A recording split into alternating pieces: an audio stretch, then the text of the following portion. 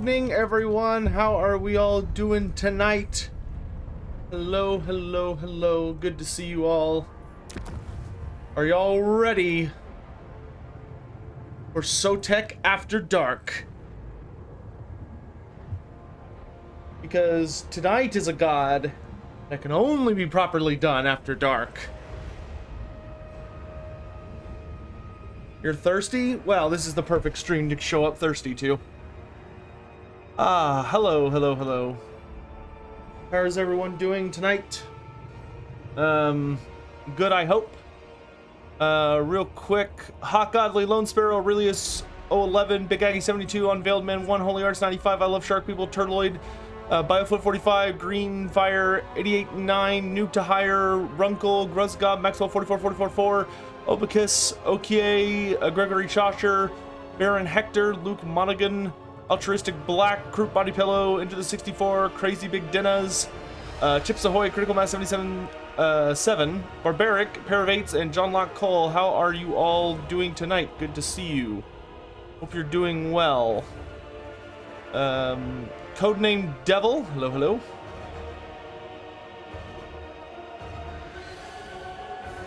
Germlocks, good to see you. Mimcubus, I would be delighted to name something Mimcubus. What a perfect name. What was the name of the intro song? The intro songs were the Vermintide 2, Chaos Waste, OST, Slaanesh Horde soundtrack. Lizard thing joins the red host. Cursed Sotek spawn. How am I feeling? I'm better today. I have a little bit of a headache, but I think that'll fade as I kind of am active in doing stuff. So hopefully it'll resolve.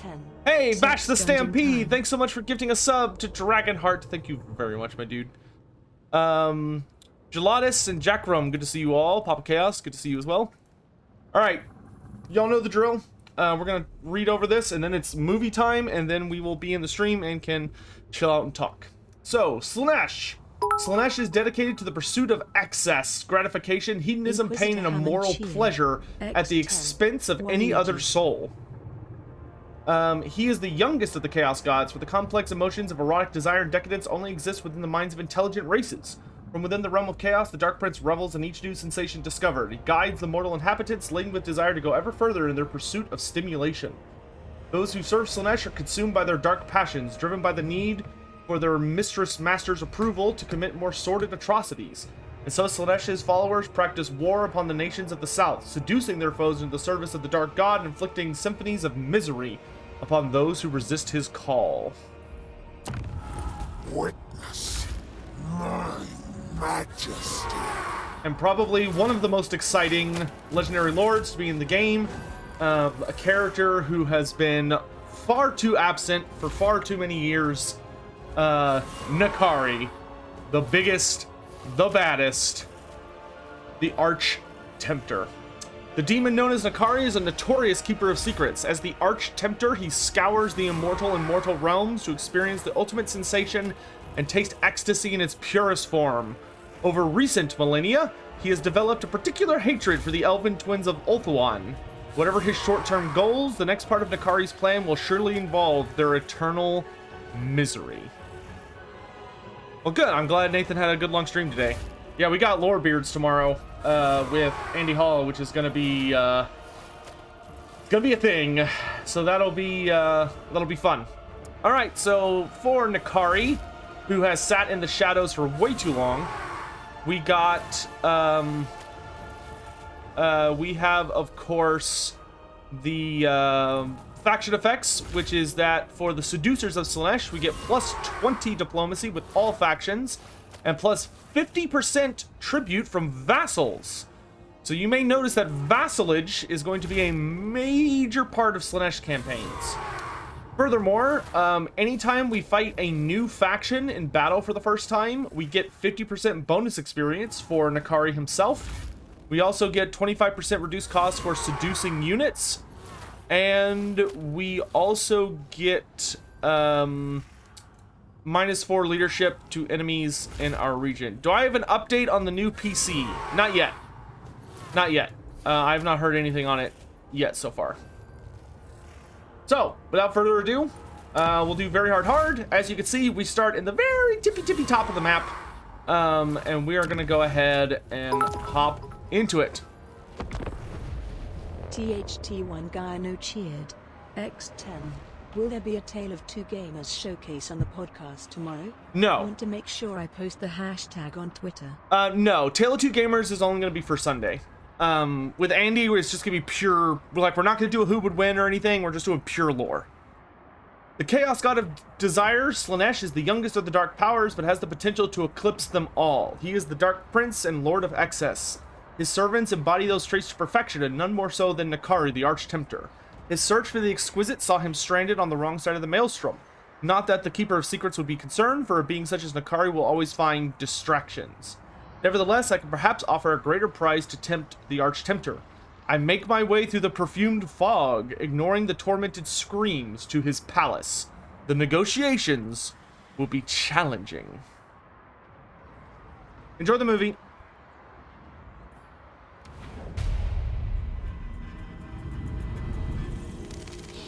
It was in the Palace of Ruin I found Nakari, the Keeper of Secrets. His den of excess was no place for mortals. With every step it whispered promises of all I desire. Like others before me, my soul yearned to be ensnared. But I knew if I succumbed here, he would own me for eternity. I made my revelations quickly, before my senses gave way. Yet Nakari found the tale of Be'lakor and Ursun tiresome. It was a secret he kept already. As my mind clouded, I made a final gambit. I would guide him through the maelstrom to the bear's deathbed. The bear is tempting. The sorrow of a dying god, yours to treasure. A treasure to cherish. I want it. You will give it to me. One drop of Ursun's blood. That is my fee. Advise me well, and you will have your desire. Fail me, and I will have your soul.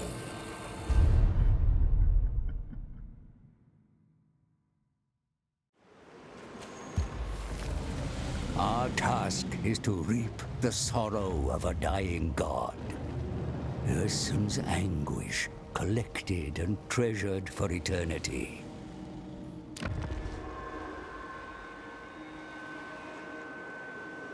Lead me to the dying god, or it is your sorrow I shall savor. At once, Arch-Tempter. It seems the great game continues, and Khorne makes his next move against your master, for he despises the Dark Prince most of all. Servants of the Blood God, surround your capital. You must act quickly.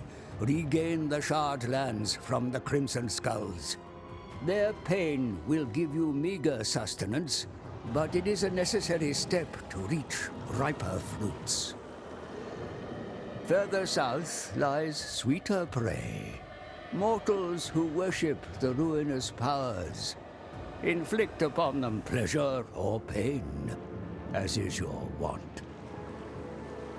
Should you cross the Kraken Sea and reach Norska, you will find many mortals to tempt and usurp. However, there is a risk in extending far south, exposing your flank to the predations of Skarbrand, Khorne's mightiest bloodthirster. The Eternal Lagoon forms a barrier that will keep him at bay for now. But it is only a matter of time before your armies clash. There is much to do, Bejeweled One. You require a large fiefdom to sustain the divine hosts required to penetrate the realm of chaos. Let us commence. Alright, welcome to the Slaanesh campaign, which is a weirdly mysterious one for most of you, I imagine, because Creative Assembly actually did not reveal very much about how Slaanesh works prior to today. So let me kind of go over Slaanesh, and then we will continue all of our conversations and everything. So, first of all, Slaanesh collects devotees. You can collect devotees by raiding, sacking, and looting. The more control and the more income those places generate, the more devotees you will pick up. You can also establish cults. And by utilizing cults, you can actually forcefully take over other factions. But not like by confederating them, but by forcing them to vassalize. So you have a very unique diplomacy system in that you can force a faction by seducing them into your service. Furthermore, you may notice this button up here. If you have enough devotees, you can proliferate cults. So you can send your cults, you can send all of your cultists out into the world. Joins the Red Host. Cursed Sotek spawn. Thank you, Captain Squishy, for joining us. A very appropriate name for today's stream. So when you send your guys out, they will find some human and elf-owned settlements, and they will start to corrupt them. Furthermore, you can use seduction to steal units. X100. When you get I will come back to you in a second. Let me finish my points before y'all keep interrupting, you rude boys. So, seduction, there are two forms of seduction. You can use seduction to seduce an enemy army by taking units from them, and you can take units from them and they will fight for you in that battle. Like, with no exceptions. As long as you can afford the cost of seducing them, you could just take them. So like you fight a corn army and he's got a bloodthirster and you're like, I want that bloodthirster. If you can afford him, you can take him. Furthermore, you have seductive influence in the in diplomacy, which you can force vassalization of elvish and human factions. I believe you can also force vassalize beastmen, if my memory serves. So beastmen, humans, and elves are the groups that you can manipulate into taking over. Of course, you've got the great game. Gifts of Slaanesh is that whenever you defeat an enemy lord in a battle, or enemy heroes, or you use your heroes to perform a specific action on them, you can give them permanent negative traits that are, I believe, very difficult. Or yeah, you can get rid of Slaanesh's traits, but they're not easy to get rid of. You have to use them to you have to fight a Slaanesh army and beat them to get rid of the those armies. All right, so Inquisitor, when I get a coastal settlement, can I rename it Hamid's Cliff in honor of him being in Twitter jail? Yes, I can. One of these days, I need to remember to ban him. One day. Rachel, may the Great Horn rack his deserved place among the Chaos Gods, the most powerful one. Oh, thank you. All right. Let's begin. So welcome to our tech tree. So we have the 6 techs of Slaanesh. You'll notice that he's actually a little different than pretty much all of the other dark gods we've seen so far. Tzeentch had a much more regular tree where you're just sort of like, you require various techs to get other techs, and it's sort of like a winding web. Both Nurgle and Khorne, you have to recruit a certain number of those techs before you unlock the next piece. Slaanesh, you can see, is more dependent upon buildings. So you require certain buildings, and then there is a big tech in every tech tree that requires you to unlock all of the techs in that tree to get it. So wow, y'all are redeeming so many names. Chat wants to be Slaanesh. Barbaric, thanks for the hydrate. Random guy, Captain Squishy, good to see you. Welcome to the stream. Ratwood, you as well. House of Shaush, Living Legend. Okay, so let's start getting some of these names out after oh my god, there's so many texts to pick from at the beginning. Cheered. X69. Just because. Thanks, Unveiled Man, for the magic number. Joins the Red Host. Cursed Sotek spawn. Man, these are good texts, dude. These are very good texts. Narcissism. Mortal Lust. Divinity. Okay, so I can't do these later ones. Inquisitor Hammond cheered. X10. Holy shit, Odin, that's a ton of bits. Is either a beefer of secrets or chariot unit. Beefer of secrets? Odin Egg cheered. X1500. 69 hee hee. Okay, so we're gonna be fighting a lot of corn at the beginning, so let's start with the Blood God's Disgust. Onyx cheered. X10. Hi Sotek and chat. Thanks for all the bits, guys. I really appreciate it. Aurelius, thanks for gifting a sub. I really appreciate that. Hades Death God got a sub. Very nice. Blood God's Disgust. Inspire ever greater acts of deviancy and indulgence, thanks to the frothy musk of the Skull Throne's blind and witless hatred of our perfect prince. Ninja, I did see it. I have not, like, looked at it in depth yet, but I did see it. What is this? Pick an army. All units in my army will immediately take 6% of their health and damage.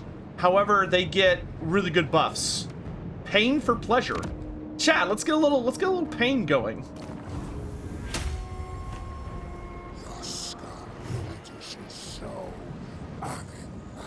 Bro, that Slaanesh symbol freaking winked at me. Did y'all see that? Hey, the Palace of Princes.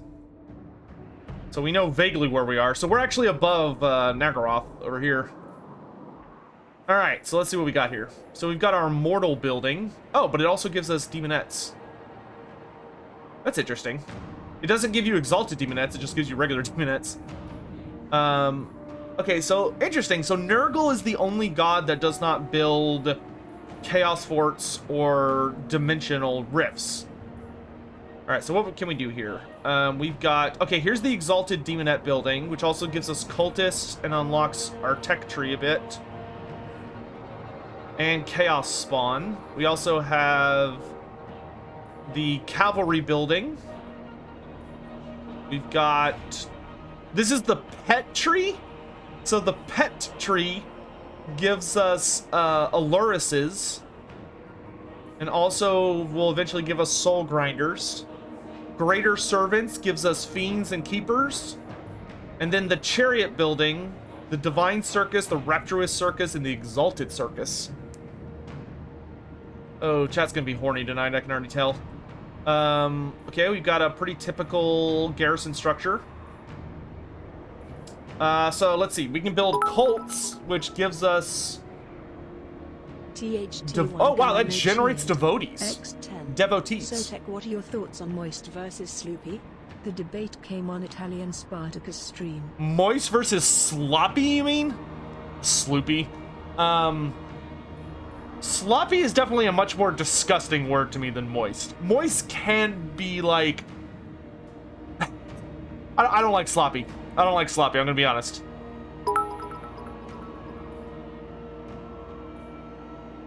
Ooh. And wow, these are really good buildings. Alftrup and cheered. X. Ha! This gives you more income when you have negative control. That's really funny. So, the money buildings will give you more money if you're, like, losing control. Okay, let's get... money going. Because I'm gonna want money so I can get, like, a big army soon. Can I make Andy slip some future content? I promise nothing. It is a worthless liquid. The Tempter Lord. Alright. Growlock All Slaughterer. Okay, so here's, you can see here's the seduction stuff. So when I mouse over these units, it's telling me how much money I could spend to seduce them. So I could spend 1,800 gold to seduce a bloodletter unit, or I could spend 900 gold to seduce a Chaos Warhound. I'm not going to do that because I want my money, but you can see that currently I'm limited to, I can only seduce one unit, and I have a maximum unit cost that I could spend of 2k. Yeah, so for instance, if I click that, you can see that he shows up as seduced. Wait, does that come away from my money? Hold on. I want to check something real quick. So I have 45. I have 45 right now. Let's seduce a unit. No, you cannot seduce lords, and I don't think you can seduce heroes either. Any favor spent will be refunded if you retreat. Okay, so it does cost you money. Okay, so I'm not going to do that. All right, and after this battle, we'll start naming units because I've got so many units I'm going to name. Rachel, thanks so much for the stretch. Fangs out, good to see you. Canadus, good to see you. Smoghog, Krizomi, welcome to the stream. Ah, gosh. Who are the most powerful non-chaos gods? The most powerful non-chaos gods at this time, like in the modern setting, are there's pretty much the big god for most of the religions in the world are like very, very powerful individuals. So like Sotek, Sigmar, Urson, Grugni, Assurin, or Kane, both of them. They're all very, very powerful individuals. Death through sensation. Oh, we start with fiends. Wow, this starting army is kind of OP, to be honest. Inquisitor Hammond cheered. X10. The most powerful non-chaos gods are the Nagas of Kush. Hee hee. So, here's Dakari, the big man, woman himself. Itself, herself, their self, there we go. With one very big boob and one very masculine boob. And rip tights. Everybody knows rip tights are like A+. Then we've got our fiends, who can move in really weird ways. Ugh. They will beg for more as we torture them. Fiends have wow, they have very, like the way they contort themselves is actually pretty unsettling. Then we've got our Marauders of Slaanesh with Hail Scourges. So they got their whip boys. Oh wow, they've actually improved the way whip holding looks a lot. They're actually like holding them properly. They don't have like Kazrak's whip, where Kazrak's whip is like just magically coiled up and doesn't like uncoil for some reason. Then we got Demonettes with their, look at their tongues. Wow, those tongues have reach. Hello, ladies. Fat Onyx cheered. X10. Cute tails. The to move remind me of how you can move underwater. And then, of course, we have our Hell Flares, pulled by our evil birdos. Spiky birdos. Then over here, we've got more Marauders of Slaanesh, but they have mutated arms. So I believe these count as spears. Inquisitor No, Hammond cheered. actually, these are the sword infantry. Press N to zoom in. Oh. Oh, but like as soon as I move, it stops. Okay. So these are your sword infantry with their mutated arms. Very nice. Very cool unit. I really like their helmets, especially the ones with like the feathers. Then way over here, we've got, of course, where they're based off of, which are the tongues. We got our hell flares.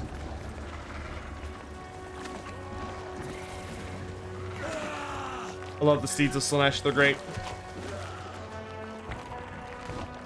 So these ones are spear cavalry. So these ones have spear arms, which are huge. Shield. X10. Yo, what do they do to Yoshi? Yoshi's fine. He's having a great time. Back to our demonettes for a second. See if we can catch some of those idle animations. The thing that's very disturbing about the demonettes for me, I think the most, is they don't have lips. Which, man, you do not realize how spooky things without lips look until you really see it. Looking good, ladies. Alright. Time to kill some corn boys. Are y'all ready? Are y'all ready to see how freakishly fast Nakari is for a big guy? Keep in mind, this dude's got 106 base speed. Also, for anyone that wants to see some unique abilities, we've got Devastating Flanker, which is that any Slaanesh units that have the Devastating Flanker get double charge bonus when hitting you in the rear or flank. So, you know, don't... watch out for that. Nakari has Soul Siphon, which is whenever people's leadership is wavering or lower around him, he steals their soul, causing them damage. Got physical resistance, and then he's got 2 spells. He's got Acquiescence, which is minus melee defense and minus speed. And then he's got Lash of Slaanesh, which is a whip, a 3-tailed whip. All right, let's boogie.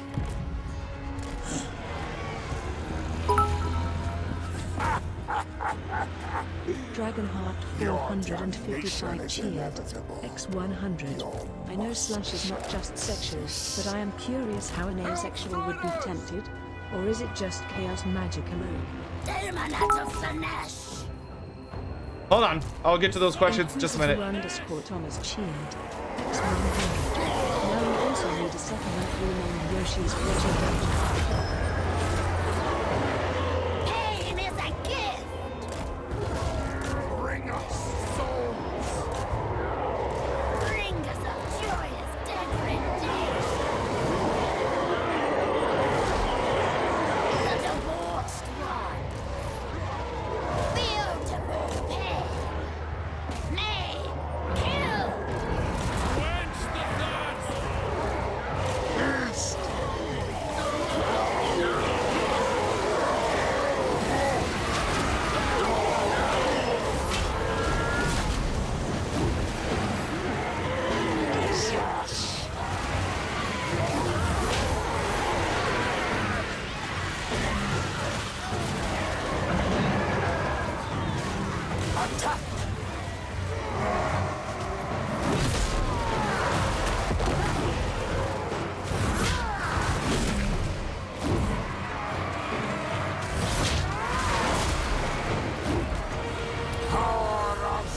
You don't need melee defense, it's overrated.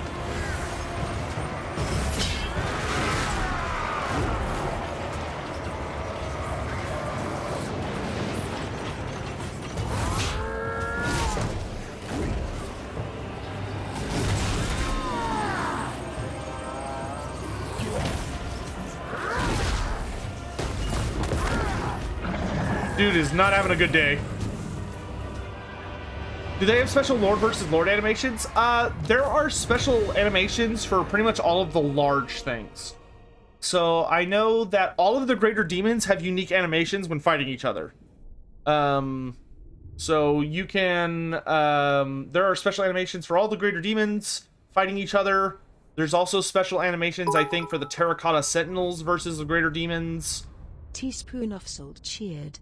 X25. Stuff Be like very that. careful with cavalry and hell flayers. I watched Legends stream and those things can get wiped if you look away for a second. Good to know. So we could devour captives, or entice captives, or offer them as tribute. Let's start ranking up devotees. Okay. The Tempter Lord.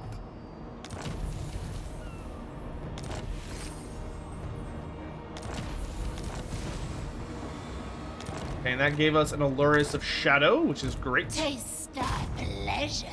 Now you are ready.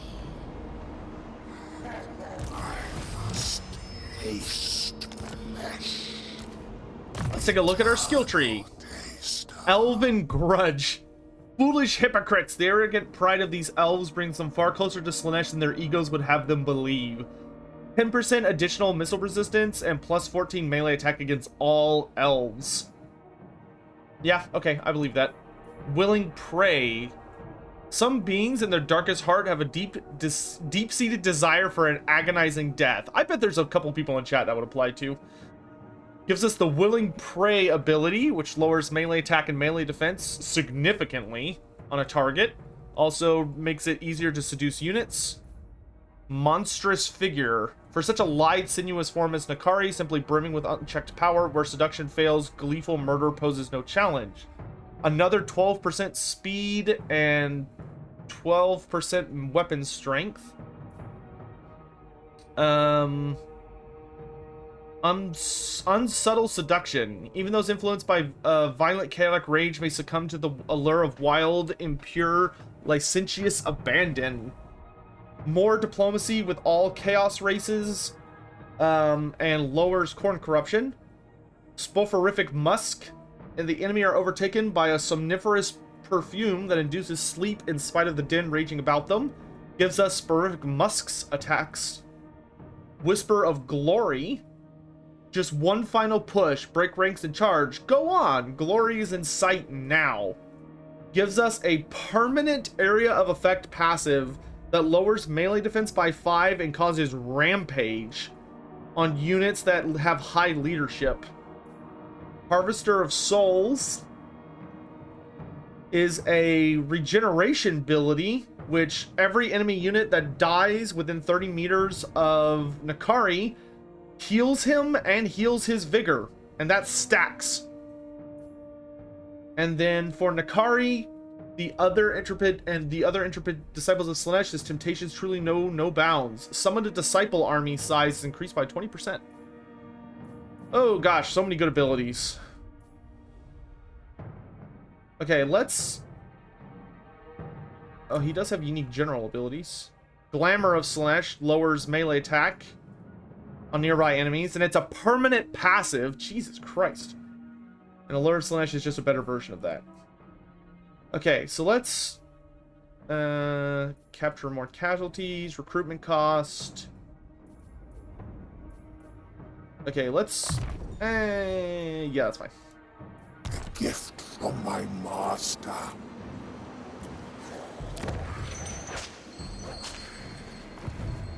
Just a sample. Okay, so I'm gonna start naming these units. We'll start off at the top. So, name the first hero we get. So many souls. Mimcubus Dawn. of Monster Island. Oop, I ran out of letters. Hold on.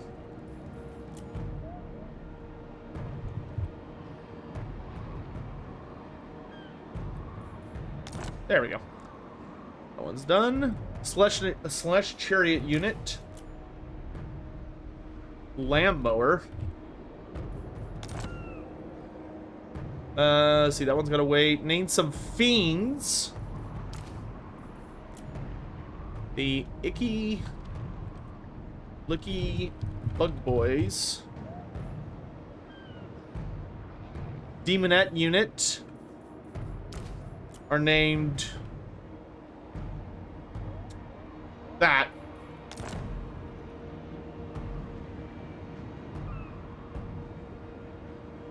Hellstriders should be the Tongue Treaders.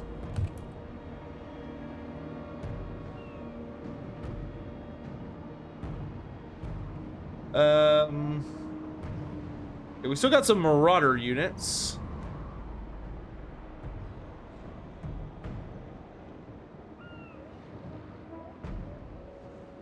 Slaanesh. Go ask Alice, good to see you. How do demonettes seduce so well if they're objectively horrific? Because they do not really appear that way until... unless you have like a very... If you have a very, very strong sense of will, you would have no choice. You would probably see them as they actually appear, but the vast majority of people who see Slaanesh are not going to see them as they actually are. They're going to be distracted by like a musk they give off or other things like that. Like they're very difficult to see for what they really are. They specialize in misleading you, and they appear as what you want to see, not what they actually are. All right, so we can seduce them through diplomacy, corruption, cults, gifts, and battling them. However, they can build resistances to us as well.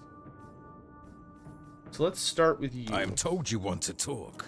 How disappointing. I was restless for a fight. I submit. Our goal is going to be to take over as many of these guys as we can. To be honest, I'd rather be raiding, but you have my time. In agreement. Marauders all. I will hear you. Let's find somewhere quiet to talk.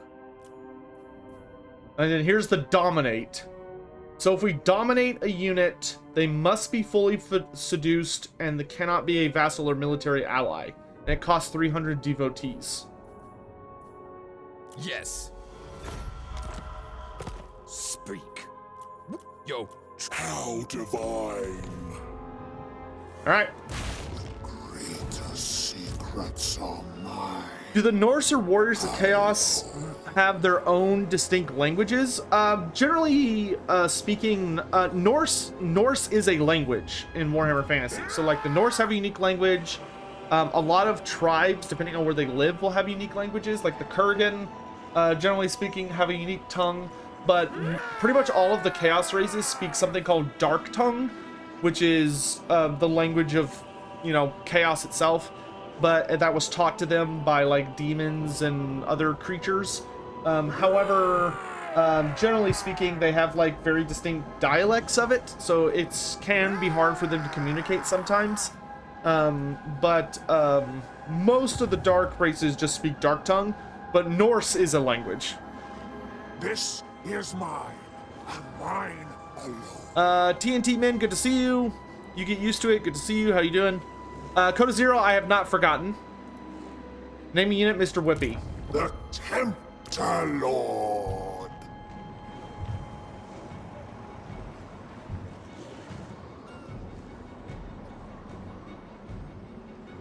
All right. What would other factions do with the Bear God? I mean, you pretty much have like an infinite number of things that you could do with a Dying God. A Dying God is like a ridiculous increase in power for literally anyone. If you were to get your hands on Urson as he was dying, you could use that power to like unleash like a supercharged ritual. You could use it to cure you or someone important to you of like a horrible curse. You could use it as an offering to someone or your god to impress them. How much will the blood, like guts, and tits DLC be? The Blood Gods and Tits DLC, somehow I don't think we're gonna see that from CA. As fun as that could probably be. I don't see CA giving us that. Kind of tempted to steal one of their units just to be hilarious. See, we could steal their warriors. I kind of want to save my money as long as possible. Another wretched foul lizard thing joins the red host. Cursed Sotek spawn.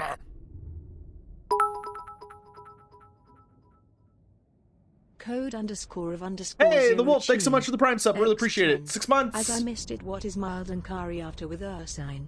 Nakari is after the sorrow of Urson.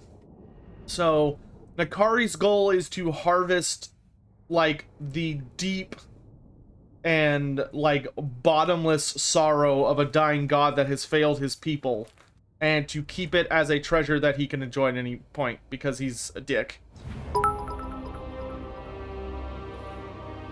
Dragonheart 455 cheered. X100. Sorry to repeat, I may have missed the explanation and am happy to give more bits. I know slush is not just sexual, but I am curious how an asexual would be tempted. Or is it just chaos magic alone? So the thing about Slaanesh, right, is you don't necessarily see... Hey Sotek and chat. Let's get spicy. What did everyone think of the Rings of Power trailer reveal? Oh my gosh, y'all are busy today. Redman 5252 cheered. X100. And Kari's goals should have been to harvest the fur of Vasil for the ultimate coat. What is he, Corella Duville?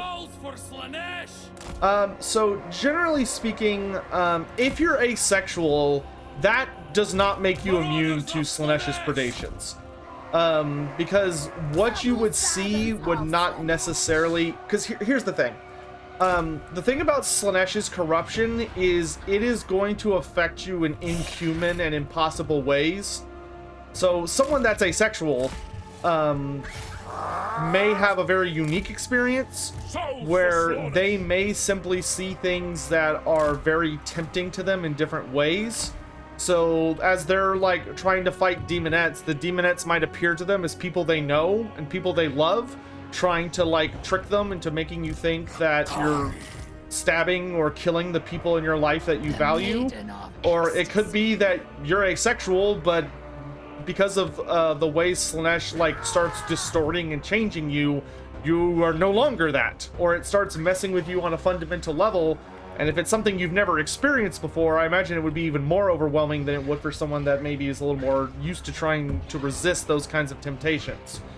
Or Slaanesh might try and lure you in with, you might hear the demonettes like singing in beautiful voices that completely and utterly like overwhelm your sense of preservation, as they're like distracting you with like these beautiful melodies and lyric songs. Or you might like see like them covered in like beautiful jewels. Like they're going to tempt you with what it is you desire. It doesn't have to be sex. It doesn't have to be it doesn't have to be matters of the flesh. It could be significantly more complicated than that, or less complicated than that. But generally speaking, like, and the thing is that even with like it would depend a lot on the individual, especially because asexuality is super complicated. It's like a massive spectrum that can really mean a lot of different things. So there might be different things not necessarily expected that are a part of that. If that makes sense. But they'd find something, because that's what makes Slaanesh so scary. Man, if you get a mutation, I would really hope for a sword arm instead of a spear arm, because this thing looks like it's just like a pain in the ass to get in any doorways, right? Fear house. I shall dance. Feast. I move. You know, like, take the lizardmen, for example, right? Like, the lizardmen are immune to traditional types of, like, suggestion or temptation, because the lizardmen don't have a concept of anything like sex, right? They're a purely, they're a species that breeds through other means. You know, to them, the concept of, oh, I really want to, like, I really want to, like, hold this thing down and go to town on it, that doesn't make sense to them. But even lizardmen can be tempted by demonettes, because they find other ways to mess with you. Lacerate them.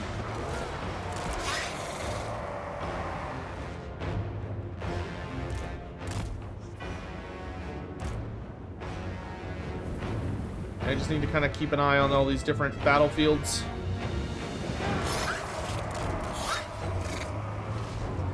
Marauders of Slaanesh! Your desires are mine. Bringers of joyous degradation. Joyous degradation. Someone's into that. Torture free kiss. Delicious.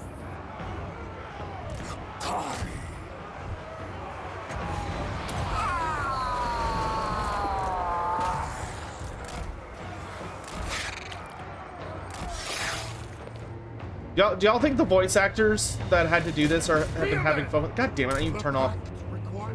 Man, if there's one thing I'm genuinely getting upset about, like, about this game, that, like, it is becoming a major issue, it's that CA, like, I love them to death, but they are super fucking annoying when it comes to that they are I don't know if it's that they're genuinely too lazy to do it, or if, like, they just don't know how. Which, if they don't know how, I don't know how that would be possible. It has to be that they're too lazy. But they just refuse to implement a system that saves your settings between campaigns. And it's not that hard. It's not that hard, CA. Like, it is genuinely the dumbest fucking part of this game, and I hate it.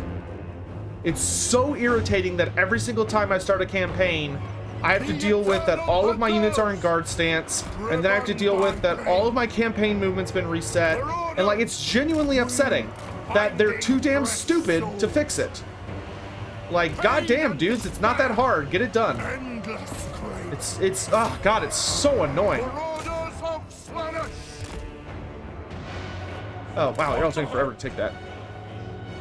Bring us souls! Driven by pain. The pact requires it.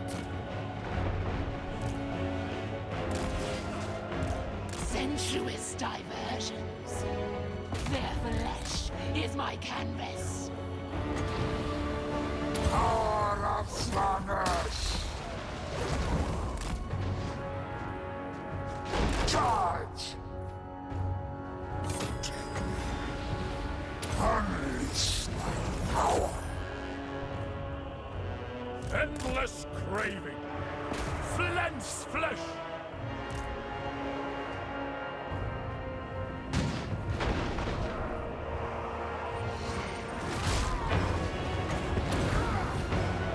Demoness! Demoness of Slaanesh! Flow like wine! What do you want? Bringers of joyous degradation! No, Hades, I haven't seen any of the AOS stuff today, dude. Hands of suffering. How much reliance is there in cycle charging with Slaanesh? Not as much as there is with Tzeentch, in my opinion. Slaanesh himself. Come to me! Like, I think Tzeentch is way more reliant on cycle charging than Slaanesh is. Slaanesh definitely, like, rewards you for it, especially if you're getting charges off, like, in the rear and stuff. Or the flank, because you get that, like, double charge bonus. But it's not required.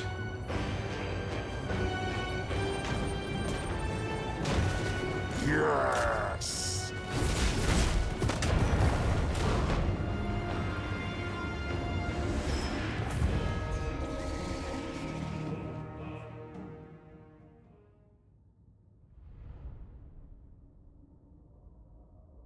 Can demonettes reproduce? No, that's not how demons work.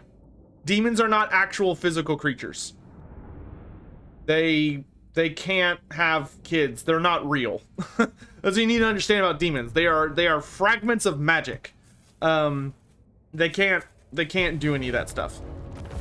Like, their capabilities are, generally speaking, like, limited by your imagination, but like, demons cannot. Ooh, that's a really strong item. Jesus.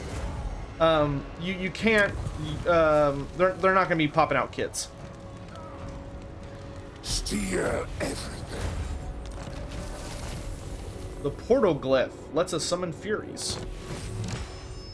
Will I be uploading the stream with Andy Hall onto YouTube? Yes, I will.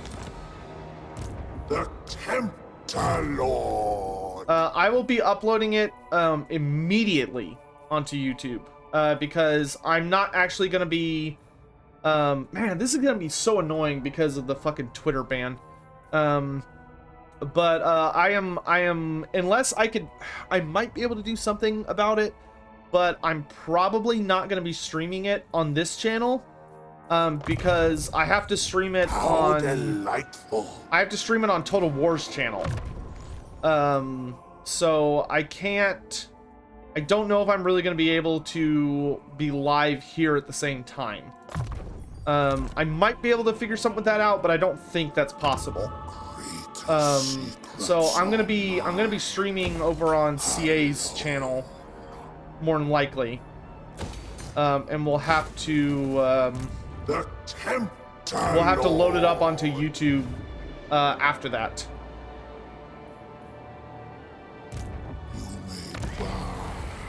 Oops, I didn't mean to click that button, but I did.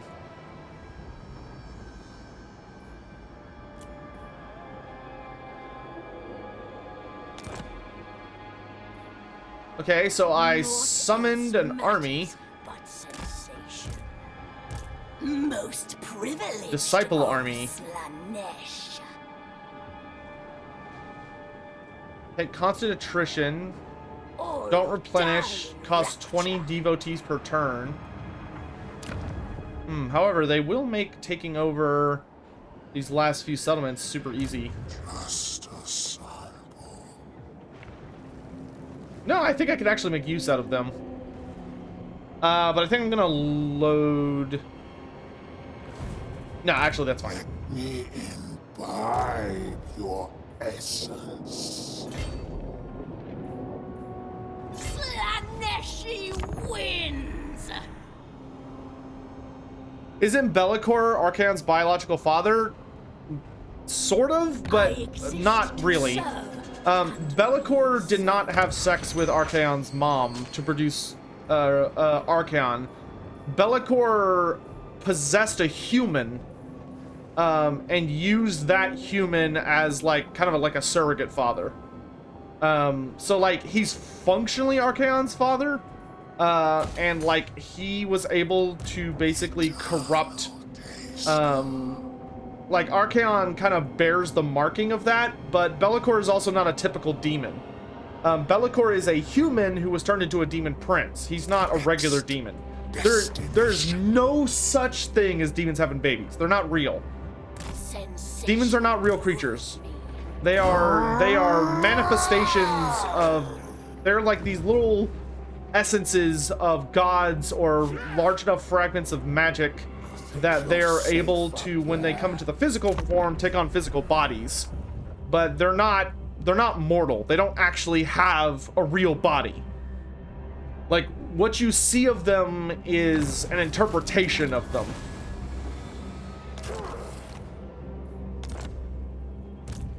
Drink it. Demons are complicated. Slaanesh herald. Bring.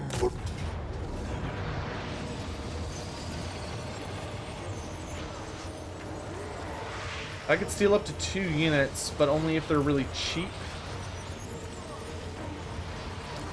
Give me your warhounds.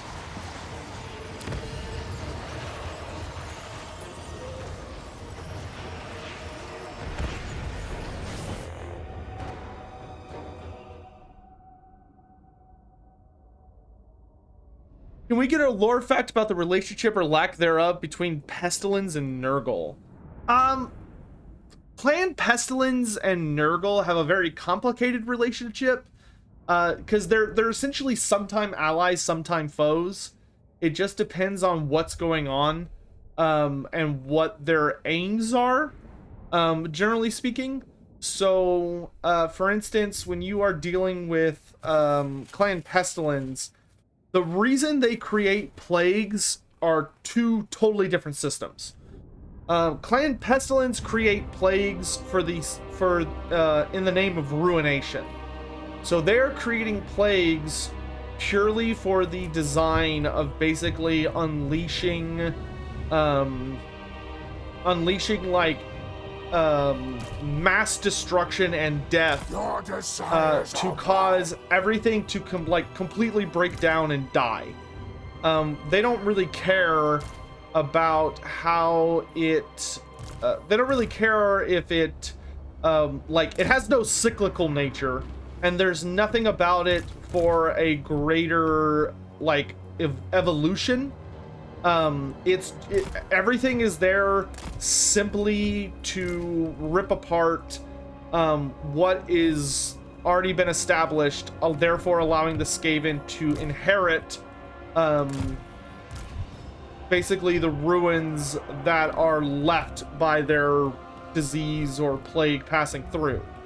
Whereas with Nurgle, you're dealing with a way different scenario. You're dealing with a situation of a god or entities creating a disease for the sake of the cycle. You are creating diseases and unleashing horrible plagues and contagions for the literal sake of the eternal cycle. So your goal isn't to create disease purely for the sake of like killing people. It's a gift. You are creating diseases in order to like create new forms of life, or to further expand what life is already capable of. It's a very like demented way of doing it, but you ultimately are doing things to try and help life flourish and continue. Just the trick is that they don't care what kind of life it is. From Nurgle's perspective, all forms of life are just as valuable as one another. So to them, the concept of like a little germ or something along those lines, a germ or a fly is just as valuable as a person or a family or a child. Except for, if anything, the person is more valuable full of disease, because as the person is choked full of disease, their body is acting as an incubator for new and exotic forms of life. So like, what a gift that you get to be part of that cycle, you know? That's how Nurgle sees things. Clan Pestilence does not give a damn about how the cycle of things is going. To them, that's a moot point. Their disease exists purely for the sake of continuing the cycle of just killing people. Their goal is to kill as many people as possible, and to make it where they're the only survivors so that they can inherit everything that's left. And if that means that you're gonna die, great, because that's the point. Move. I am ready. And that's a major point of contention between the two of them. Is that Nurgle thinks diseases should exist for a purpose. They should exist to evolve. And to like continue the joyous evolution of plague and disease and contagion. The Skaven and the Great Horned Rat don't care about that. So that causes a lot of disagreements between them on like a philosophical level of what is the point of disease and decay and all that stuff. Is the point simply to cause death? Or is it instead to bring about new forms of life and continue the cycle of life, death, and rebirth through decay, you know? Does that make sense? That's the difference between them. Flow like wine. Demoness. Bring us souls. A dark bargain. Okay, everybody get off guard stance. Of course.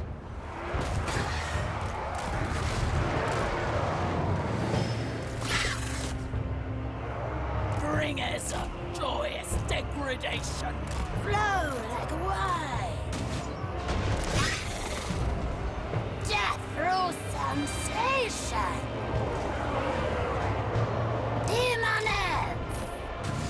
Decadent seekers.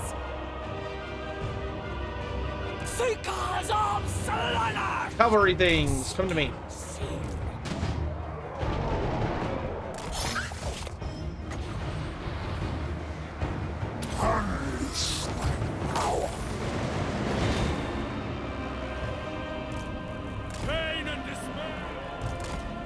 Here, doggos.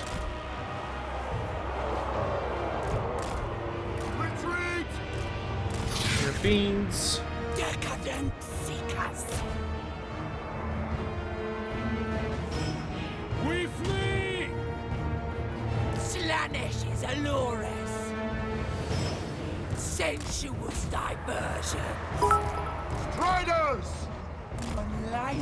Fat Onyx cheered. X10. Here's the real question, Sotek. Is Cacophonic choirs up in this game as in TT? No, there's no Cacophonic choir. Cacophonic choir didn't make the cut. Of wretched foulness and fear joins the red host. Cursed Sotek spawn. There's no Cacophonic choir in this game. What do you want? Hey, thanks for the private sub, Yuki Ukami. How you doing? Hunt them down!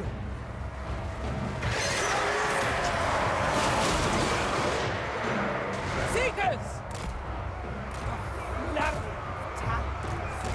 Okay, good. This is under my control. Demonites of Slaanesh! Endless suffering! This is such like a massive pack of baddies.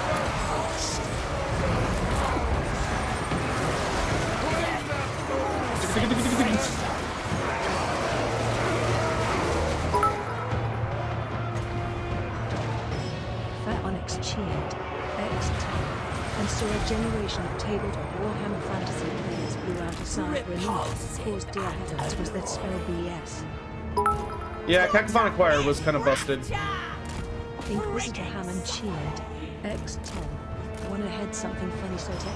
A modder made a mod that saves your skills selection and then auto gets them as you select for the rest of your campaign. Why can't CA implement something like that? Slash! Seekers of Slaanesh! Now! Alright, we finally popped this group. But they made us work for it, I'll give them that much. What did Cacophonic Choir do? So Cacophonic Choir was a spell in tabletop. And what it would do is that the spell would basically make it where there would be like a big bubble around. So the caster would get a bubble around them. And everyone in that bubble would have to roll a check. Or no, it wasn't a check. They would just roll some dice. And depending on the dice roll, you would just take an obscene amount of damage.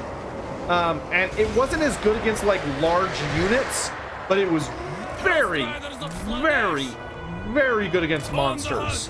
Like you could easily walk into the middle of a bunch of monsters and use that spell. Like I'm talking like walk into the middle of like 3 stegodons and you could kill all the stegodons instantly. Driven by pain. For rear, if someone has an extreme amount of willpower, or they are someone who is like genuinely very dedicated to a life of chastity, it is actually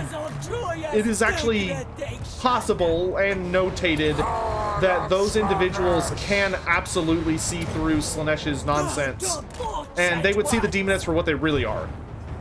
Like there are people who have like they are very genuinely like dedicated to their partners, or they're very genuinely dedicated to like a specific form of fighting, or some kind of like deep universal personal truth, and because of that they're focused and they are actually able to see through Slaanesh's games and resist his like temptations and all that jazz. It's not easy to do, it's very, very hard, but it can be done, and there are many great heroes who have done that.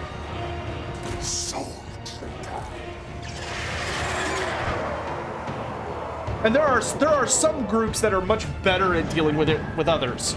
So like dwarfs, generally speaking, dwarfs have a hilariously easy time seeing through Slaanesh's bullshit. But that's because they're very resistant to magic.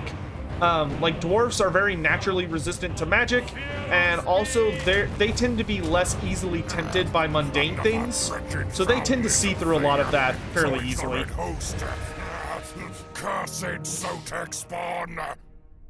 Can you say if there will be any surprises at launch? Smile, or will we have seen everything? Morkin, there are pretty much no more surprises. y'all have seen basically everything. Like, obviously, y'all haven't got to see the ogre campaign yet, so you haven't got to see like the ogres fully in action. But you've seen basically everything the game has to offer. If you're like looking at everybody's different stuff, there's no more. I can 100% guaranteed promise you, there are no more secret.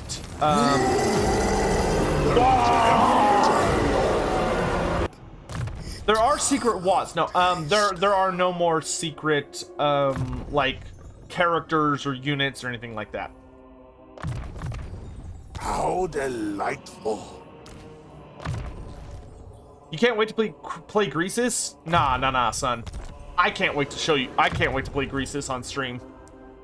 Been playing a lot of Greasus because he's really fun.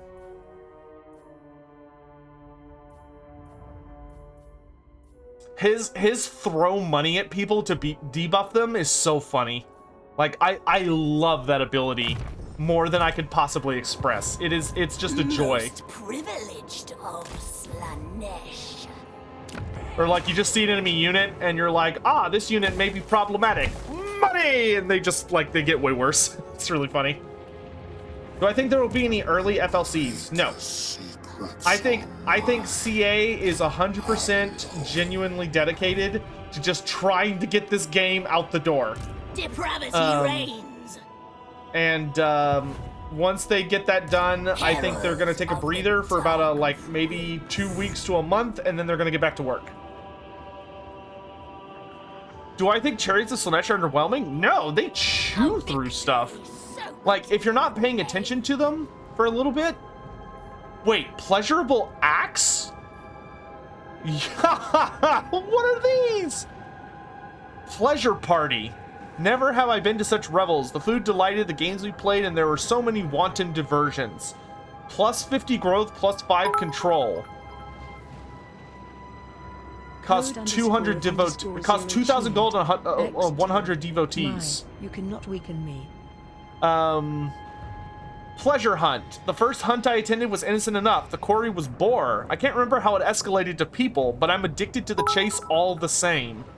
Plus 20 control, plus 25%. Whoa! That is so good. Money. 25% reduced recruitment costs and plus 2 recruit ranks to all armies. Wow, they get like double commandments. The pleasure arena. It is the audience that confounds me. The roars of adulation as we perform the carnal games, and yet the crowds remain hidden no matter how hard I look. Plus 20% income from all buildings. Okay, let's do the pleasure hunt.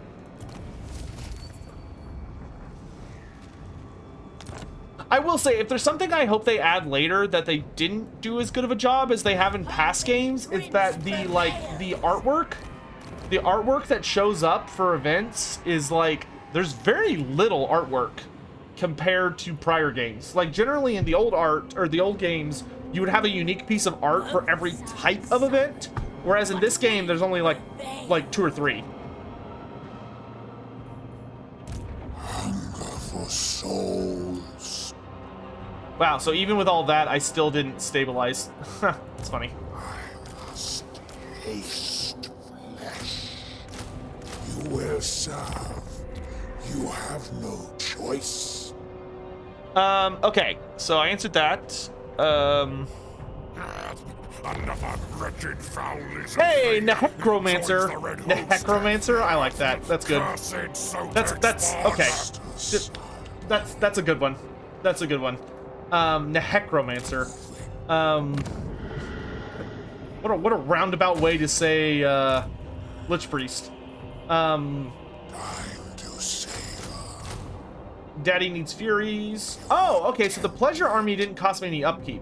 Huh, okay, that's cool to know. You shall son greatness. Hunger for soul. Actually, you know what I'm gonna do is I'm gonna start recruiting more units to replace a lot of the units I already have, because I'm getting guys at tier 3. Hades, no. No, I will deal with that later. Thank you. I'm not worried about AOS right now. Hello. Goodbye.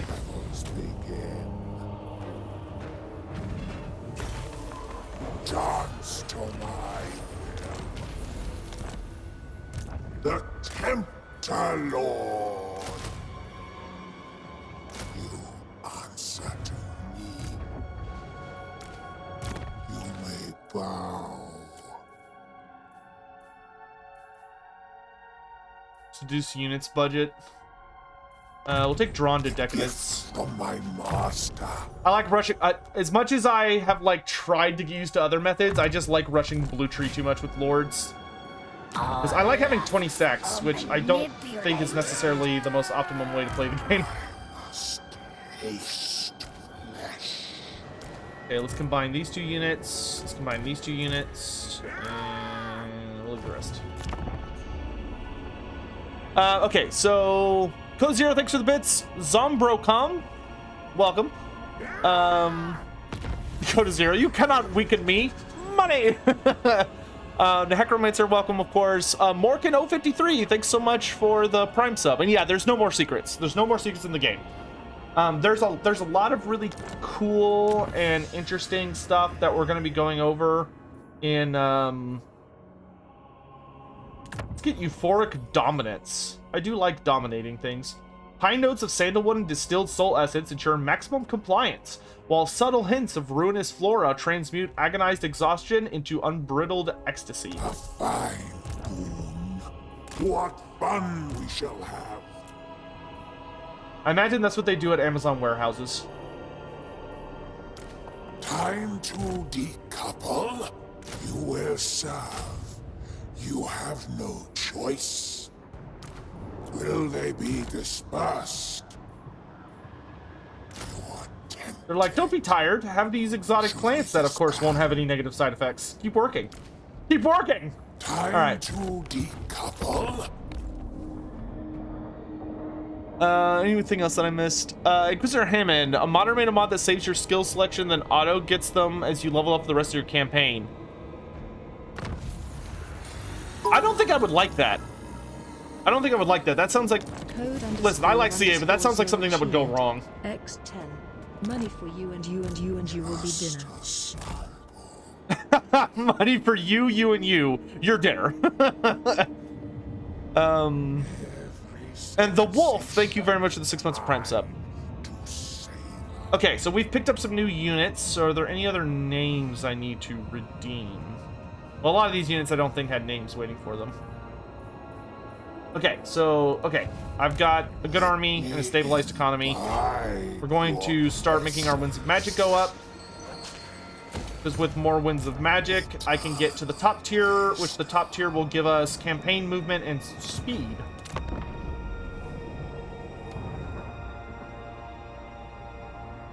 Okay. Let me try and get caught up. Squats Infinite, good to see you. A single entity unit. Shambazel. I don't have any of those yet, but I will keep an eye out for it. Excellence. Favorite Slaanesh lore tidbit, Lone Sparrow. Oh, this army has a gift of Slaanesh. Oh, that's great. So, because this guy has a gift of Slaanesh, I'm getting, wow, that is actually insanely strong. I have an easier time seducing his units. He's giving me 5 devotees per turn just for existing. He gives 5 Slaanesh corruption to this area, and it's easier for me to seduce his faction. Whew. Hellish power. Oh, and you can see that we're seducing these guys. Tribal. How divine. I want their secrets. Oh, that costs more of my movement than I thought it would. Drink their souls. Blood Mountain. This is for corn. Yeah.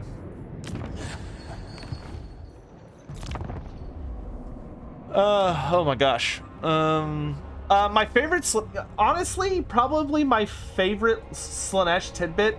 So, do y'all know who the Mask is? So,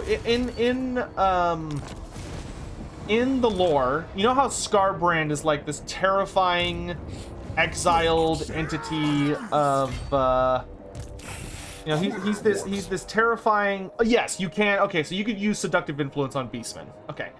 So Skarbrand, you know, he's this super famous exiled bloodthirster. And the reason he was exiled is because he got too big for his britches, and dude got arrogant enough that he, like, attacked Khorne.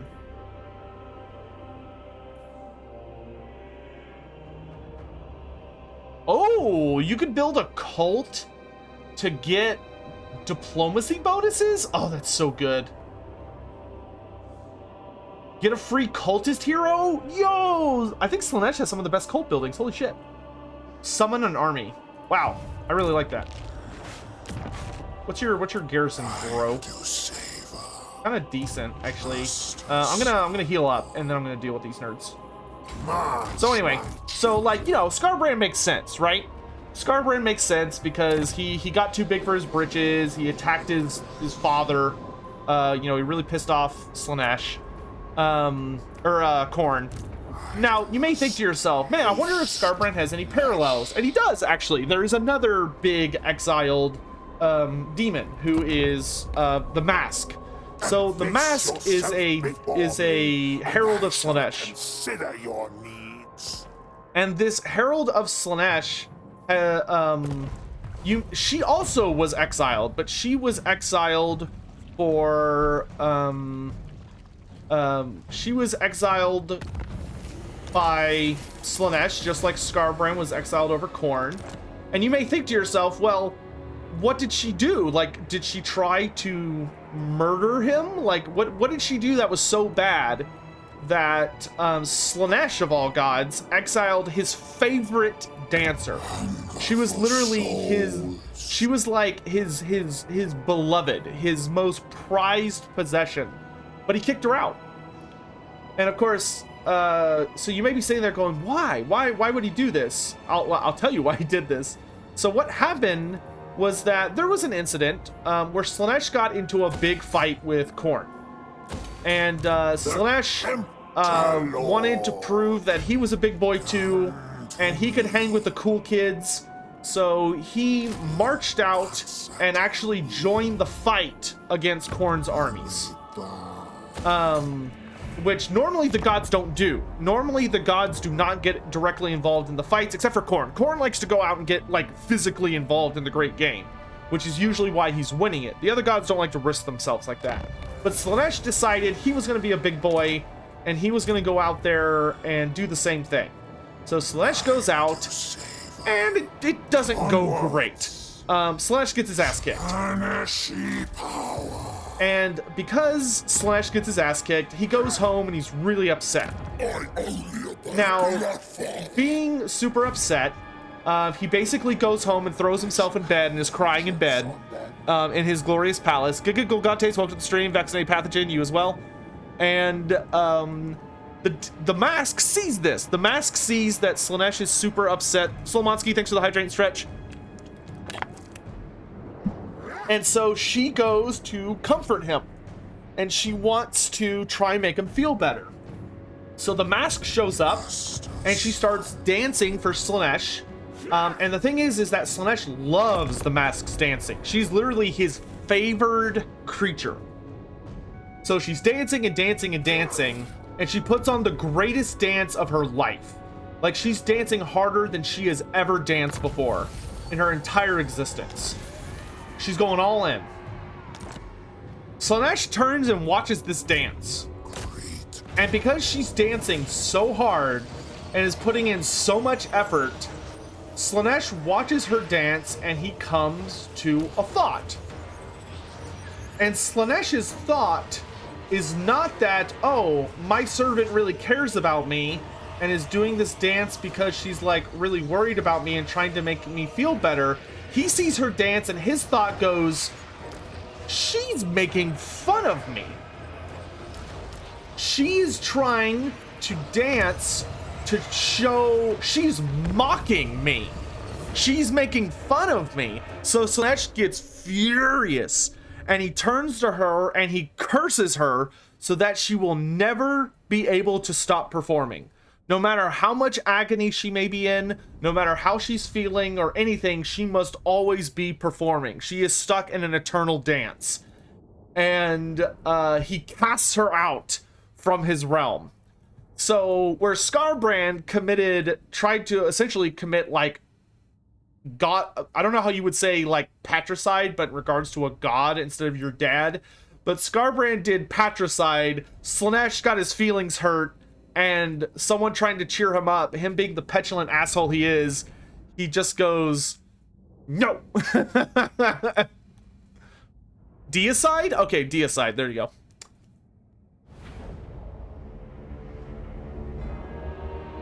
Cheers, cheers, Jen. Good to see you. Earlier, you said that someone needs to pass a will check to see a demonette in their true... Oh, no, I already answered that for her. Which god would be more against the elimination of all smart life on the planet, and why? Tzeentch? Okay, so each of the dark gods would be super not okay with a certain scenario. Slaanesh is actually the most against what chaos generally stands for, because Slaanesh does not want civilization to end. Slaanesh needs civilization in order to exist, and he also he loves civilization. There's actually a really hilarious... So here's a fun lore fact for you, and I'm actually going to count this as Code of Zero's lore fact, as well as dealing with Rachel at the same time. So Slaanesh had a really funny incident during the end times, which is that this epic final battle breaks out, right? Between Archaon and the Incarnates. So it's all of the Incarnates, except for the Incarnate of Fire, who's dead at this point. So, but Teclis manages to grab onto his soul, essentially. But all of the Incarnates are teamed up and here to fight against the forces of Archaon.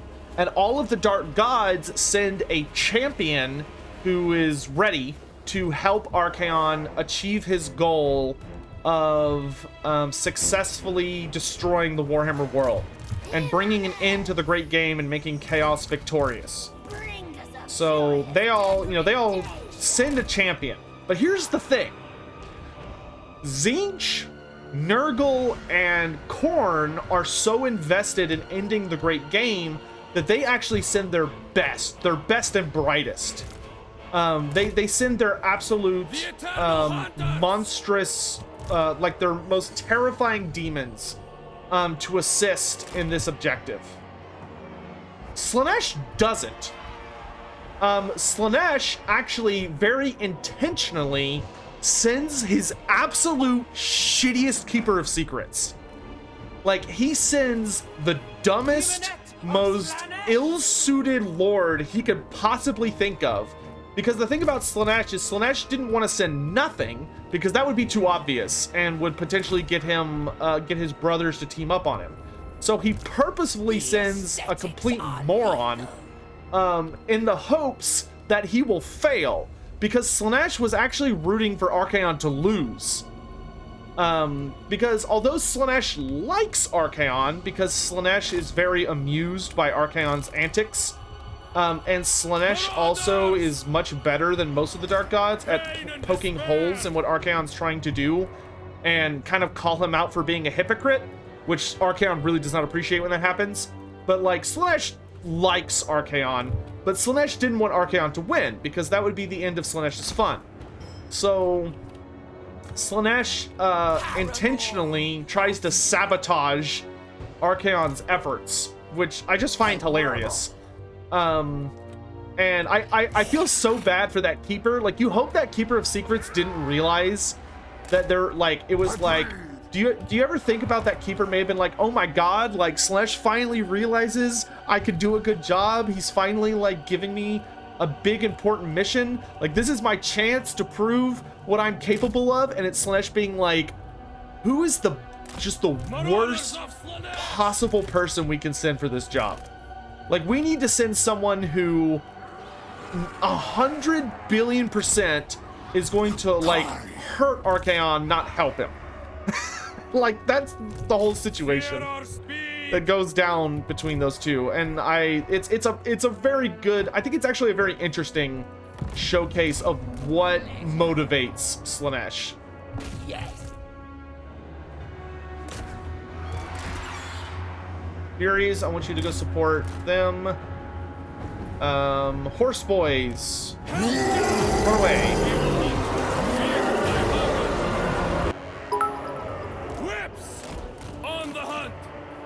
SO11 cheered. X10.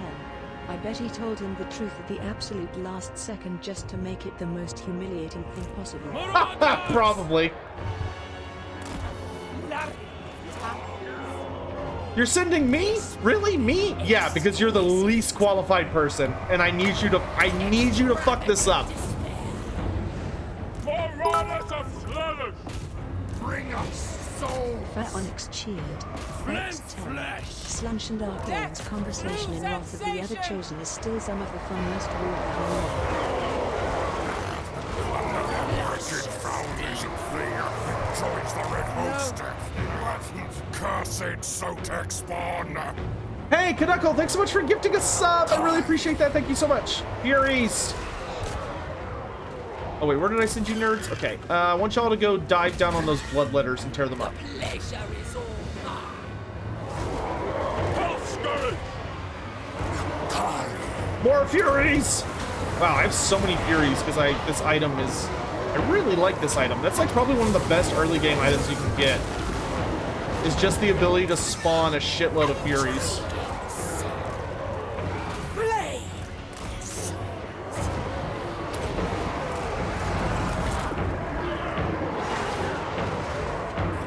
No one faster. East! Hell scourges! The aesthetics are lethal.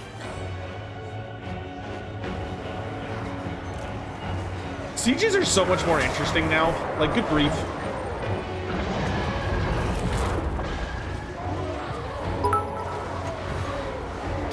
Oh, I was like, what is that noise? I think it was my I'm ready to hurt people noise. Hell scourge!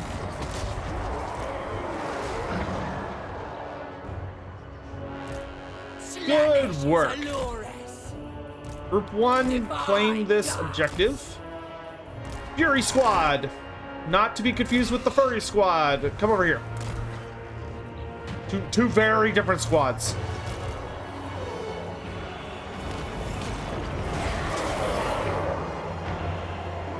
Okay, let's pull the Fiends back a little bit. Fiends are not really meant for long-form warfare. Furry Squad, you mean the Beastmen? Oh, don't do that. Listen, the only one of the Beastmen characters who could qualify to be appropriately called part of the Furry Squad would be Goros Warhoof. Goros Warhoof could absolutely be in the Furry Squad. Oh my god is telling that Keeper why she is sending her and that makes the Keeper want to try the hardest to make use chaos 1 TP free from TP free from Lauren 1 loot Lauren 1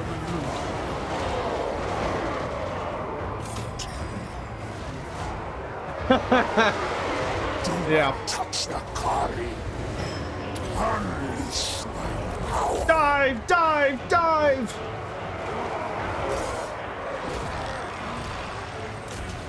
We want to focus the blood letters. The deepest. Because if we can get the blood letters to phase out of reality, that would be great. Okay, we're going to pull Makari out a little bit. Whip!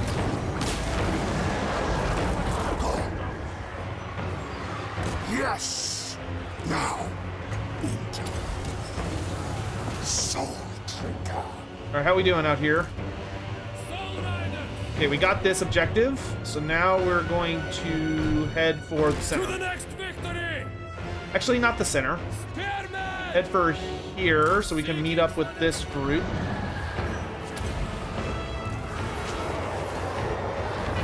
Fiends, back in! Ooh, gosh. Furies, take down that tower. Yeah, I want you two to come over this way. Foundation thing joins the red host. Bring us souls! Cursed Hunt them Sotek down! spawn. I'm gonna pull my Furies out. The Corn Furies can fight till they die. I don't give a shit about the Corn Furies. Tempter.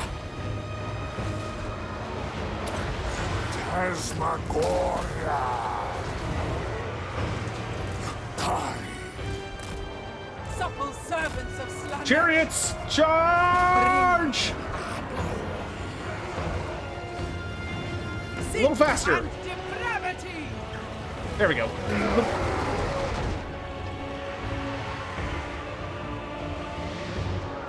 Oh, I lost my Aluris. God damn it.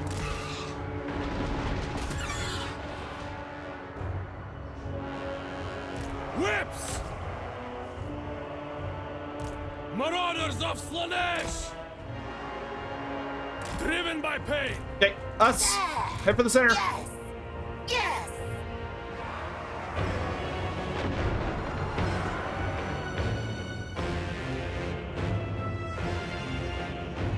The debauched ones! Do you keep Seduce units after a battle? No. Seduce units go back to their owning army. Bend to our will! I need souls. Power of Slaanesh. Okay, I want demonettes on the warriors, since y'all have armor piercing. Kill! Furies attack the tower. Marauders. Oh wait, no. Marauders, you come with me, because these guys do not have much in the way of armor. Demonettes, y'all are on the Chaos Warriors.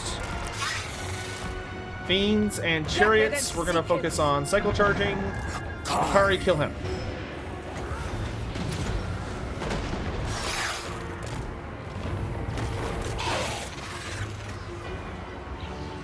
Whips! Endless suffering! Hell's Gouge! Souls for Slaanesh! Endless craving! Guided by hunger!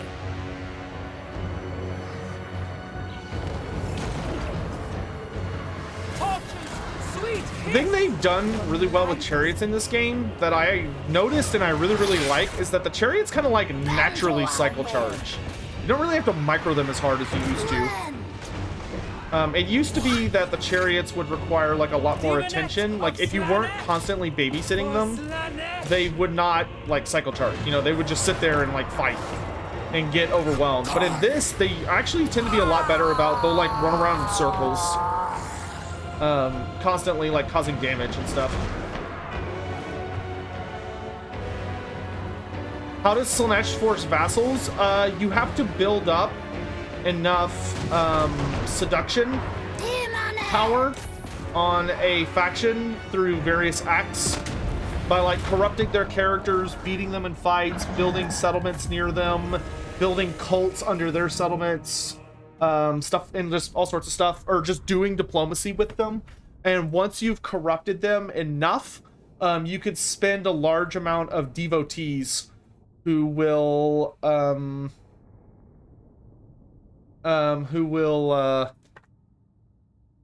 force them to be your vassal. It's right here.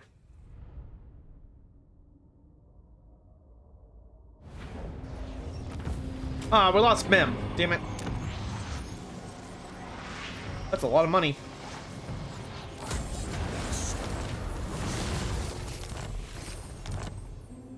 The Tempter Lord. Alright, Shardlands are mine. So what can we do over here? We can lower construction cost and increase income. Reduce chance of plagues. Make proliferating cults cost less and get more growth, or spread corruption. We're gonna take Cavalcade of Dark Desires. So that'll take a turn to activate. Holy crap, we've already gotten these? Okay, Willing Prey. Let's get Unsubtle Seduction to make our diplomacy a lot better. And let's get Harvester of Souls. This will slaughter many. So Nakari will now get healing whenever we mess people up. We'll repair this building next turn. I'm not going to do it this turn. Palace of Princes does have a little bit of a garrison, so it should hold off this guy a little bit. I might be able to get over there in time. Let's get 15% cheaper buildings. Inspired by the sense-numbing aromas of the circle of indolency, this iconic Slaaneshi fragrance transforms the misery of captivity into the infinite joy of absolute submission. Onyx cheered. X10. I'm off to bed. See you later, Sotek, and have a good stream. And Thanks, chat. dude. Have a good Try night. to behave. I know you won't, but I asked for the principle of the matter. No, don't behave. It's a Slaanesh stream. The principle of the matter should be not to behave in that instance. Okay, so he's about to attack the Palace of Princes. So I don't want to recruit melee infantry, because any of those we're going to get or we're going to lose quickly. So let's get another unit of Furies, and let's get another unit of Whip Riders. You will serve. Wait, what ability is this? You have no choice. Oh, Soul Hunters. Yo, wow, that's really good. Every kill made by the unit, and you can get up to 22% ward save? Damn! Is Streamlabs working? Yeah, can you not hear it talking? Godzilla, if Nippon ever gets added, I want them to have a Godzilla reference or unit. I don't think they'll have a unit, but they'll probably have a good reference for it. Like some kind of monster that came... I would love for there to be a reference about like a Dread Saurian that somehow got like... Nippon somehow raided Lustria or something and captured a Dread Saurian, brought it back, and then it got free, and every once in a while it terrorizes parts of Nippon. That would be really funny. Though, if it's going to be like a true good reference, then they should also have some stuff about how it's like actually protected them a couple times from like bigger threats. I think I'm going to go to war with you, though not for a bit, actually. I need to get a cultist, because I want to send a cultist to start messing with Scarbrand. Because messing with Scarbrand sounds hilarious. You can't hear it? Oh, well, it's you probably just can't hear it over the game, but I can hear it. Val, thanks for the bits. Professor Pone, thank you for the 3 months of Prime. I appreciate that, my dude. Also, somebody asked earlier if I'm going to be playing in the tournament. I think it's on this Saturday, I think. Yes, I will be playing in the content creator Total War Warhammer tournament. X10. Don't mess with the happy boy. Let's see, what else did I miss? Okay, I got the bits from Code Zero. Thank you for that. Knuckle, thank you again for the gifts. Okay, yeah, I think I'm caught up. Razor Dragon Tail, welcome to the stream. How you doing? Do Saurus make friends? It's vaguely implied they can kind of do something that's like making friends. But generally speaking, that's not really... Like, they can, sort of, in a way, but I don't know if it would look like that to you. Like, you probably would not be able to look at it and be like, oh, look, they're friends. It would probably be a lot more of a complex relationship. Like, lizardmen would identify it as them essentially being friends. But you may not be able to tell that just by looking at it, if that makes sense.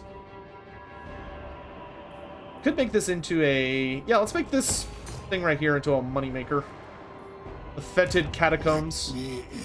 Imbibe your essence. Let's proliferate cults. So it's gonna cost us a lot, but we can then... This will be a good investment. So, we've got a group of cultists in Laralorn Forest. We started a cult in Hanyu Port. And a cult in Fort Otrisk. Ooh. Ooh. I like. Okay, how many cultists do I need? I need 250 cultists to start building buildings there. But that's great. That gives us a good foundation to start corrupting. Ecstasy with me. Hey, does anybody want to drop X with Nakari? He's asking. Go. Sin with wild abandon. Thanks, bro. Anybody? Any takers? I'm not gonna do it. Would Ogort's Demon Spew be partly Great Unclean One? And Celeste seems like demons can be a little wild. Squats, yeah, they can. And honestly, if you went into the realm of chaos and you tried really, really hard, you could theoretically, under a really really wild set of circumstances, you could potentially do something that would kind of result in like an offspring from like a human or a demon. But you'd have to have a human in the mix. Like, two demons can't screw each other and produce a demon. Generally speaking, at least none that I can think of. But if you include a human in the mix and you went through some really specific steps, theoretically you could do it. Wouldn't be easy though. Oh, I should have done this the turn before I did that. I could have saved how many cultists I needed. Your festering is droll. I can open your mind to broader amusements. I really like the audio in this game, but I really feel like they need to make the, I feel like most of the legendary lords that are demons, not Scarbrand, but like Kugoth and Nakar are actually really quiet. They need to turn up their audio like 50%. Another 50%. The mortal realm is my new fiefdom. Hey, Hexus. Don't bore me. Let's play. Let's play together, Hexus. Let's get to know each other. By the way, I'm stealing your aspiring champions because I don't like you having magical attacks. Also, I'm stealing your Forsaken. Oh wait, no, I can't afford that. I'm taking your aspiring champions though. Yoink!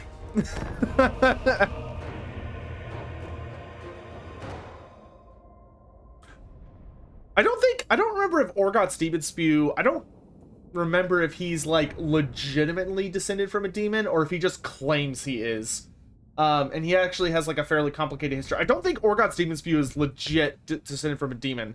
I think he simply claims that he is, and it's part of his like way to make himself seem more powerful and favored, but he's not actually one. But Celeste is an AOS character, which AOS follows different rules than Fantasy does. Code _of_0 cheered. X for Inquiry, the voices should go up by 69%. 69%? Wow, I bet no one's ever made that joke before on this stream. Thanks for the bits. Pretty sure you've already made that joke before on this stream.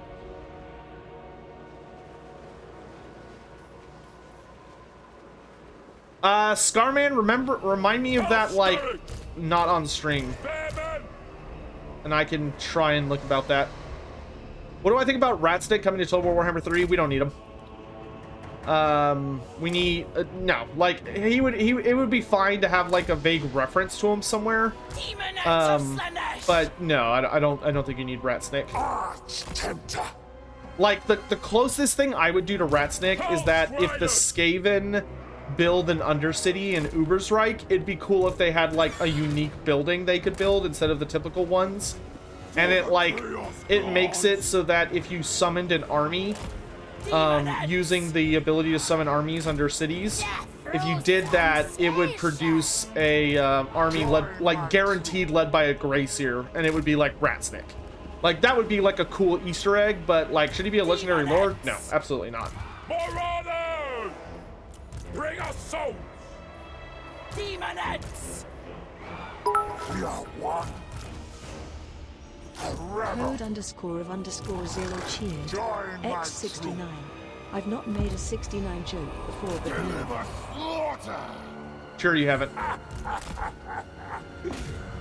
Your damnation is inevitable. Your musk shall cease.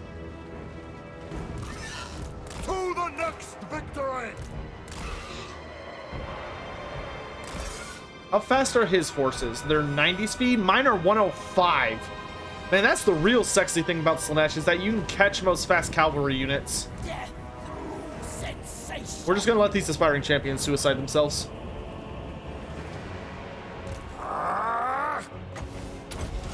Tasmagoria! Seeking sin!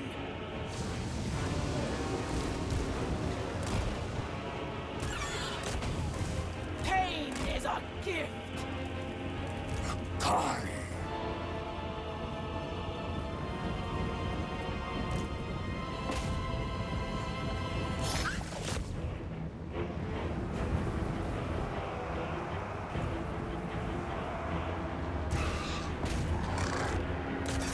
Bend to our will! This will do. Attack! The deepest pleasure! Supple servants of Slaanesh! Hellscourge! On the hunt! Flint's flesh! Marauders of Slaanesh! Endless craving! Marauders! Kari.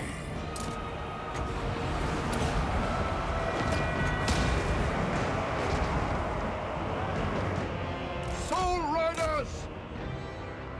Demonettes! Kari.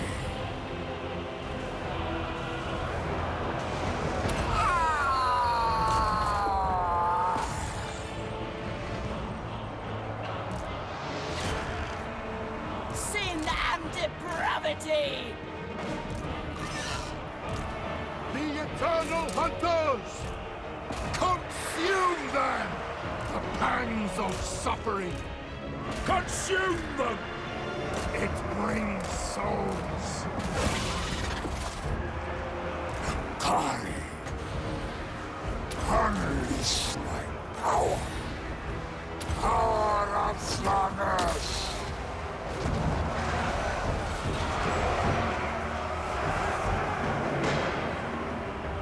Decadent seekers! A fury of talons! Marauders! Souls for Slaanesh!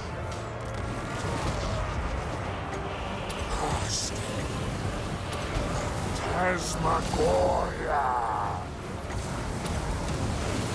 Slash!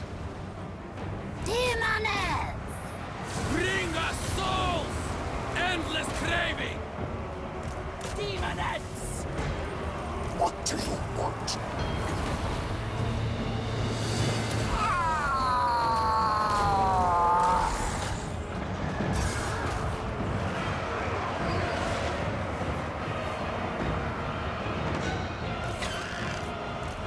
Bring us souls!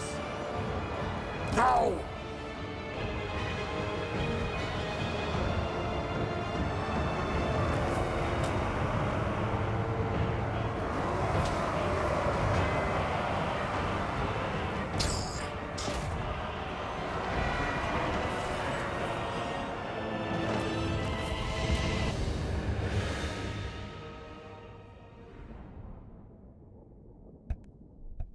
How's the new wound system for single entities? It's pretty good.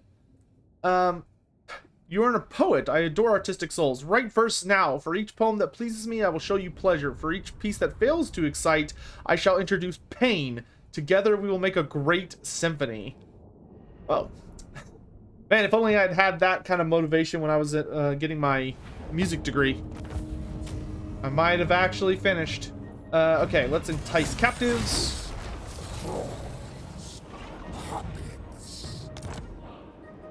The Tempter Lord! Those aspiring champions didn't even lose a model? Yep, but they still died. The Tempter Lord! Because we basically sacrificed them after. So what does Sporific Musk do? Oh, that's so good! Every attack we do lowers melee attack and melee defense by 5. Jesus! Alright, and then let's get Whisper of Glory. A gift from my master. Alright, we've stabilized our little piece of heaven here. I don't need to do that yet.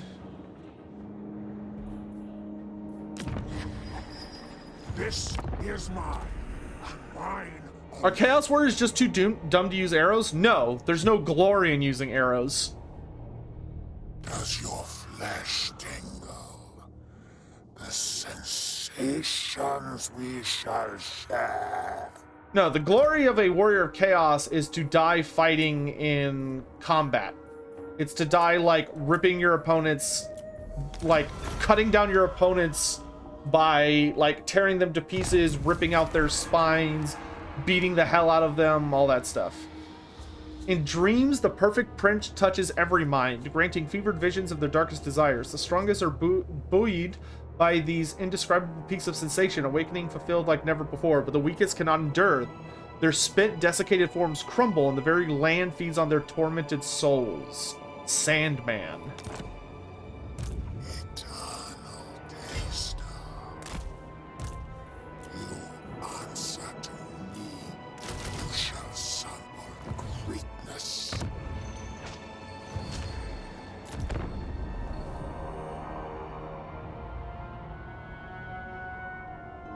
I can't talk to you about 40k shit. 40k is very different.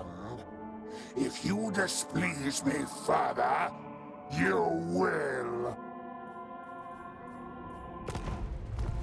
I don't want a peace treaty. You got a unique building, bro.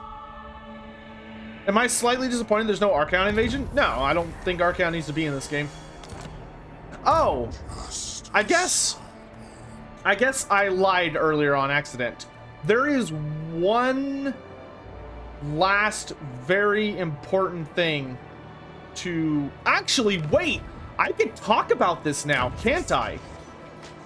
Hold on. Let me double check. There's actually one last secret this game has, but I think I'm actually allowed to talk about it, but I need to double check. Let me. Wow, our control here sucks. Hold on. Let me double check to make sure I'm cool to talk about this. I'm pretty sure that we could talk about anything and everything now. I think the only thing I'm not allowed to do yet is I still don't think I'm allowed to give you a, I don't think I'm allowed to give you a review. God damn it, Josh, where's the email? There it is. What embargo are we under? We're under embargo 4? No. We're under embargo 5. Yeah, embargo 5. No turn limit. Yep, okay, so I can actually talk about this. Are y'all ready for a thought bomb? Or a bomb? So, I can actually tell you what this game is about. So, here's the thing. Here's the cool thing about this game. Total War Warhammer 3 is a prequel. This game is the first game. Well, it might be. I'm not sure when Total War Warhammer 2 takes place yet. Total War Warhammer 2 might take place after this game. But this game is actually a prequel to Total War Warhammer 1. Slaanesh Legion is unsatisfied. And it's revealed at the end of the campaign. That's why the advisor looks so young, because he is. This is the, and like you literally get to see, who knows, if I keep feeling good, we might actually play a lot tonight. Oh, hey, Scarbrand's here. If we're able to play enough tonight and I keep feeling good, I may get to the end of this campaign. This is ecstasy for every sense if you submit. Because we might be able to work our way to the cinematic.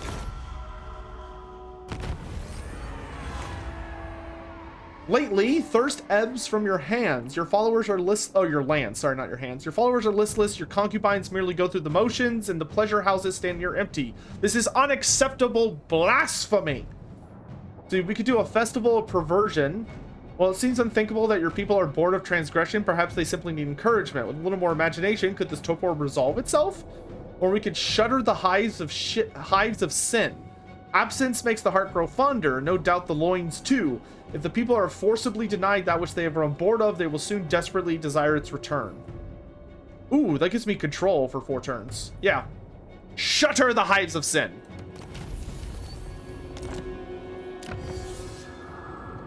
Alright, what else can we do? Faster build time, growth, control, cooldown on spells, diplomacy,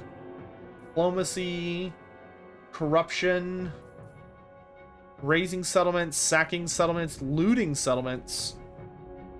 Okay, we're gonna do seeking affluence, presenting the bottled essence of the circle of avidity, offering the scintillating promise of riches beyond measure and laced with a kiss of venal folly. 20% extra income when we loot. It is as intricate as it is beautiful. Beat H7, the advisor canonically dies in Warhammer 1. The greater secrets are mine alone.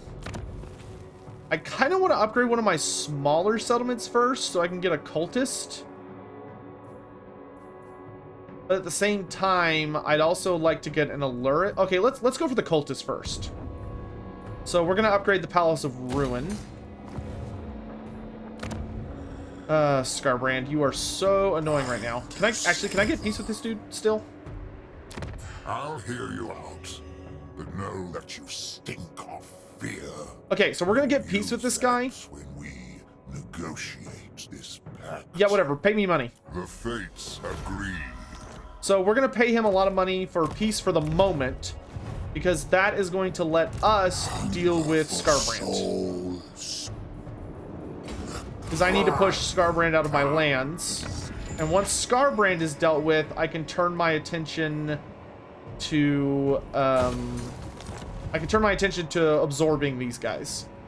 Every sensation is mine. I feel your desire. What do you want? Sure, dude. I'll keep buttering you up. So, you have seen scent.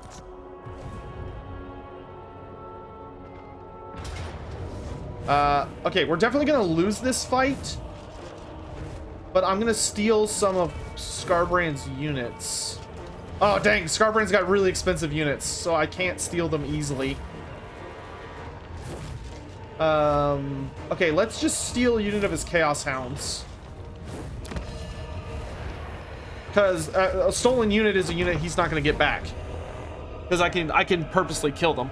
Is he always called? No, the Demon Prince has a randomized name when the AI plays him. Get the warriors? I can't. They're too expensive. Does Slaanesh know something we don't? Are crabs sexy under that sweet, sweet carapace? No, I'm not actually sure what the crab theming is from. You'd have to go back to talk to like some of the OG creators, I think, of Warhammer Fantasy to know why they picked, because they picked an animal for all the things. Like, I know why they picked bulls for Slaanesh. Like, a bull makes sense. A bull in a lot of mythologies kind of has that virility concept to it, but I'm not sure where crabs came from.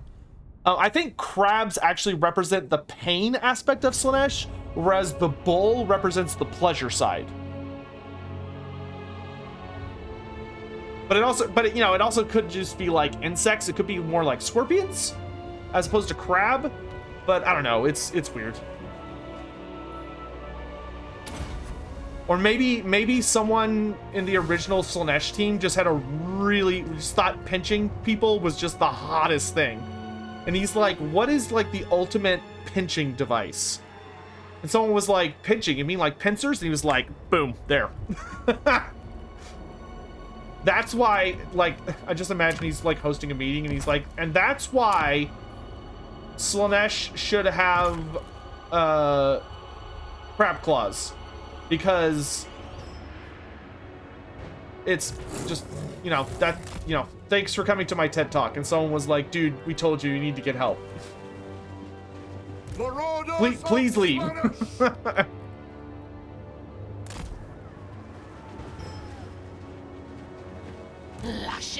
Alright, I'm going to do my best to destroy this part of his army, and we're just not even going to worry about the other aspects of our base.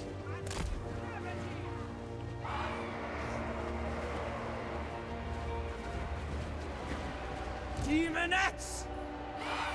Marauders of Slaanesh! Okay, spears. Guard the barricade. Spearmen! Also, I really love barricades. Barricade traps. Because you can actually garrison them like these guys are, and it lowers speed melee attack, so it absolutely can just obliterate cavalry if you play your cards right.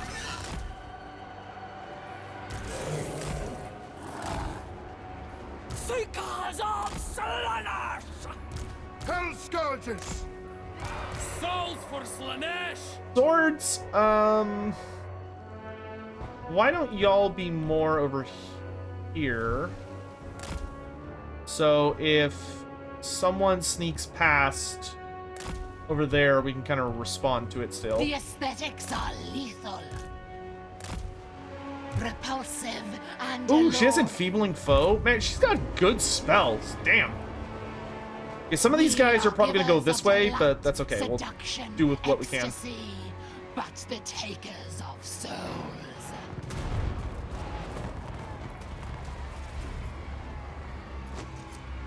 I dislike that they have the big fin things, because that's that makes me think of skinks.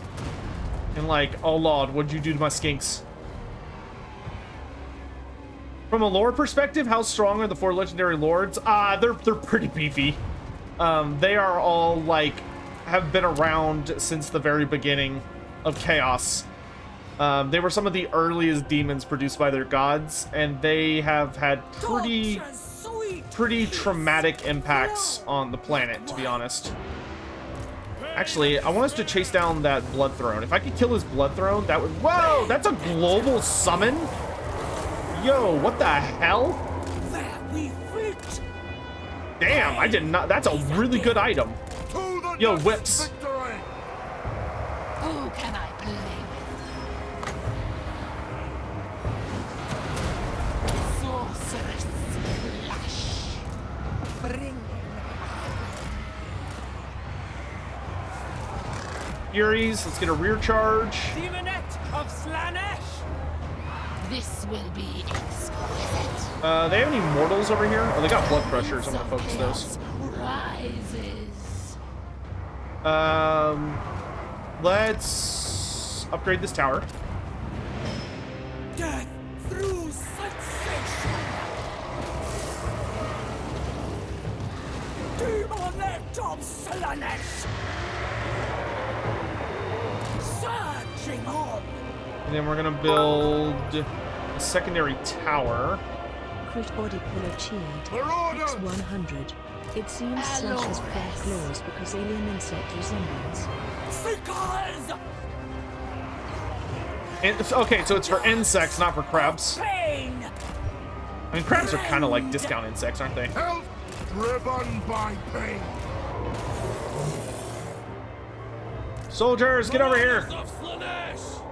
Bring us on joyous Okay, let's pull back these guys real quick. Warhounds, get in on those bloodletters, sons. Pull the chariot back. Move with grace. Scarbrand's almost at the center. That's okay, I'm not too worried about him, to be honest. I am ready. Extravagant despair. What's in the front? Looks like the blood crushers are. Discordant fire. Spears! Marauders of Slaanesh. Focus the blood crushers! Crit body pillar Luscious cheered. deviants. X100. They were meant to be alien and disturbing chimeras of mammal The pangs of marketplace. suffering! Oh, good, we got it separate. Can I get a barricade up? Sealed to our steeds. Flanks flesh. Rear charge, rear Bring charge! us souls. Pull back, Furies, come over here. Warhounds. Seekers of Slaanesh. Decadent seekers. I want to bring the blood throne over here if I can. Furies, dive! Supple servants of Slaanesh. Yeah, because he's not going to be able to replace that blood throne easily. Sensuous. Whoa, what the hell? How'd you get through? Did he, like, summon another unit? Whips, come here. Repulsive. Dude, get away and from me. alluring. Onward then.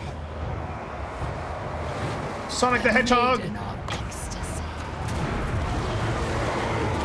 Hellscourge. Marauders. Okay, I don't know where that summon unit came from. That was weird. Slaanesh. Because I'm pretty sure Scarbrand's summon ability only has, like, one use, but maybe I'm wrong. Kiss. Endless craving! Kill that thing! The eternal hunters! Drinking Yeah, bring down that blood throne. That would make me a very, very happy lord.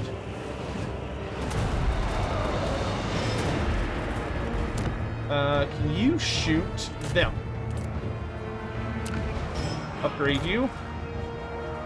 Bringers of joyous degradation. And then, once he's dead, Bring us souls! she will be soon. Finding fresh souls. Marauders! Awesome. Beautiful. The aesthetics are lethal.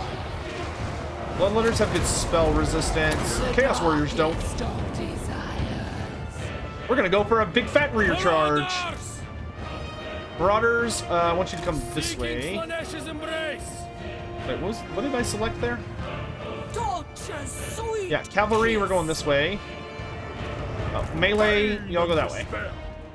I don't really give a shit about Scarbrain right now. Seekers! Divine slaughter! The eternal hunters! Chariots, forward! Alores, sorceress. Oh, this is gonna be good!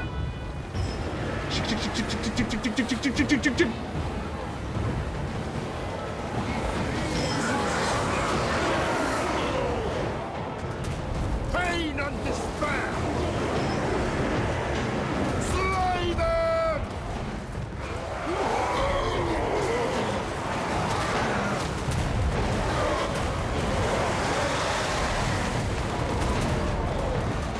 End to our Ladies! Sensuous diversions. The Prince of Chaos rises. Chariots, fall back! and depravity. Guided by hunger. The aesthetics are lethal. Yeah, we're gonna rip them a pretty Marauders of big, Slaanesh! gaping new butthole over there. Pain and despair! Endless craving! Bend to our will. Beautiful.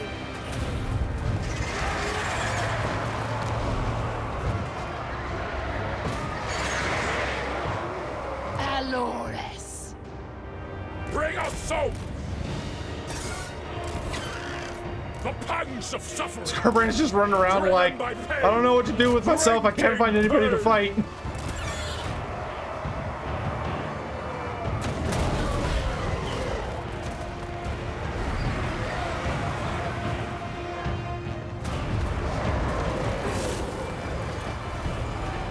Very nice. Okay, so we got rid of all of his blood crushers. This will be exquisite. That is damn beautiful. Okay, you two go this way. Everyone who is not fast, come this way. Endless suffering. Hello, boys. The debauched one. Demonettes, go around the side. You two. Sensuous diversions.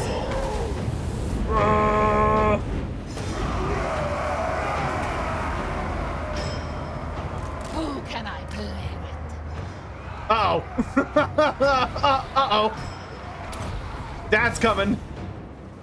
Pain is a gift. Okay, y'all come over this way and head back to the center. Oh god, Dad's here! More towers? More towers, they say. More towers! The aesthetics are lethal. Okay, and we're gonna do this. Extravagant display. Whips, come over this way. Oh my god, the towers. Slaanesh's embrace. We flee! Wait, not you. Come to me. We hunt for Slaanesh himself. Kill! Kill! Demonettes. Spears! Guys, Binding do the threats. charge, please. Pain is a gift. Lay this.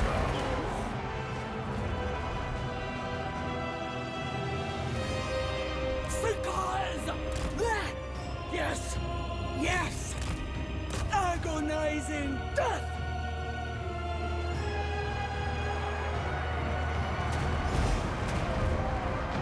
Demonettes! Alores. Supple Alright. servants of Slaanesh. I am ready. We are going this way. I seek.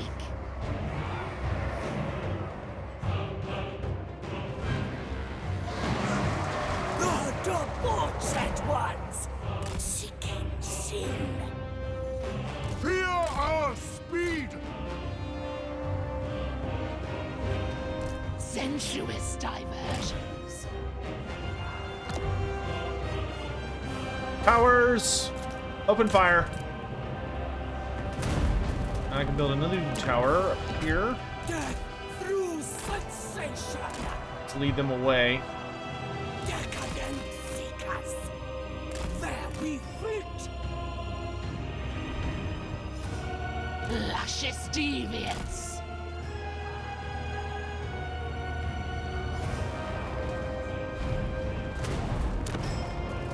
Okay, let's start focusing Scarbrain with the towers. Supple servants of Slaanesh. Don't let them get away. Charge, charge, charge, charge. Ooh, you guys are infantry. Get over here. Infantry are great. Infantry are much better than cavalry at taking posts. Eternal hunters. Okay, so Scarbrain's almost the only thing left. I think we actually may be able to win this, assuming Scarbrain doesn't get too fed. Especially because I could just kind of avoid him and start building up towers to let towers just shoot him to death. Because the thing about Scarbrain, you do not want to fight Scarbrain. It's better just to avoid him. Crude body pillow cheered. X45. Scarbrand is just the most frustrating boy right now. We're just edging him. We're trying to introduce him to the pleasures of Slaanesh. So the goal is just to edge him until he starts to like it.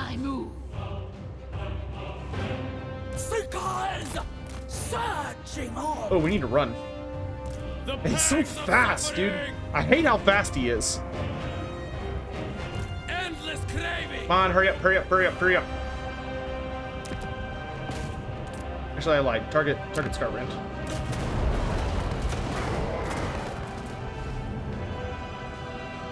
The eternal hunters. Okay, we got back to the center, so now we're gonna head for... No. We're gonna take the long way. We cannot refuse. Where's this link to? That links back to the center, so I don't want that. Pleasure is all mine. Okay. Let's get a big boy tower over here and see if we can lure Scarbrand to us. The aesthetics are lethal. This way! Unify our legions! So if we're going to fight Scarbrand, which we're kind of going to have to, we need to lure him onto like a defensive post that I can turn into a... I need to turn it into a barricade. Because if I can lure him onto a barricade to nuke his melee attack by like a pretty high percentage, we should be able to take him in a fight a little bit. Especially if I can get him under a tower. He might be going for the center objective, which is fine. That just buys us time. Y'all go down here, because this would be a good fight. If we could fight him like right here, that would be really nice. Tricky part would be fighting him without letting him take the objective that's associated to it. He's taking a lot of damage though. Where are you linked to? Oh, you're linked over here.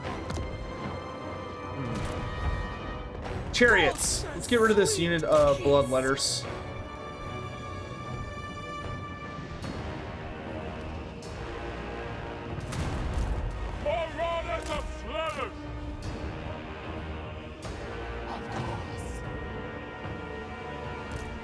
The pangs of suffering. Yeah, we want to bring Scarbrand like right here. So he's caught between all these towers. Sin and depravity.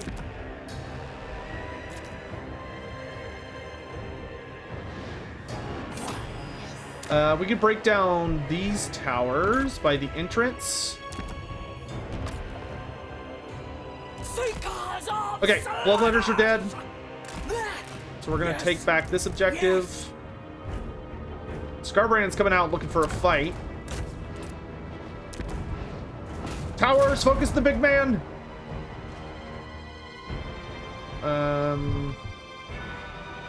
Oh, he's coming back. He's coming back, run away! Oh, he's breaking! He's breaking! Yeah, victory! Victory!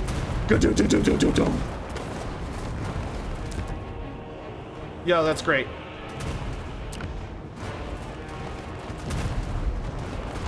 So falls Scarbrand. Yeah, fuck Scarbrand.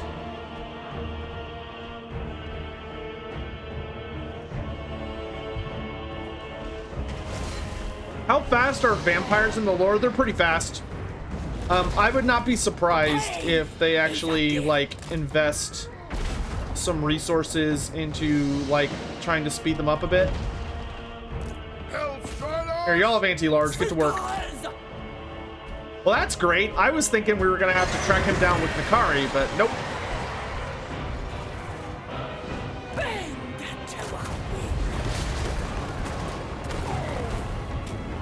Down he goes.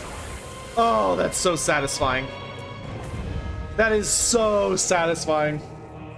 Yeah, the characters I would really like to see sped up are definitely... vampires should be a good bit faster. Vampires were movement 6 on tabletop.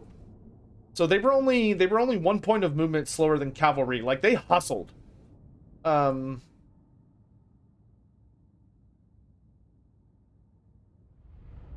Yeah, it'd be nice to see vampires have more speed to make them a little more maneuverable without requiring a mount.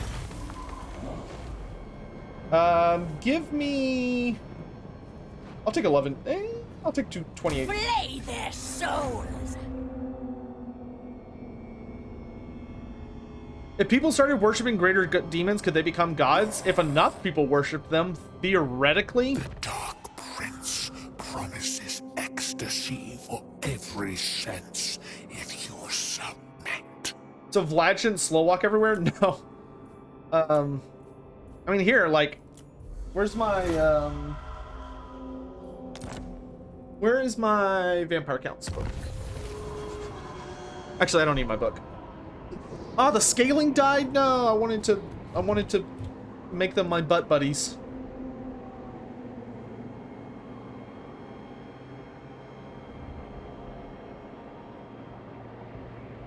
Let's see.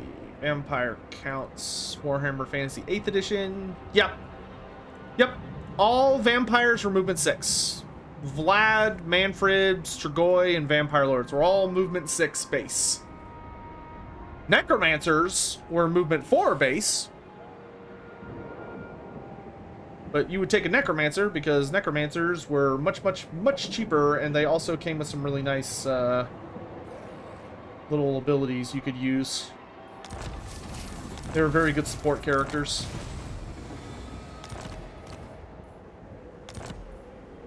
The Tempter Lord. Quit harvesting skulls. Get out my territory.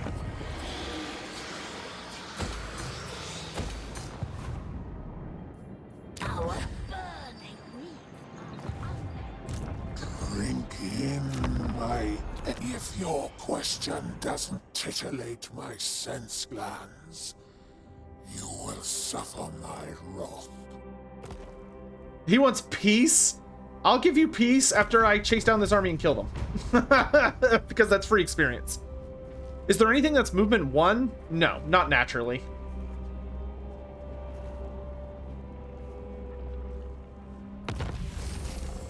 There were things that were very, very slow. Oh, we maximized... Wait, who'd we seduce? Oh, the Greyling. True savages. So I could spend 300 devotees to dominate the Greyling. I kind of don't want to do that though. Oh, we got enough devotees. That means it's cult time. I share the forest's thoughts. All right, so what can I do in Larlorn? We can get 5 devotees per turn and start seducing the Larlorn elves. We could get a diplomacy bonus with the elves. And if their income is 300 or more, which it is, we get more influence over them. Or... ooh, I would get a free cultist hero. Yes. Yes, give me the free cultist. Where else are we? We are in Fort Ostrusk. Actually, you know what? No. For the elves, I actually want... I want this building. I want the devotees per turn, and then we can let it just build up over time. And then way over in Grand Cathay, I don't have enough defense. Okay. Yeah, because I want to start farming devotees. But in Cathay, we're gonna start making them work for us. All right, can I do? Let's do the festival to make them move less fast. And I'm gonna say, come back and play with me. Oh, this increases our campaign movement. Yeah, whip me. Oh yeah.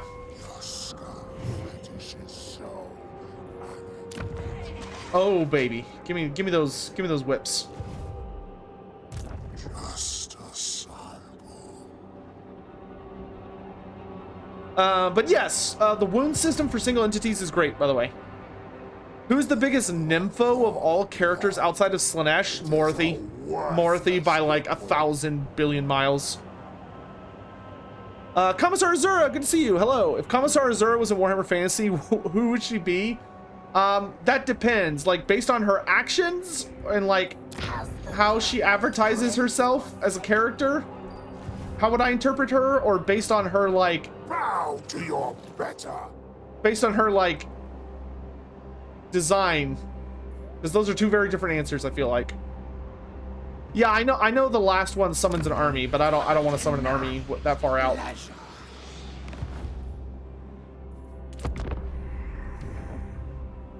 Any good interesting lore for Dakala the Denied? To hear you speak of your most hedonistic desires.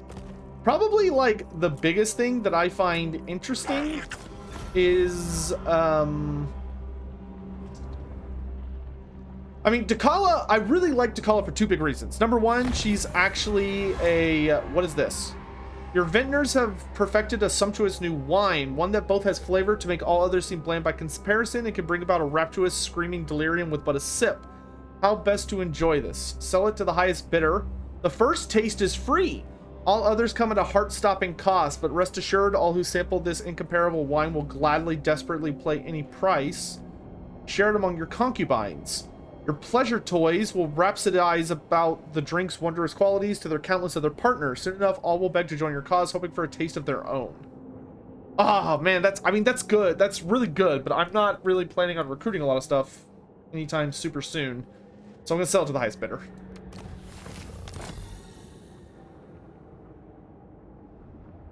The Tempter Lord. Wait, where is Scarbrand's legions?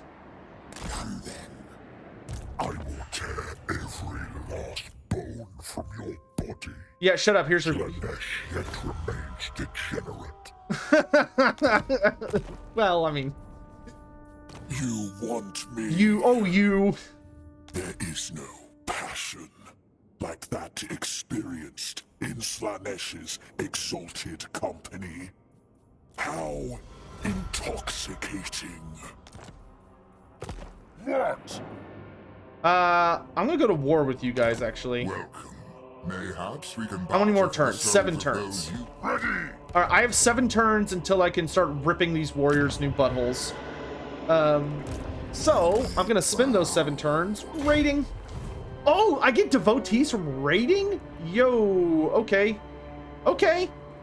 Where's his place that makes the most money? The Fortress of the Damned? Alright, so I'm just gonna make my way across his lands. For souls. And just get oodles of cash. So, coolest things about Dakala the Denied, number 1, she's the only elf chaos worshiper we really know of who really went all the way.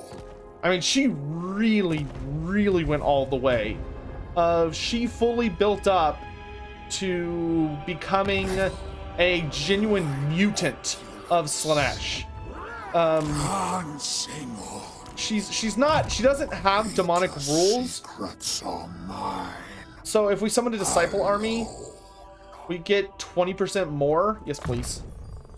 I am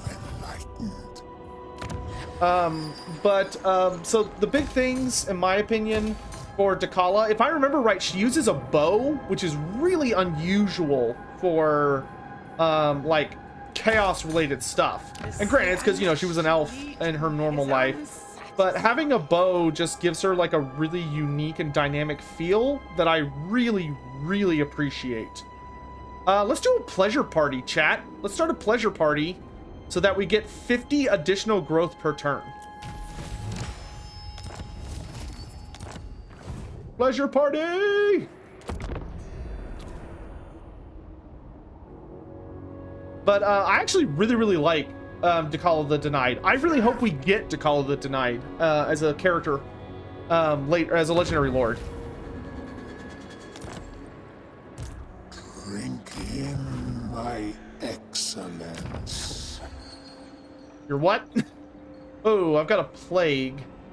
It's only 2 turns though. I guess just be safe. Let's do Festival of Drinking and Delights, which will lower the chance of the plague spreading. And then I want to get the Palace of Princes to max level so it can stand better against invasions. Ah, we got our free cultist! Master, What did she say? Slaanesh's courtesan. Pleasure for pleasure's sake. The Cultist of Slaanesh, our first Chaos Elf in a really long time. We will definitely get one of these in our army at some point, but your job is going to be establishing cults, spreading corruption. So let's get to work. My cult is your cult. Oh, yes. My cult is your cult. Son. Alright, so we're going to start infesting Kislev and breaking it to our will. What secrets bring ruin? No, I don't like you. Take what's theirs. Yes. Okay, and that's what I'm saving up for. I want to dominate those guys. It's going to be a little bit before we can do that. Elf cultists? Yep, you have chaos elves for the cultists of Slaanesh are elves. They look to be Morathi's Git. Can you see the new model? Yeah.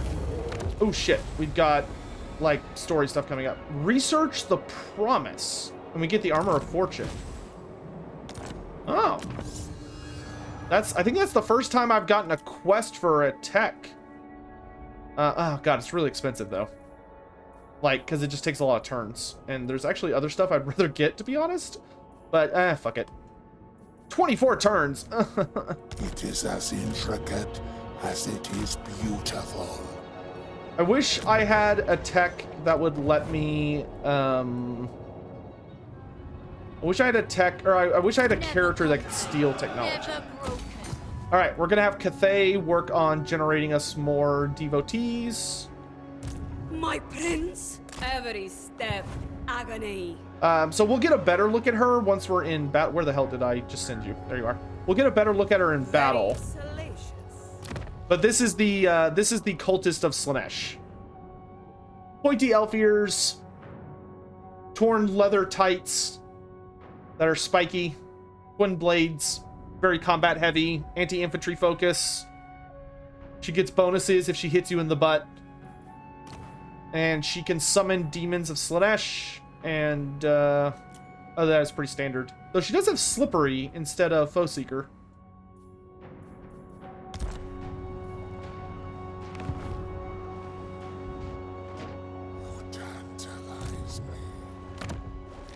Here, have the giant blade, glittering the scales, and well, the terrifying mask is actually useless on you. I really want to get an Allurus. Oh, I can get an Allurus. Nice. Inquisitor Hammond Shield, X10. Do Dark Elves gain a magical accent when they worship chaos? Interesting CA. Taste Interesting. pleasure. Do Dark Elves gain a magical accent when they worship Slaanesh? I guess.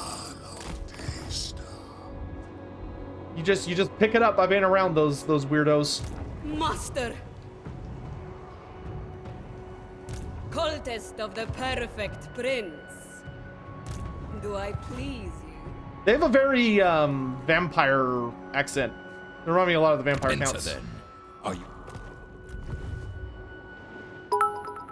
The mortal realm is my new Teaspoon of salt cheered. X1. Yo, we get Did you 19 notice the devotees here? cultist has bare feet? Wonder if that's for a purpose. Well, I wonder what it could be.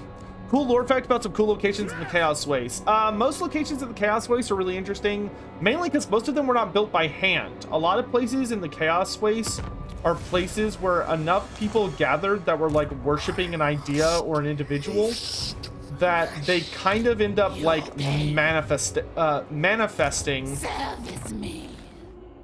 Ooh, she is freaky looking. Man, you got some head spikes, girl. I'm gonna sell some of these master painters because I don't need that many master painters.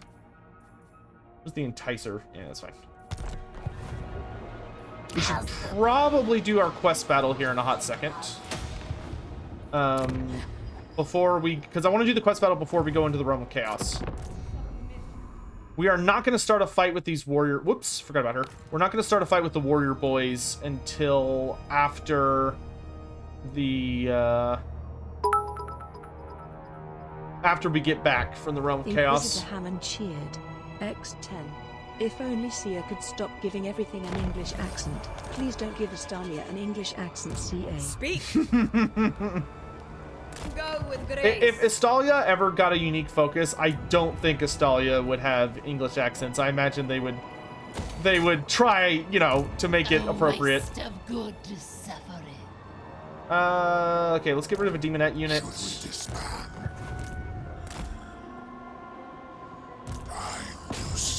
Tank the lash.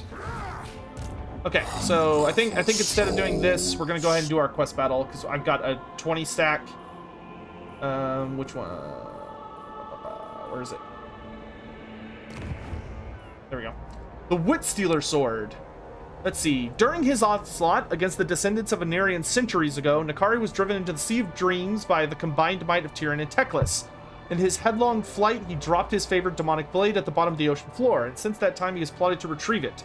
Judging that the eyes of the High Elves are now elsewhere, Nakari makes his move, but unbeknownst to him, elven mages set wards to scry the area and are alerted to his reappearance. As the Arch-Tempter searches the seabed, he discovers an elven host barring his path, protected from the tides by their accursed mages. The High Elves, led by Prince, Mage, Noble, Lauritian. That army's kind of scary, though, to be honest. 4 units of Phoenix Guard, 4 units of Sisters, 2 Bolthers, and 2 Star Dragons?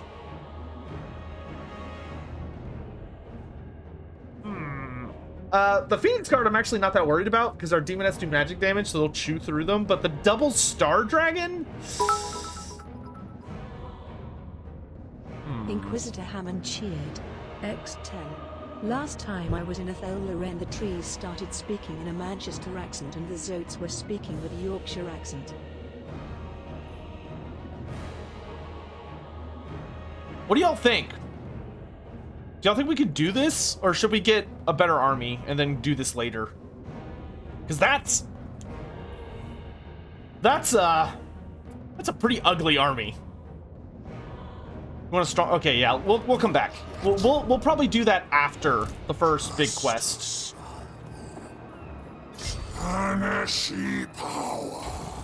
Let's hustle home, because the portals are about to come up anyway.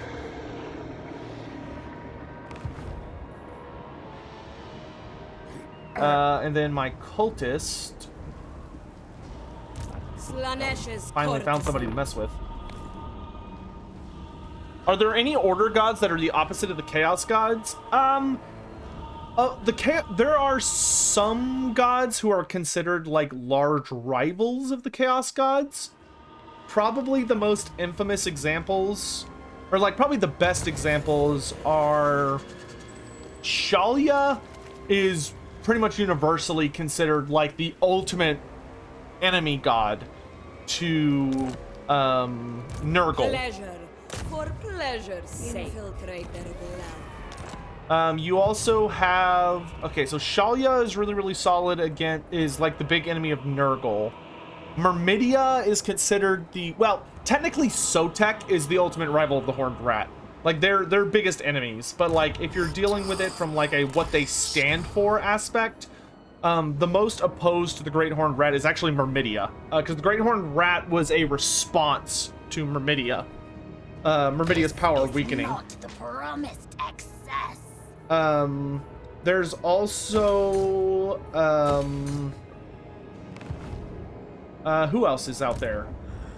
You also have, for Khorne, generally speaking, the big rival god to Khorne is either Cain or Sigmar.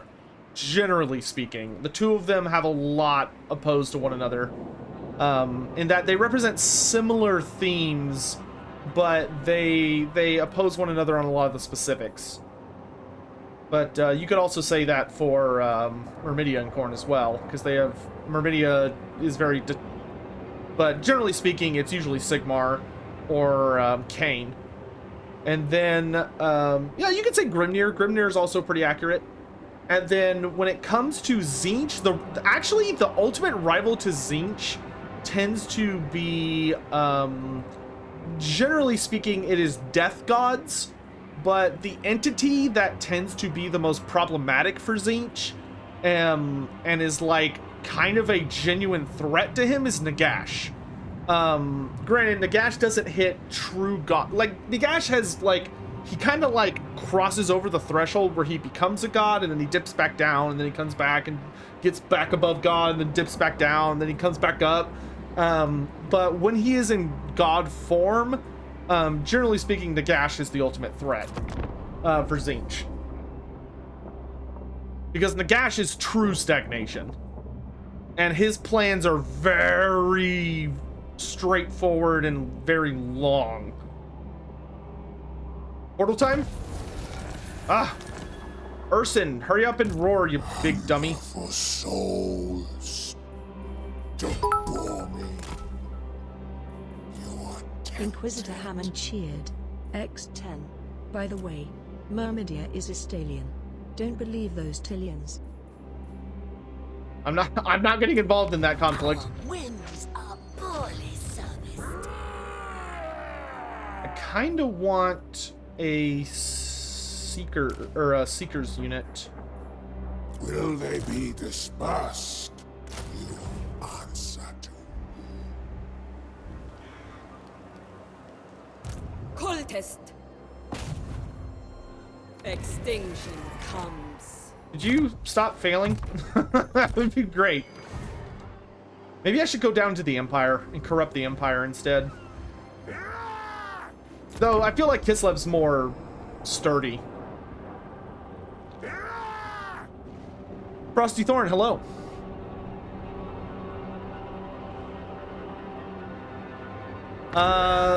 Oh gosh, I've missed a couple of names. Name a demonette unit. What do you want?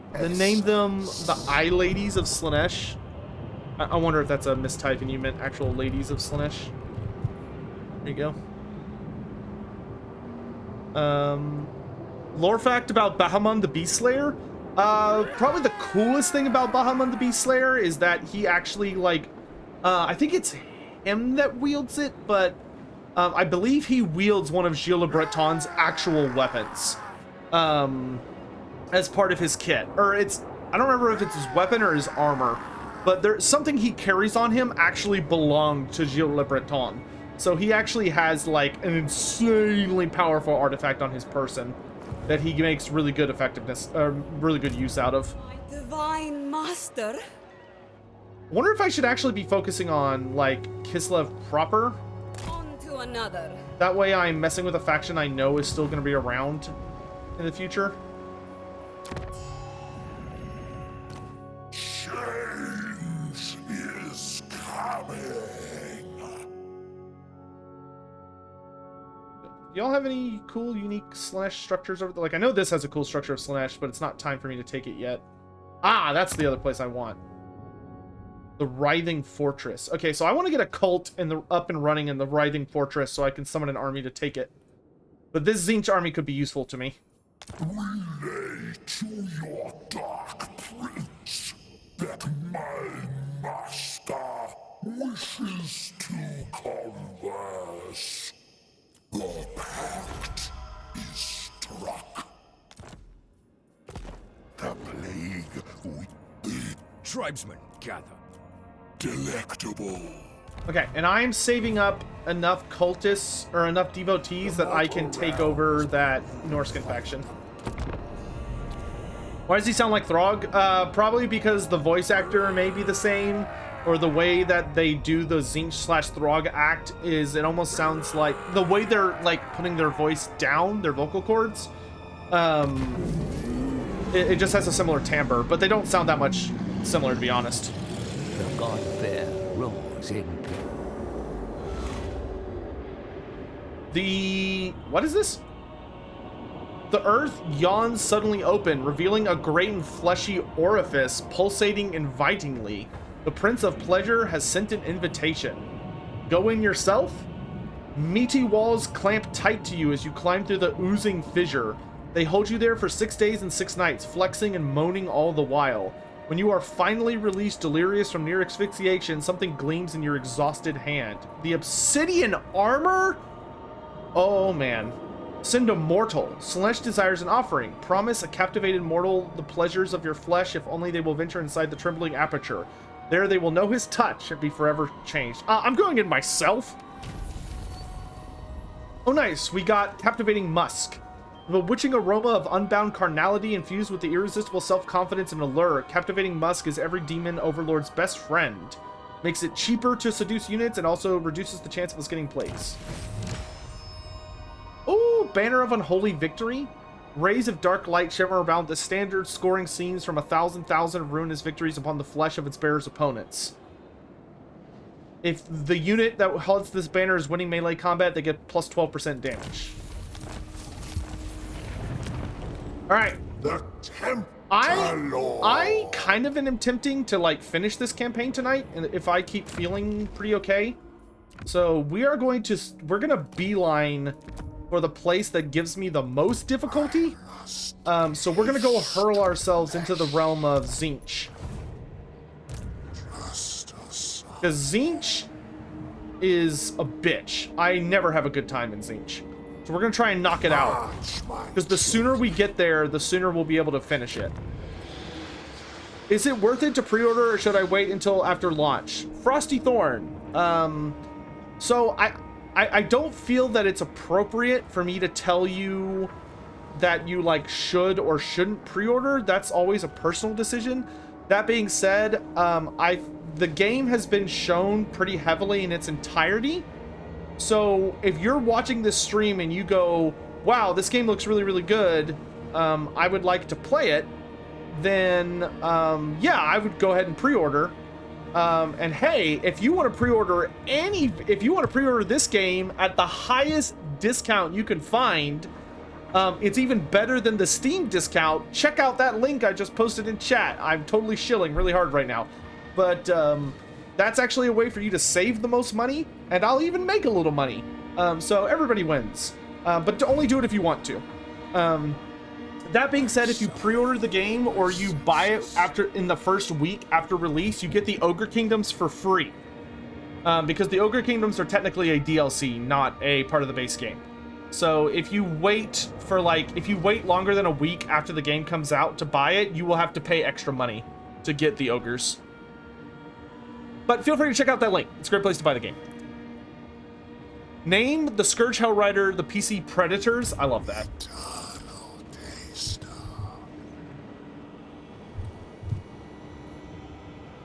Mandragora, thanks so much for the stretch. When a demon dies, they go to the realm of chaos. So is it when Skarbrand dies, we get a... What is that? Then is it that when Skarbrand dies, we get a Blood Bowl cameo and Korn puts on a baseball cap to yeet him again? For here, generally speaking, no. Generally, when someone like Skarbrand dies, they get banished back to a certain area within the realm of chaos, and they start reforming and putting themselves back together. Cursed Sotek spawn! Sotek, can you name the fiends the Forbidden Yivers? I would, but they already have a name that somebody else gave them. That's a disgusting name. Is there anything else you'd like to give the name to? Or do you want to just save it for when there's another one? The Seekers of Slaanesh, I don't think have a name yet. Any good Kabanda lore? No. Jaka Diego, good to see you. Ripa Splitta, thanks for the stretch. Has Nakari ever interacted with the Wood Elves? Yes. Nakari, the Wood Elves actually fought Nakari in Avalorn on Ulthuan because they were holding him off to give Tyrion and Alariel the Everqueen enough time to escape. The Seekers, sure. Okay. What was it? The Forbidden Yiffers. Don't Google that. What is the Chained Rock Skull? I have no idea. I think it's just there for fun. Spooky looking. But it's not like anything really. It's just kind of there. Oh my god, I've actually like kind of cut. Can I tell you about the Sky Titans and their downfall and if they're actually dead? Sure, I'll do that in a minute. Hydrate, thank you. I need to go get more water in a second. A fact about oh, do you want to hear something really cool about Aberash that Age of Sigmar? So Age of Sigmar actually put up an update for Aberash that I think is actually really, really cool. And I think everyone who is an Aberash fan in particular will really appreciate. So there was actually an update in not last month's White Dwarf, but the month before that. And turns out Games Workshop has officially retconned Aberash to make it where the red dragon that he killed to cure his bloodthirst was an emperor dragon, which makes that feat way bigger than it originally was. That is a huge feat. Like that is a crazy, Master, crazy I know impressive my feat. place. Earned 300 devotees from gifts. Okay, does it tell you how much you're earning specifically? Oh, yes, it does. Okay. Yeah, and a one-on-one. He killed an Emperor-class dragon in a one-on-one fight. Like, holy fuck. That is, like, really impressive. And that also explains why it's so difficult to do. Bring death. Hey, you're mine now. We dominated the Bjornlings! Alright, so the Bjornlings, chat, are ours. Enter then. Are you after a drink, a fist fight, or both? Pay me money. Okay, they're not going to do that right off the bat. Alright, so we have a vassal now. So he's paying us 400 gold per turn. X10. Speaking about updates, new France Lorna article. Did you read it? Which one? Greater secrets are mine. You just bought the game, thanks for the discount? Hey, thanks for the support, dude. Alright, into the realm of the sorcerer.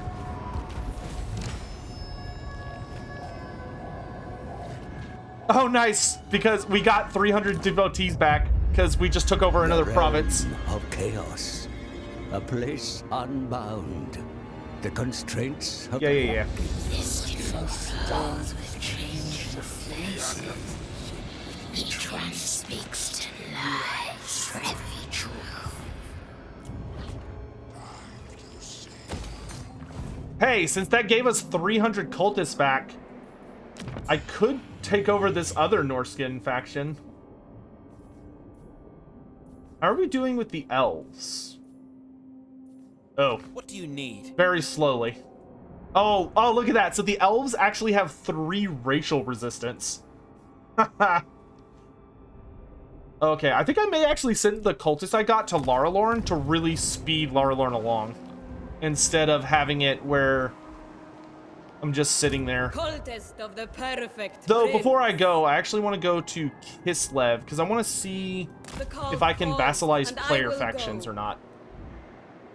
How long much? I can do this in... Oh, I need 750 this turn. Or this time. Okay. I guess we could take over this Norskin group. Always ready for a headbutting contest. Okay. Oh, I can't do this every turn, can I? Oh, okay, that takes 10 turns. Okay, so I'm not gonna worry about them right now. I must eat, feed, speak quick fast. Too slow, and you'll be next meal food. Wait, can I not? No. That's weird. Supreme Deathbringer! You are prey until I decide otherwise. Give me money, bitch. This debases Khorne, yet I accept. Nurgle's chewed. So I'm not sure why we can't. Dominant. I'm not sure why we can't do stuff with. King spares you. Helps play crusade. I'm not sure why we cannot Abroad is all. do anything with Throt at the moment, other than vassalize him. That's a little weird.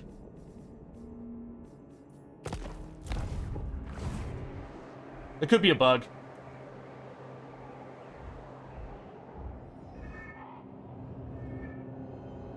Hunger for souls.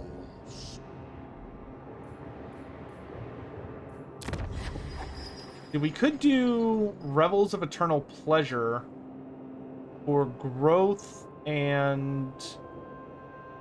Yeah, let's do that. That'll do growth and it makes some things faster. So the good thing about our vassals is our vassals are giving us a lot of money, which is awesome.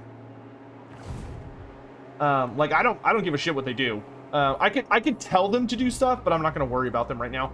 I'm just using them for money. I don't like that this has been left open. That is going to become a problem. We desire more.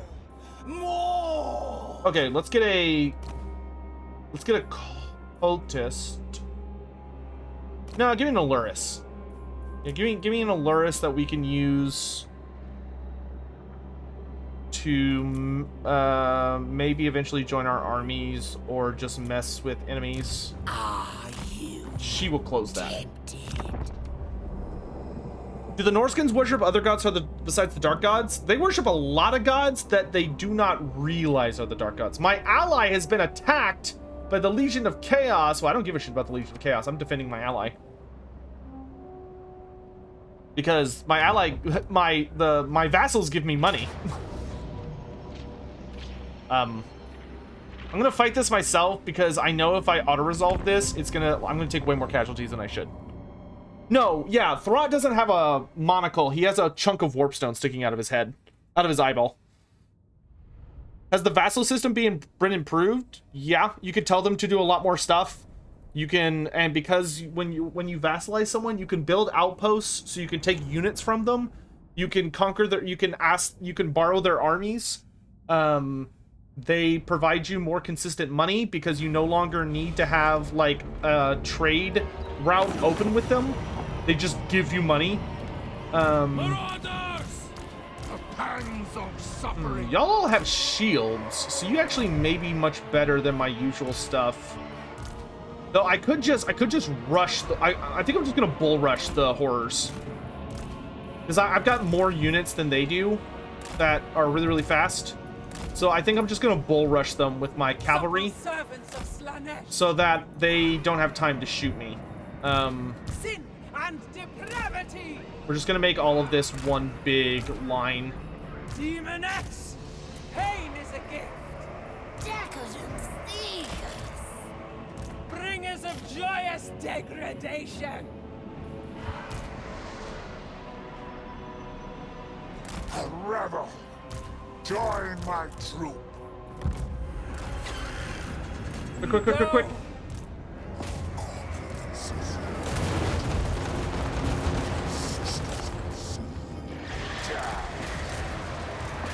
debauched ones.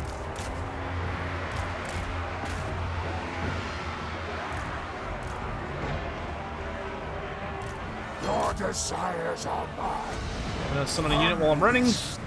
Naruto run! Naruto run! Power of Slaanesh.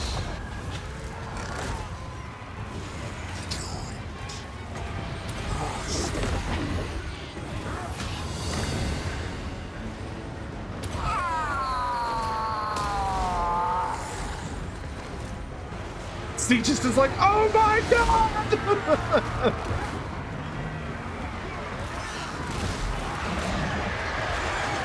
Agreed. Oh, good. And I made them all rampage, so he can't cast spells.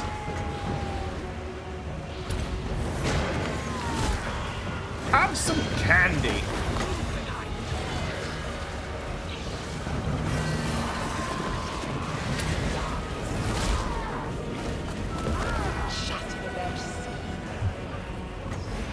I'm just casting magic because I want to be able to use Time Amok.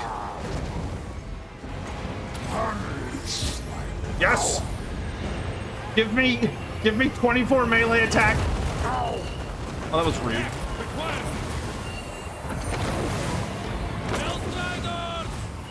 Kill him.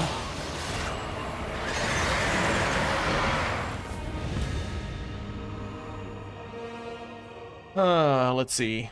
Was the Library of Hoeth destroyed in the end times, or is it possible it could end up in AOS? It's anything is possible. Dude, the fucking Oak of Ages made it to AOS by literally blowing up and was a dead tree hurtling through space until it crash landed in AOS. And now it's been resurrected. Like, literally anything can come back in AOS. There are no rules. Kamikins, thanks so much for the stretch. I really appreciate that. Thank you. Speaking about updates. Oh, sorry, about the Franz Loner story. Someone in chat that wants me to talk about it. Which story is it? And don't say, oh, it's this month's story, because that doesn't tell me anything. What is the subject matter? I think I read it, but I'm not sure.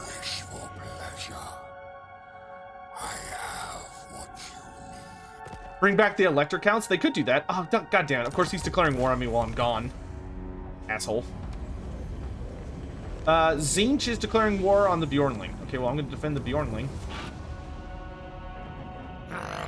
Another wretched foul lizard thing. Bourbon Fire, thanks so much for gifting a sub. I really appreciate that. Thank you very much. Cursed Sotek spawn. Okay, this needs to close. No, don't assassinate him. Close the rift. There we go. Okay, I just need to get that closed, because if I left that open, it could have become problematic. Okay, you guys. I have a job for you. Where are my Bjornlings? There they are. True savages. Oh, I don't have enough allegiance points yet. Ah, damn it. Okay. Despoil and ravage. I could build an outpost. I'm not going to do that yet. We will eventually build an outpost, because that'll be easier to make sure they don't die. I could send a... I think I'll send my hero to start messing with him. Kill him. Ah. Woman. All right. To the well of eternity you go. The Tempter Lord. Okay, we're gonna kill Raw. Squish him. Last, I am unleashed. I took 200 casualties. Okay, I'm never doing that again. That was stupid. Dance to my Reveal sigil. Okay. And then let me hop on this thing. Cheaper units. How delightful.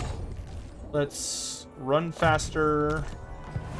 I must haste to flesh. Reveal sigils. Okay, so where does this one go?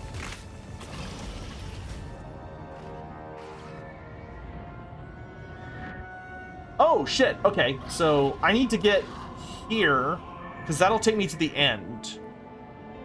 If I go through the one in front of me, it'll take me over here. So I've got 2 mystery ones. I need to get to this island. If I get to this island, I win. Ugh. Okay. Okay. Oh, Scarbrand's got a gift of Slaanesh now. That's nice. The rapture of suffering. Get walls. Such decadence. Okay. Okay, so who's in the realm of the sorcerer? Greasus is. Where's Greasus?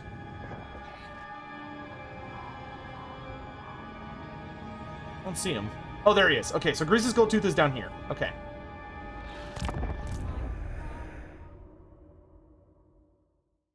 How long do the gifts last? Gifts of Slaanesh are permanent debuffs.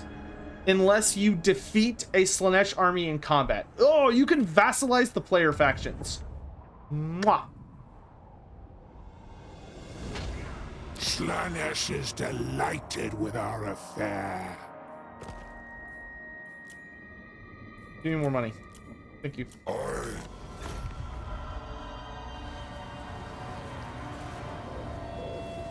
Does the crazy 1200 points Demon Prince dragon thing have any significant lore? I don't know what you're talking about, Greenfire.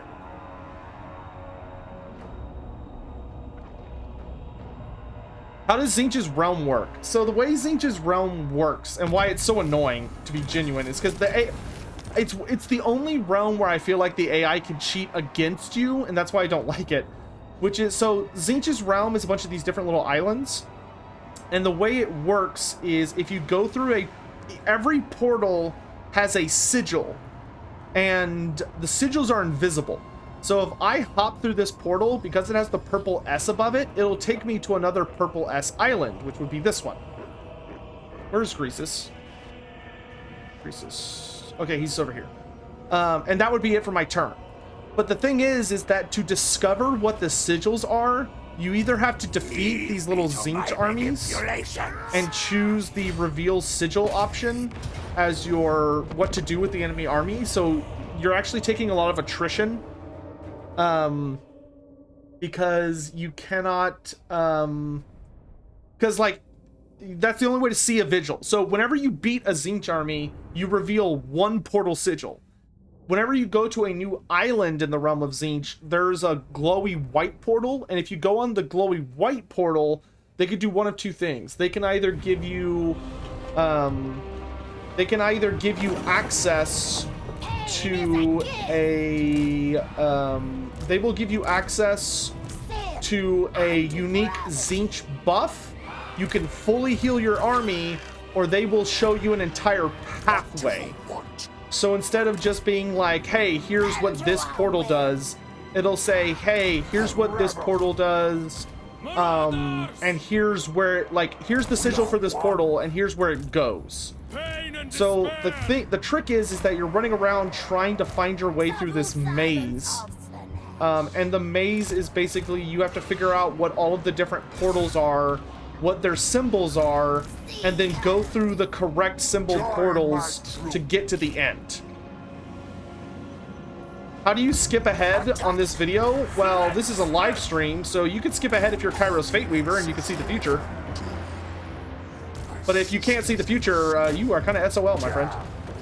I mean, you could go do something else, like not watch the stream, and then come back and watch it later, and if you did that, then you could skip around.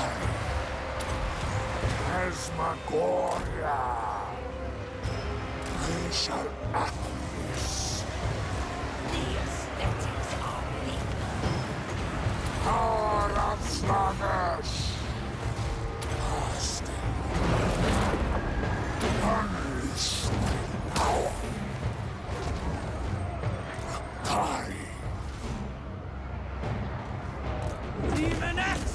And now, if for some reason your stream has fallen behind, because maybe you're having lag issues or whatever, then all you gotta do is just refresh the stream. Slaanesh. Yes. Torture's sweet kiss. A dance of pain. No spells. Agreed. No spells. Just keep knocking him over. He can't cast if we're knocking him over. Yeah, good chariots. Your desires are mine. Bitch.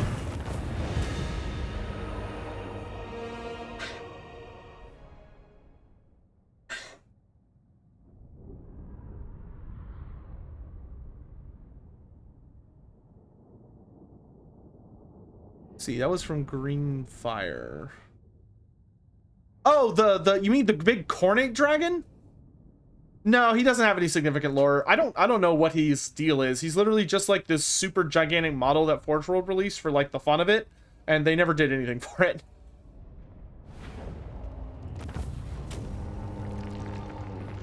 Dance to my will.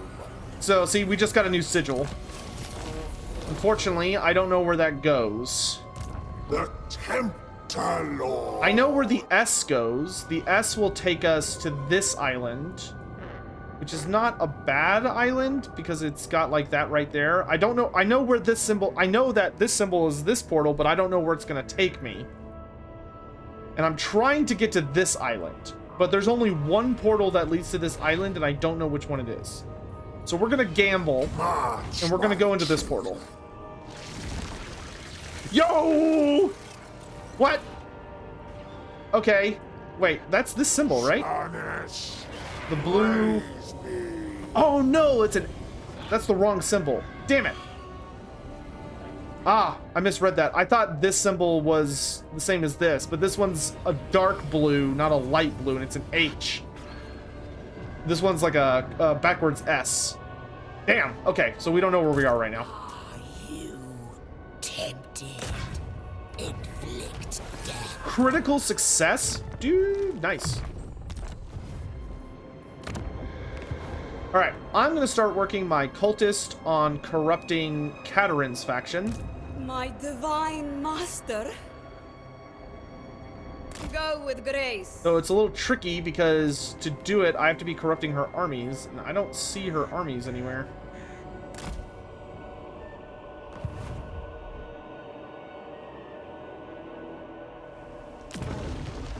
Trying to corrupt the elves, but they are just not having it.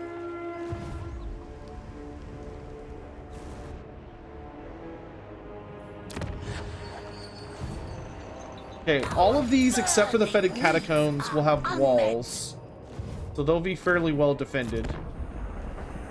How do I convince Zinch to make it Monday already so you can watch ogres? Have you tried eating enough, Croesus? Weirdest Throt lore fact. Probably my favorite lore fact about Throt. It's not necessarily... There's not really a lot of weird about him. Actually, probably the weirdest thing about him, if you want to get... Oh, shit. He's going for Blood Mountain. Well, that's not good. To hear you speak of your most hedonistic desires. Defensive alliance, if you pay me. We just don't want to give them a military alliance. Okay, so this is going to be a little tricky. Can cultists create cults? They can, but it seems to be kind of expensive. Where's my cultist? There she is. My divine master. Oh, weird. I tried to do it earlier and it wouldn't let me do it. Here we go. The cult of endless Goliaths. All right, and I want the one that's going to give me all the seduction. So we're going to do the excess cult parlor. Oh, baby. My prince. Okay, so I can only do that once every 15 turns. Oh god, the Russians are horny now? I think the Russians are always horny, chat. Let's be real. Okay, great. So that's underway. Your pain. Why can't I do this? Oh, because I have a 0% chance. That's why. Coveting on. Alright, well, let's summon a general. I can't. I don't have enough money. Damn! Well, that is a bitch. You will be... Wait, I can get some money by killing you.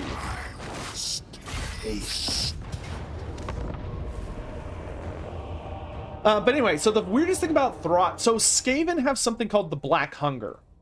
Which the situation for the Skaven is that the reason Skaven have such short lives and tend to die very, very quickly is because Skaven actually have freakishly high metabolisms. It makes them very, very fast. It makes them able to like have really like quick reaction speeds. But it's also why they're like so jittery all the time. And they have like a lot of issues reacting, or they have a lot of issues like keeping themselves. Wow, this is a cool city thing. This big like spire in the center. I like this. This is neat. But generally speaking, the reason that Slaanesh are so like all the time is because they have really, really, really, really fast metabolisms, which is good for them, but it's also bad for them.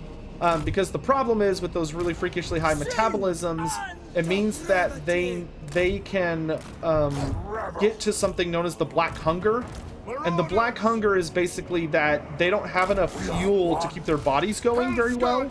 So they can get so hungry that they basically like lose themselves to this freakish frenzy. And the frenzy kind of becomes like the only thing in their brain. And they'll start just like devouring everything around them in a desperate attempt not to starve to death. Now Throt, when Throt was Throt for a lot of his experimentation used himself as a subject, which is generally a no-no in science, unless you want to pull like a Dr. Hyde or Mr. Heckle, Mr. Hyde or Dr. Jekyll, which is essentially what Throt Throt fucked up. Because what Throt did is, in his desire to like experiment on himself and make himself stronger or better or whatever, Throt rather accidentally caused an incident where he greatly increased his metabolism. Like, he literally spiked his own metabolism to such an absurd degree that he's not able to function very well. So he's basically always just starving. And if Throt stops eating for like more than a few minutes, then he will quite literally, like, his body will start eating itself. So Throt's like tum-tum will start eating the rest of him voraciously. And the only way for him to avoid it is that he has to just like keep constantly nibbling and consuming. Which is why whenever you watch Throt's model in Total War Warhammer, his idle animation is literally him pulling out food and just eating and eating and eating and eating. It makes him very, very, and that's why he's like super fat, is that he's constantly trying to consume and store up body weight, so that in the event that he is not able to eat for some reason, he won't just like die. However, Throt's hunger is so hilarious that Throt on battlefields has literally taken to a habit of, if he runs out of hunger and kind of loses control of himself to the Black Hunger, he will literally like grab the nearest Skaven and eat them. So like there have been moments where he is like flat out picked up like some poor little clan rat or Skaven slave and just starts chowing down in the middle of battle, which could be a little distressing for his troops. You know, you don't want to stand too close to him because he may just literally start eating you.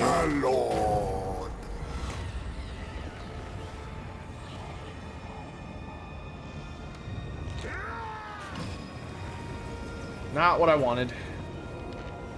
All right, we've almost unlocked all the sigils, but we're like, at any moment, Greasus could just randomly take the right portal, and if Greasus randomly takes the right portal, then we lose. So hopefully we don't fail and we're able to keep pushing, but we'll see what happens. Your appearance disgusts me. All right, woman, damn, calm down. Are you tempted?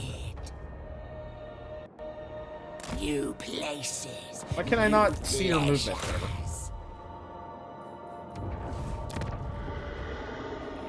Oh, that's what I wanted. I was like, what was I trying to do? It's like, okay, I'm trying to hire a lord. Okay, Blood Mountain should have a pretty sizable garrison, and it has a Shadow Allurus. Yeah. So let's get a Herald of Slaanesh Slaanesh, and put her here. The new avatar of sensation. All right, and I've actually got a ton of standing names for lords and heroes. So your name is... You are no threat, little one. Val the Blade Lord. Also, this hero needs a name. Prepare to dance. Your name shall be Ame the Corrupt. Is very suitable. I get rid of both of those. And then our cultist down here in Old Kislev shall be named My divine master.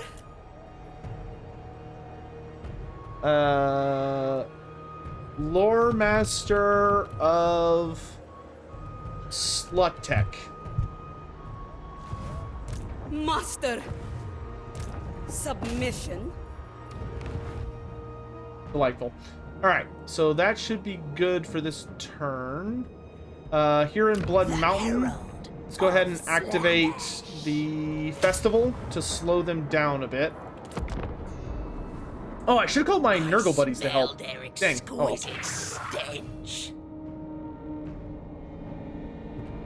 Not Lore Master of Sotek? Listen, I didn't submit the name. Somebody else did.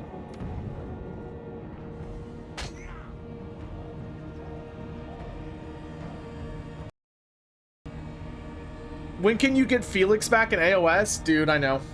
Oh, Kairos is in Tzeentch's realm now. Great, it's getting crowded here.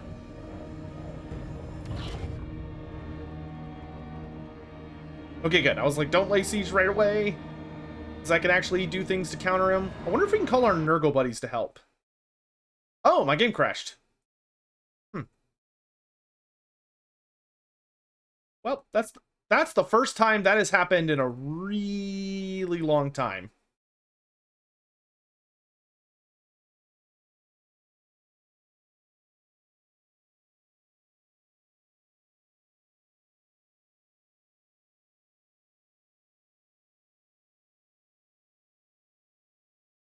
I may need to take a food break here in a minute. Like I keep the stream going, but I may need to... Hey, Luther Huss! I see a world drowned in fire and plague, where madness is the only reason and death the only respite. That world will soon be ours, unless we fight these hellspawn with every weapon at our command. Luther Huss, the prophet of Sigmar. Dude, give me Luther Huss. Give me Luther Huss. Where exactly the ogres come from and how they fit with the other races of the world is a question many scholars have asked. Elven lore masters believe, well, okay, I wasn't done with that, that the old ones made the ogres to join the fight against chaos. However, there was quite a bit left unfinished when the polar gates collapsed. Yeah, you know what's funny? There's actually been a complaint leveraged in like the content creator Discord that I agree with. But there's a complaint that actually made me really laugh, which was that people were complaining that they need to make it where you have to manually click off the load screens instead of it just doing it automatically, because they actually added like a ton of really cool lore facts about the game, and for a lot of people it could be difficult to read them fast enough, especially when you're just like loading into a battle or something, and it could be difficult to find them. So a lot of people have been complaining that they need to fix it. Let's see. Okay, so we just need to end our turn. Let's see. What other factions want to do with the bear god? I thought I answered that one. I guess I didn't click it off, but I'm pretty sure I answered that. Pious Skeleton, what was your question? I'll just answer it again. Y'all can see the game, right?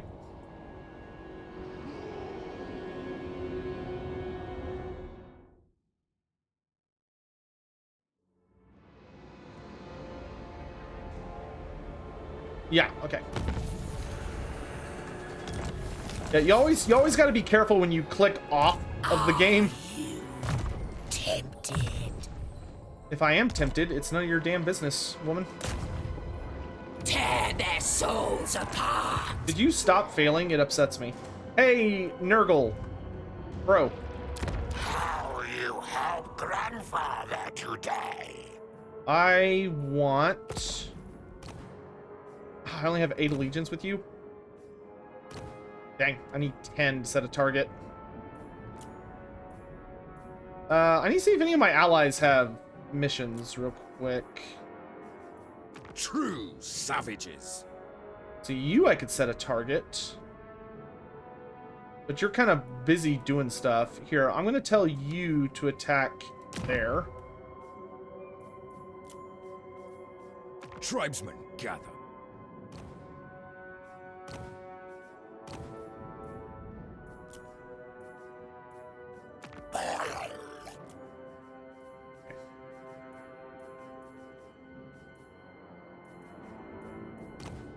Nurgle's chosen. Behold, my alchemical and biological wonders. Do I know of any Norskin lore that draws from Scandinavian myth, and if you'd like to see them as a proper fantasy Scandinavia on tabletop? Well, unfortunately, I would love to answer that, but I kind of can't. Because the problem is... by your helping hand. The problem is, I don't know any Scandinavian myth. So, like, I can't tell you if any of the Norse good stuff is based on that. Because if they were, I wouldn't know. I would kind of have to be in a scenario where you're like, hey, this is some Scandinavian myth, and I would go, oh yes, like I recognize this story or this story. Oh, Miao Ying the Storm Dragon's here. Tolerable. I'm kind of tempted to attack her, but I also think I should just keep hustling through the maze. Yeah, let's just keep moving. Okay.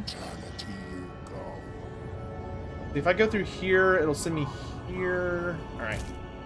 Fine master.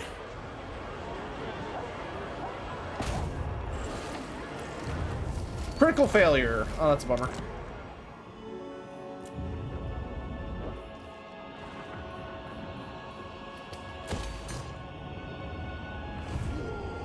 Prepare to dance.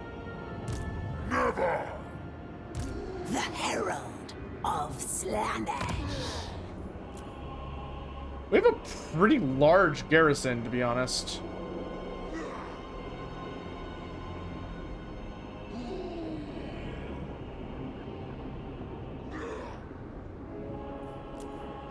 That will incur my wrath. Slaaneshi.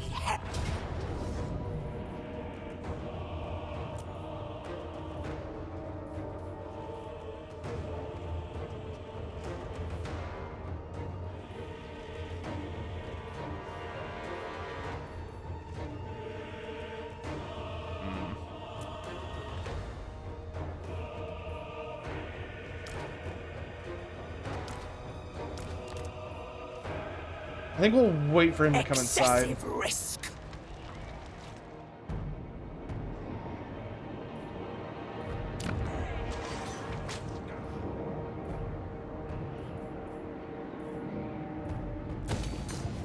Use more income.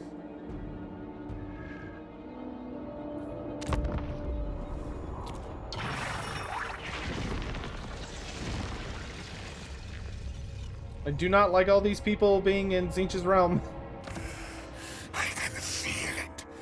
You will have an undeniable attraction to me.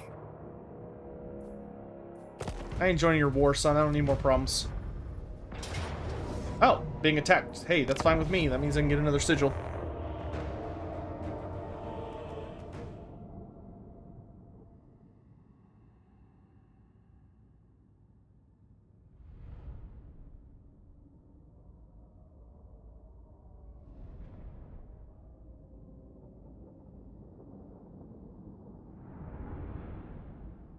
Oh, Pie Skeleton. I see your lore effect now. Now, I will say, do I think there's a good chance that Norska may get like a standalone army on tabletop? Probably. I think it depends on if CA ends up like further developing them at all. Because whatever you see in this game is what Games Workshop is essentially going to be kind of leaning towards doing on tabletop, right? Like those things are directly correlated.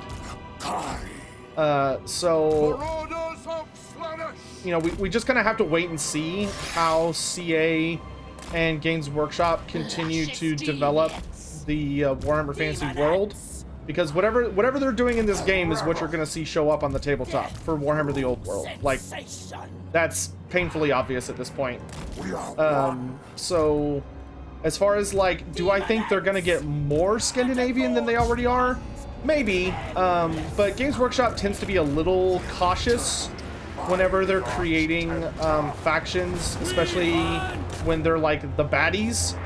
They tend to be a little more cautious than normal as far as like how to adapt them, just because, like, you know, they don't want to run into an incident of like a race being declared like, oh, Games Workshop says these guys are evil because they base this baddie faction after this ethnic group or what have you. Like, they try really hard for that. But I don't know. We'll have to see. I mean, I would like to see more interesting, like, proper Scandinavian stuff, but we'll have to see.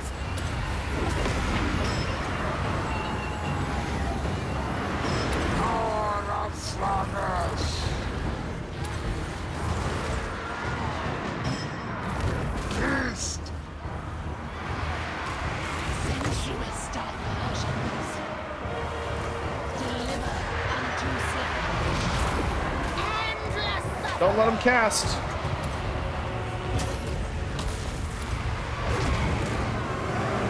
Onward. Surging on.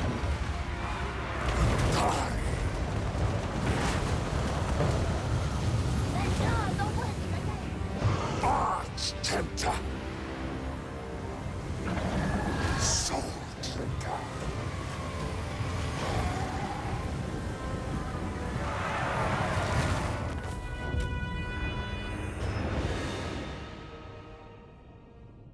As Supreme Patriarch of the Cult of Urson, Kostaltin's the de facto head of the Great Orthodoxy by dint of being the most senior clergyman in the nation. Such a prodigious position grants Kostaltin the power to use the Orthodoxy's considerable researches. Although he makes a great show of his humble attire, the Patriarch is cunning enough to use the Orthodoxy's wealth when required, and yet he has made many sermons railing against the very organization he reigns over. Such is the enigma of Kostaltin. Ah, Kostaltin's a hypocrite!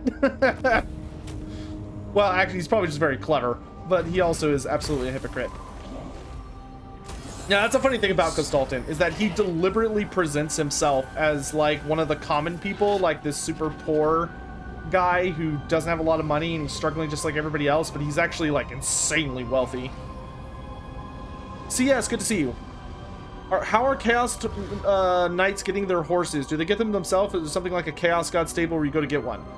Generally, they are horses that have either been, like, raised or grew up in the Chaos Wastes, or just outside of the Chaos Wastes, or they are horses that have been with, like, a particular individual as he fell to Chaos and went through all those steps.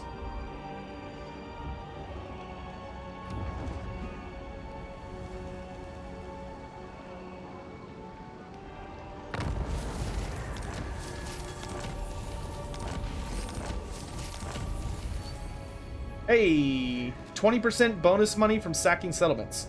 Blending citrus fruit with unfiltered mortal greed, let all around know that unfathomable wealth awaits those who lay waste to the Dark Prince's name, or in the Dark Prince's name. Spring break! Spring break! It's been too long since your demonettes last slaked their desires. Frustrated, 6 of them dance towards the nearest mortal settlement, where they adopt the forms of beauteous men and maidens unclothed and glistening. Hundreds flock to them and know an agonized rapture they will forever crave to experience again. Slaanesh out here literally doing spring break event. What a wild, what a hog. All right, let's The Tempter Lord. There's only one way out of here, and we're kind of at the point where I don't really need to know any more portals. I think we know, like, pretty much every portal. It's just a matter of figuring out which one leads to this one. So we're not going to do these anymore. We're just going to run through these. Because, like, this one only has one exit. This may be the right one, but we'll see. Yeah, Demonette's Gone Wild. That's what I was trying to think of. I was like, what is that? What's that spring break show they always used to put on cable? Or advertise the hell out of on cable. I can hurt them. Girls Gone Wild. Man. Prior to having easy access to the internet, that was like the closest thing you could get to porn.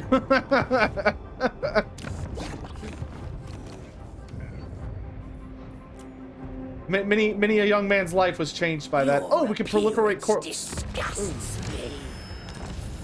So we got a cult in Skozthraken. Oh, great! That's another ice cult or Cateran one.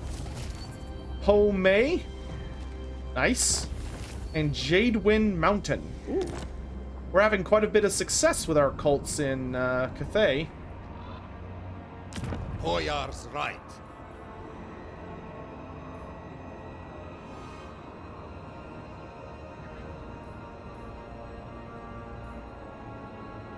Okay, this place doesn't make much money, but control is going up. So we could get 6 seductive influence per turn if we do that.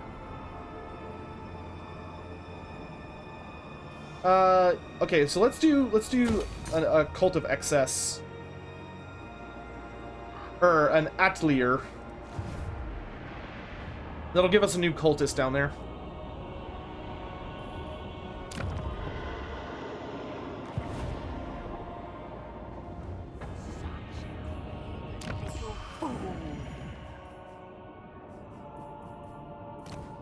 Take what's theirs. The Aisling, huh? You could be a useful tool. Always ready for a headbutting contest. Fine. My What? supreme Deathbringer. The eyes. You come to me in a time of need. How speculative. What secrets we shall spread. At least Trudge I'm... my gut. It Your will. excess. We are slowly but surely manipulating a lot of allies. You will be deprived of ecstasy. Okay, this isn't doing anything for me, so let's go back to income. The Tempter Lord. Arthur M. No, it doesn't seem to be anything significant. It's just something CA threw on the map for fun. There is little joy in moderation. You could be useful to me. So be it. Though I probably will end up betraying you later.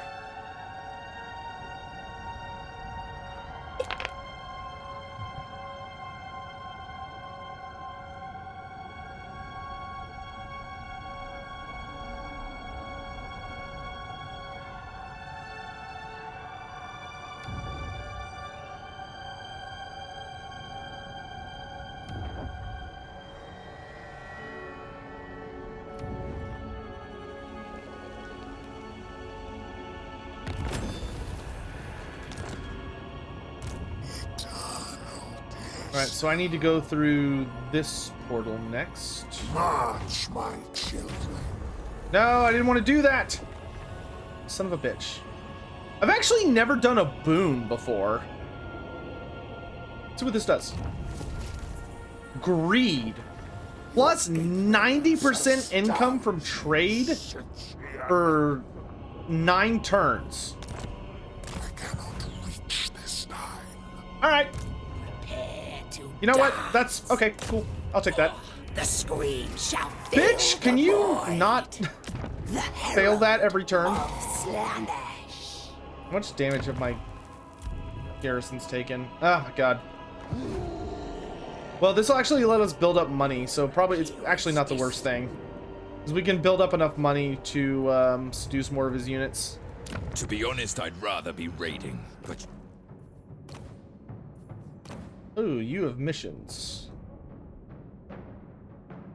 I could kill Fractus on my way out. Oh no, let's do this, because I'm going to have to fight this guy anyway. So I'll accept that mission. And then I'm going to set a target. I have insufficient points. Okay, that's fine. Where is Katerin?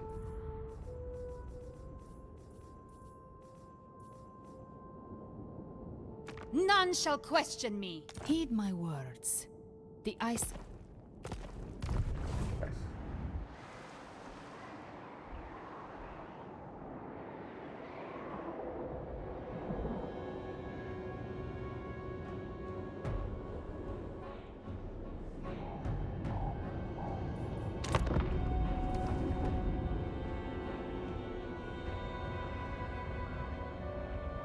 Any fun stories about the Skaven besides Battle of the Noses? A funny story about Ikit Claw and just kind of Skaven warlock engineers in general. Promises ecstasy for Kind of a hilarious set of issues is that there is actually a whole thing about how the reason Skaven technology is so unreliable and tends to be like very explosive and like not something you really want to rely on too much is that generally speaking, the warlock engineers that create new forms of technology have a very bad habit, or a very good habit, in their opinion, of making sure that they do not have to deal with people copying their tech. You know, they're very jealous of guarding their creations. Oh, we did it! Wait, who's that? No! Greasus! the world is mine. Greasus, we're going to war right now. And we've not got a problem. Me and Greasus literally got to the end at the same time. Alright. So I have to fight him. I have to fight Greasus and I have to beat him. Or else it's over. This is the battle for all the marbles, chat. I'm gonna steal some of your units, you fat bastard. Give me a unit of Iron Guts and give me a unit of Noblars. Actually, maybe it'd be better to take 2 units of Ogres.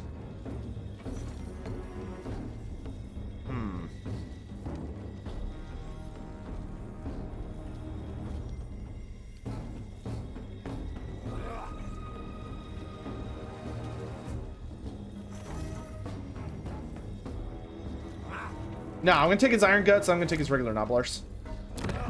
These are mine.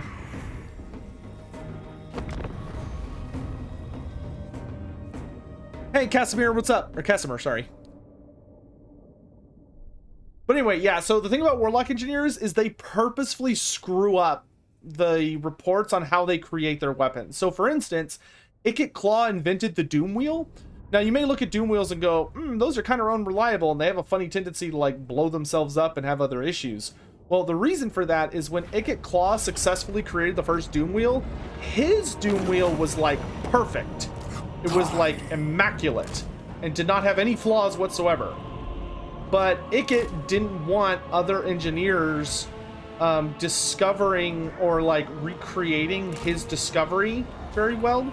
So what he did was that he decided to purposefully screw up how to report on the creating a Doom Wheel, so that anybody who attempted to recreate a Doom Wheel would just completely and utterly fail, because they would follow Ikit Claw's like plans and instructions, which would intentionally give them the wrong answers. So their devices would end up exploding, or having other like major issues. And that's why all of Skaven technology is like so bad, is that, and every engineer does that. So even if an engineer figures out that, oh, this isn't working the way it's supposed to, and they'll kind of like try to find a way to like kind of jury rig it, to get it to work. And even if they accomplish that, they then lie about how they created that one. And so it's like this endless process of people lying about how they invent things, so that the next person that tries to invent something similar will inevitably screw up and hopefully die in the attempt. Sacrifices. Go. You're up first, big guys. Go die. Go die for me. Go fight your boss and die for me. I don't care what happens to you. This will be exquisite.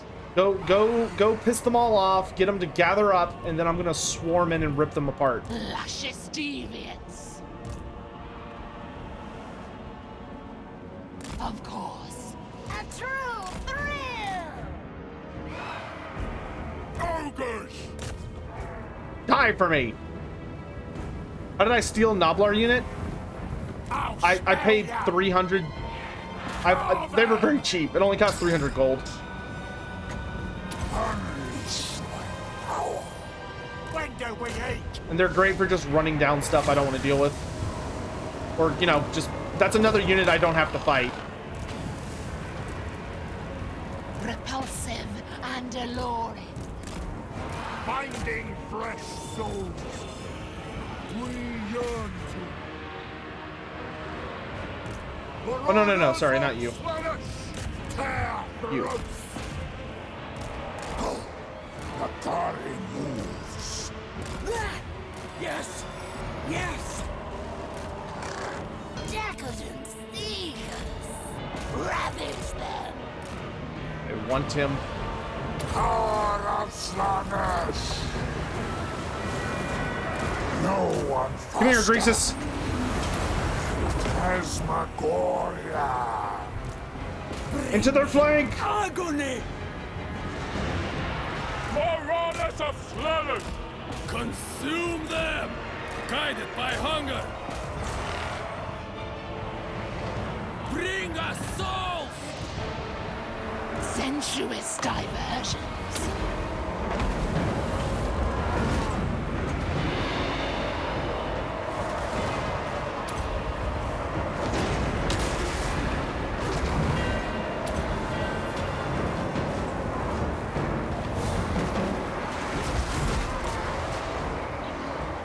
Greasus is frenzy. Slaanesh.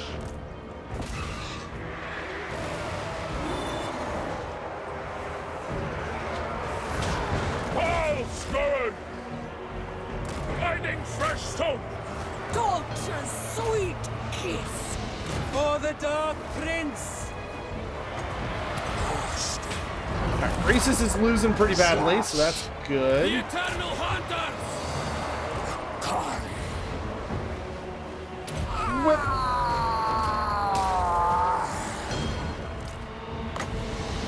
Extravagant. Anyone else get the feeling that Nakari likes casting magic a little too much?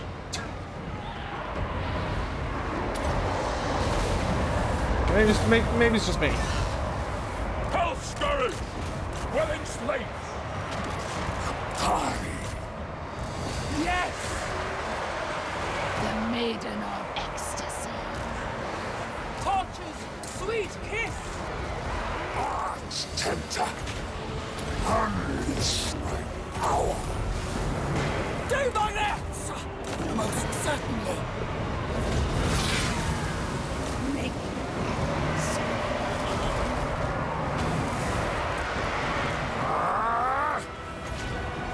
Power of Slaanesh.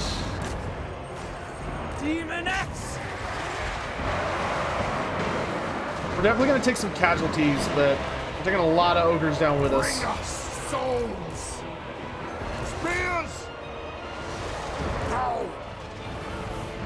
Feast. Death through sensation! Breathing! Agreed. Moving. Yes! Onward. Yes!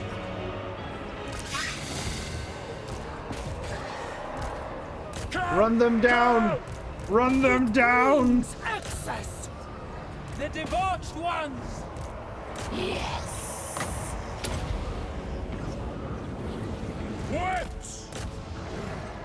All scurry.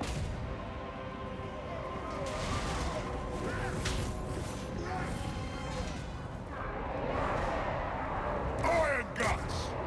Demon X! Marauders. Consume them. Pain is a gift! Who can I play with? Yes.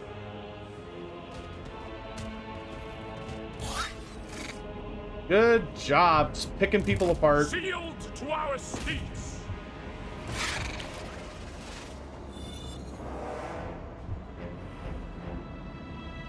Come on.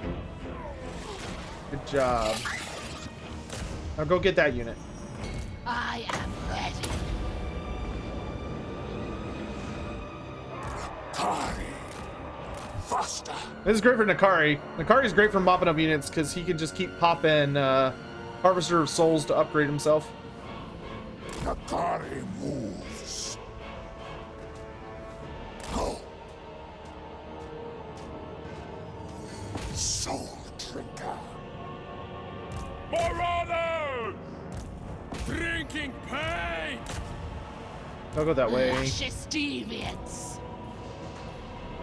Paramour of Slaanesh. +5. Nakari. Phantasmagoria. Sorceress Lash.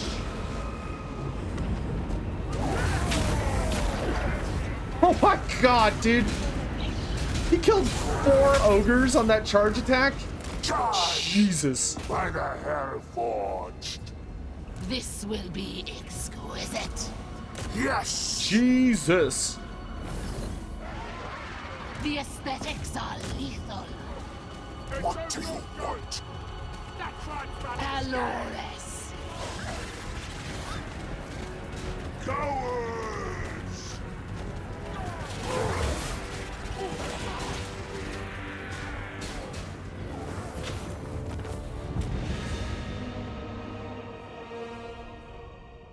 Okay. So Greasus is dead. And his army has been effectively spanked. That should make it impossible for him to finish the battle against Tzeentch's librarian, which means that we are good to take control. Do I think that one Bretonnian merchant's daughter that became a Noblar chief will show up? No. No, I don't. I think she, at best, she may show up in like an event if you're playing as the ogres, or maybe as Bretonnia. But she's never going to be playable or anything. No, that would be really, really dumb in my opinion. Dance to my No! It teleported me back through! Defeated Grease's Goldtooth. Plus 10% income from all trade, and plus 8% income from just buildings. The Tempter. Oh gosh. Okay, so the good news is we killed him. The bad news is it pushed me back through the portal, so now I gotta run back through it next turn. This is mine. Why? Because Mine. in order to attack Greasus, I had to move on him. So by attacking Greasus, whenever you attack someone and you win, it technically counts as a move. So I would move back on top of the portal I just went through, so it sends me back the other way. So many souls to feast on. It's not a huge deal though. I can literally just step on my portal again. No, it's not a bug. It's not a bug. That's just how it works. If you attack someone that is stationary on something that will teleport you, then you're going on top of the portal. The scream shall fill the void. You lost your buddies. These are all so expensive, dude.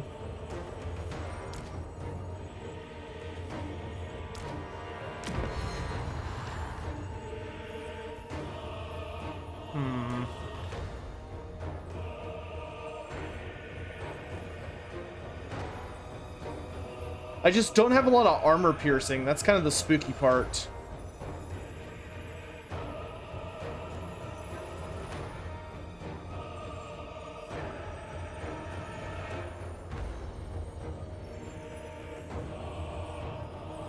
He does have reduced... Oh, no, he doesn't.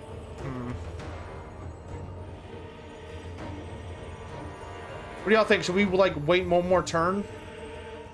And try and get an attack from this lady onto him? Or should we go for it and try and beat him down?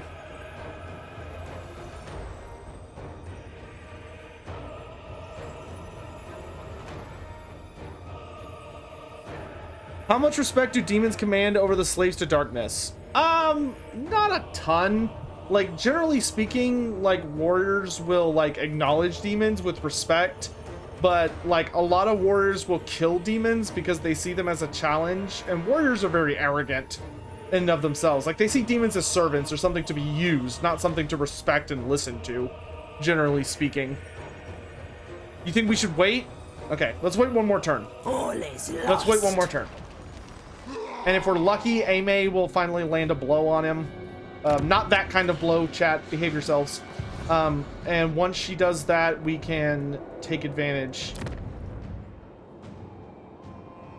Bro, what are you doing over here? You were like way far away from where you're supposed to be. Oh, whatever, it's fine.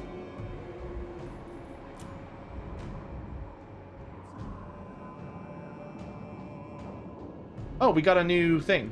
Let the sun sputter and die. Okay, I need more stuff. Do I have a cultist here yet? Approved. No. Next turn we'll have a cultist. Okay. Alright.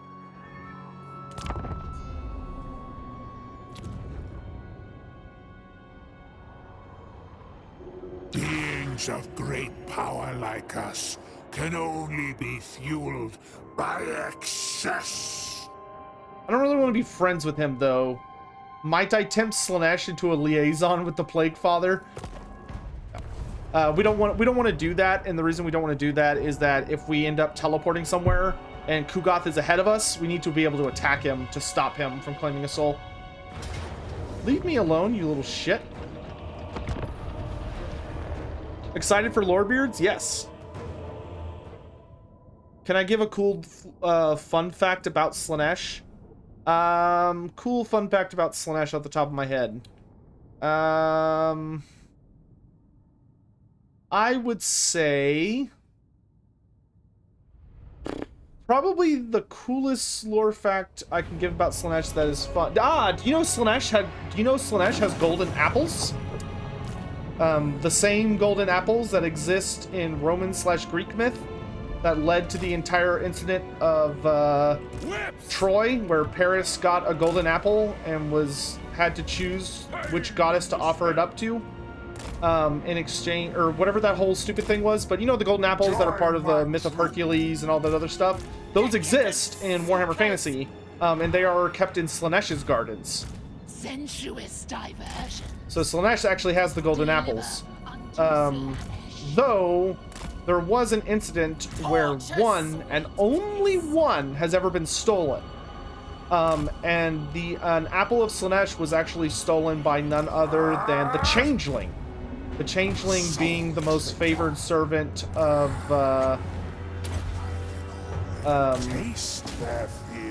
what's his name? Tzeentch. There we go. Took me a minute.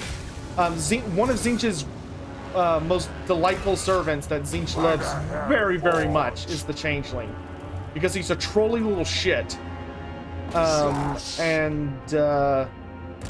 He delighted very much in stealing one of Slaanesh's golden apples, and he took it to Nurgle's realm and planted it in Nurgle's realm to make it look like Slaanesh actually, or that Nurgle stole it so that he could cause it to rot in his garden, which obviously he didn't, but that's what Slaanesh thought.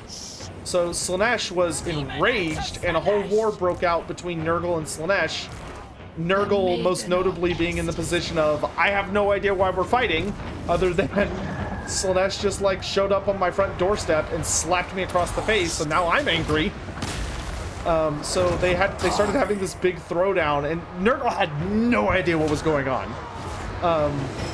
Nurgle was just like, oh, okay, I guess we're fighting now. That was basically his response. On the hunt! Seek and Slaanesh's embrace! Aim is a gift! Summon the volcano! Chariots, get out of there! Glorious degradation! To the next victory!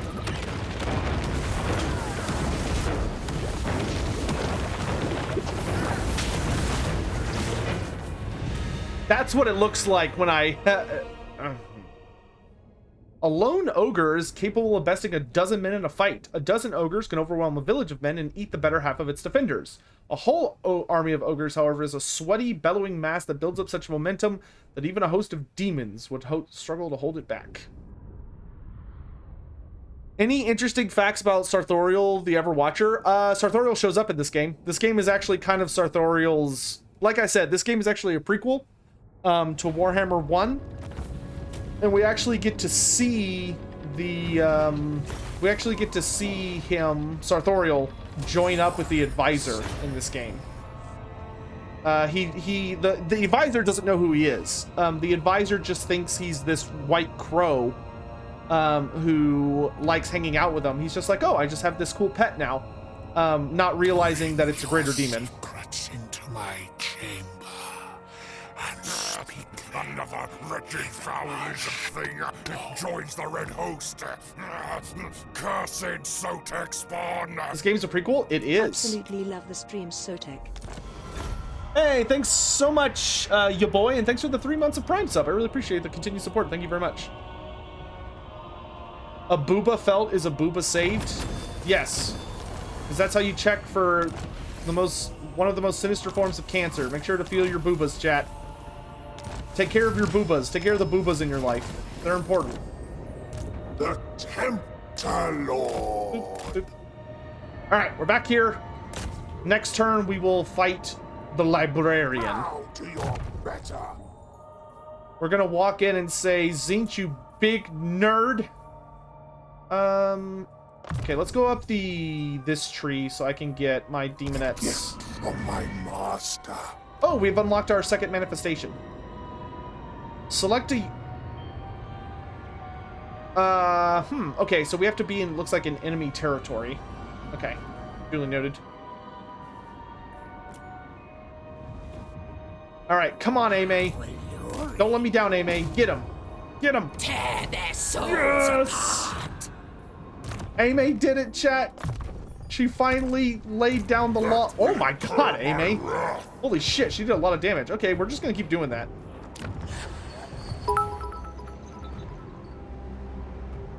Giga_Golgans cheered. X100. If it is a prequel, which of the factions won the race for Urson to get to the correct timeline of Total War Warhammer 1? I don't know. I'm actually going to be asking... I'm actually going to ask that to our dear host, Mr. Andy Hall, tomorrow. So if you're curious about some of that information, maybe he'll tell us. If I had to guess, which I am absolutely guessing, but if I had to guess, I would say that it's most likely that Kislev wins.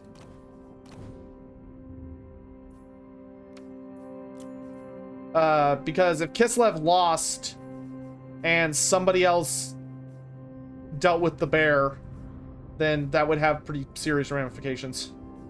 Bring ruin. Welcome.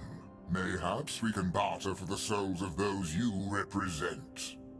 The gods will. Nice voice changing mod you got there, bro.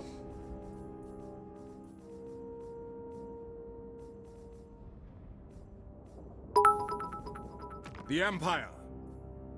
The Mops Celestial cheered. College in X10. Any chance to see Enarian like LLN game? No. Well, an Anarian like? You already have that. Tyrion.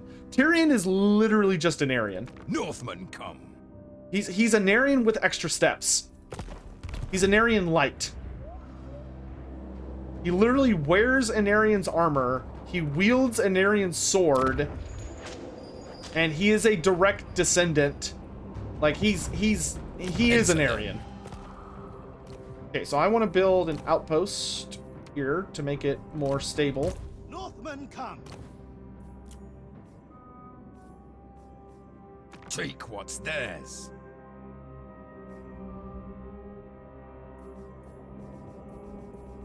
I really want to start turning my attention on the Laralorn elves. They are being annoyingly resistant right now. Lord of Athelloran, consider yourself.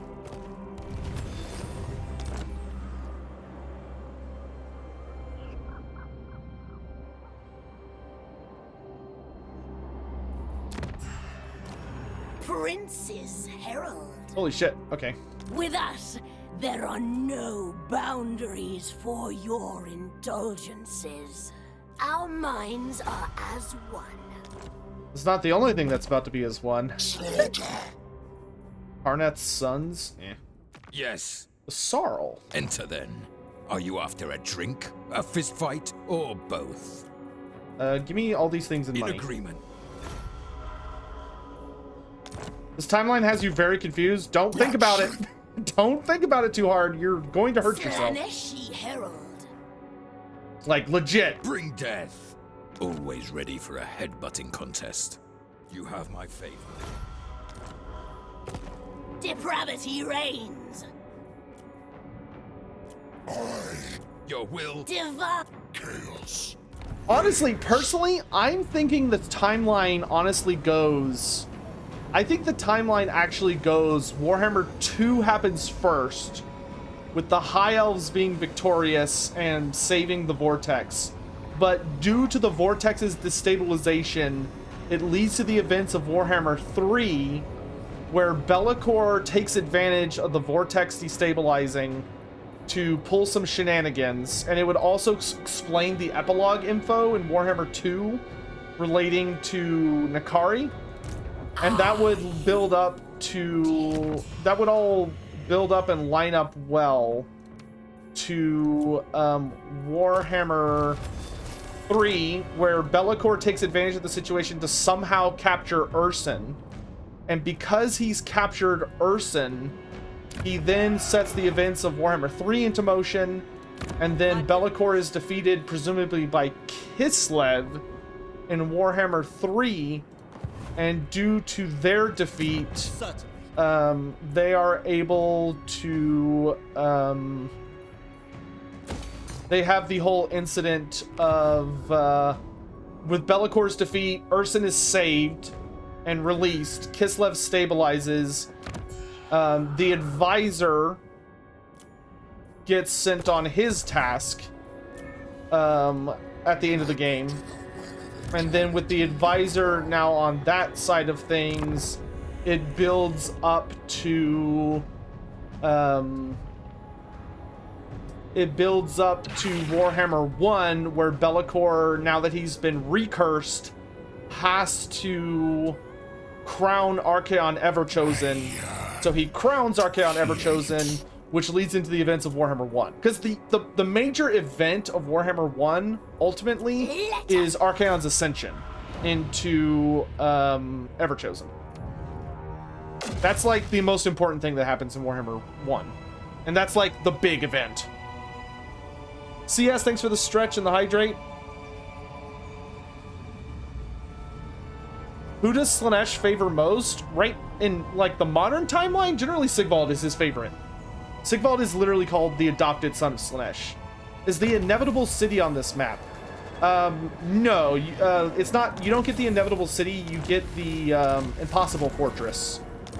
Because I don't think the inevitable city is in the Chaos Waste. I believe the inevitable city is in the realm of Chaos proper, but it is not represented on the fragment of Slaanesh's realm that we get on this map.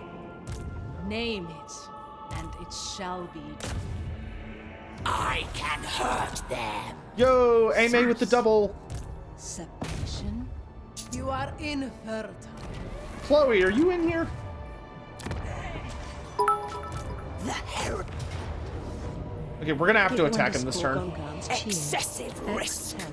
And after TWW3, all Kislev legendary lords go back into slumber and leave things up to a random lord for TWW1. Souls. Yeah, basically. But, like, you have to remember that the combined map is functionally you're playing Warhammer 1, just with everybody in the world in on it. Wow, I can't even make it there in one turn. Well, I guess I could march, but I'm not gonna do that. I don't really want Tzeentch units in my army, thank you. That tickles me the wrong way. A wondrous day.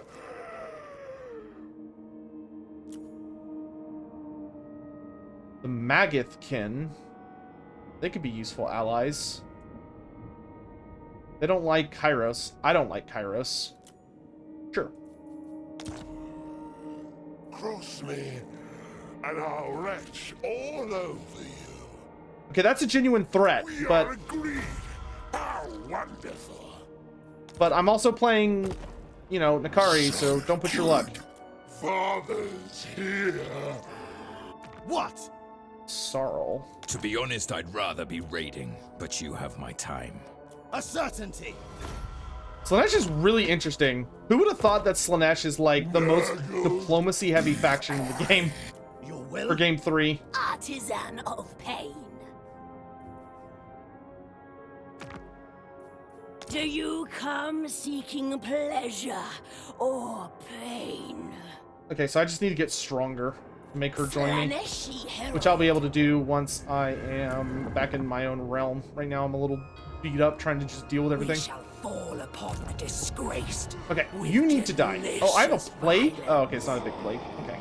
Great. Alright, so we're gonna fight this dude.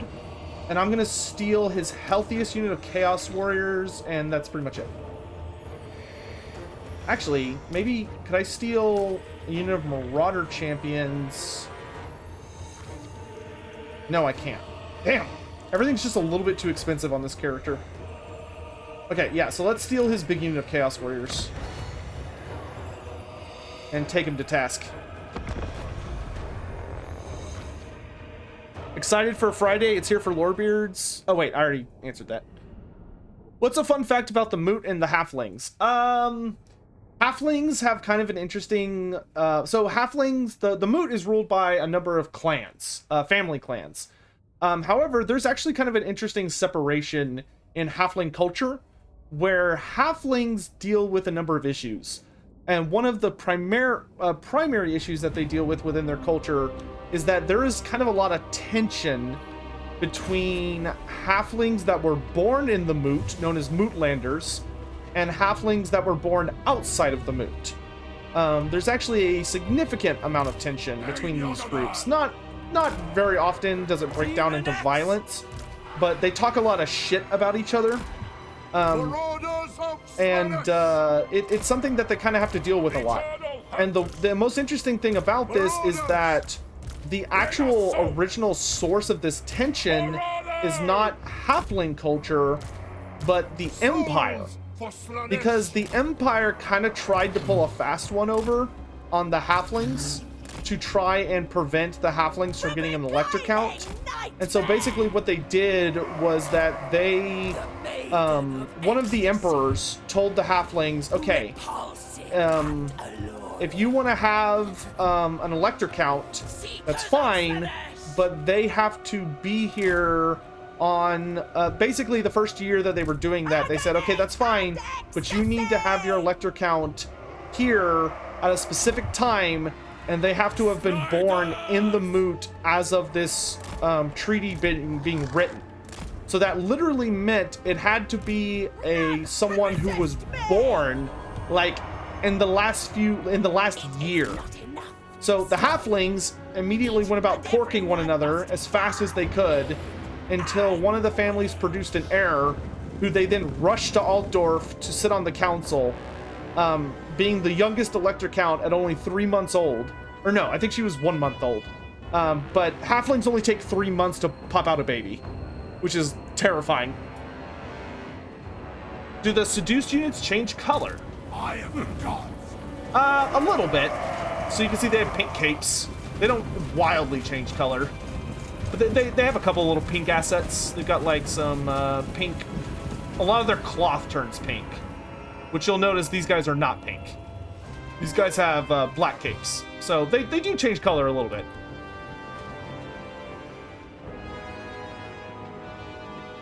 Beer beak.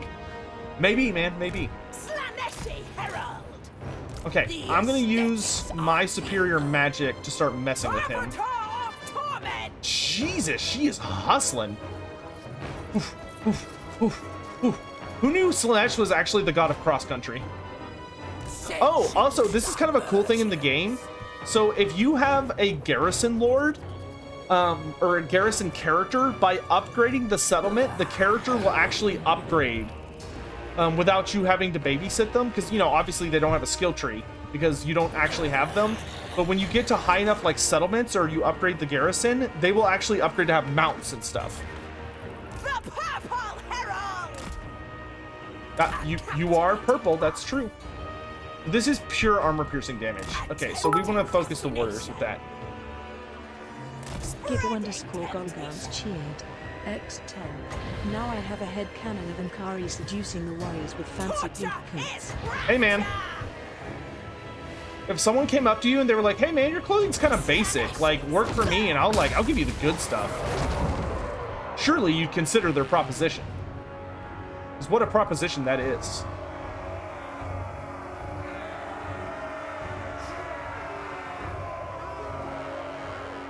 I'm just gonna whip these guys until they attack me.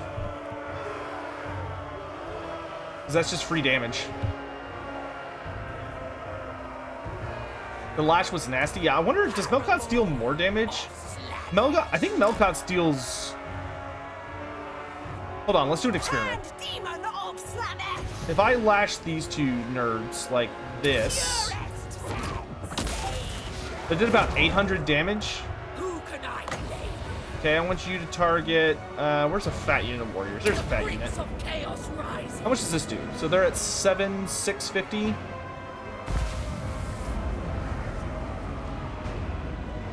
Oh.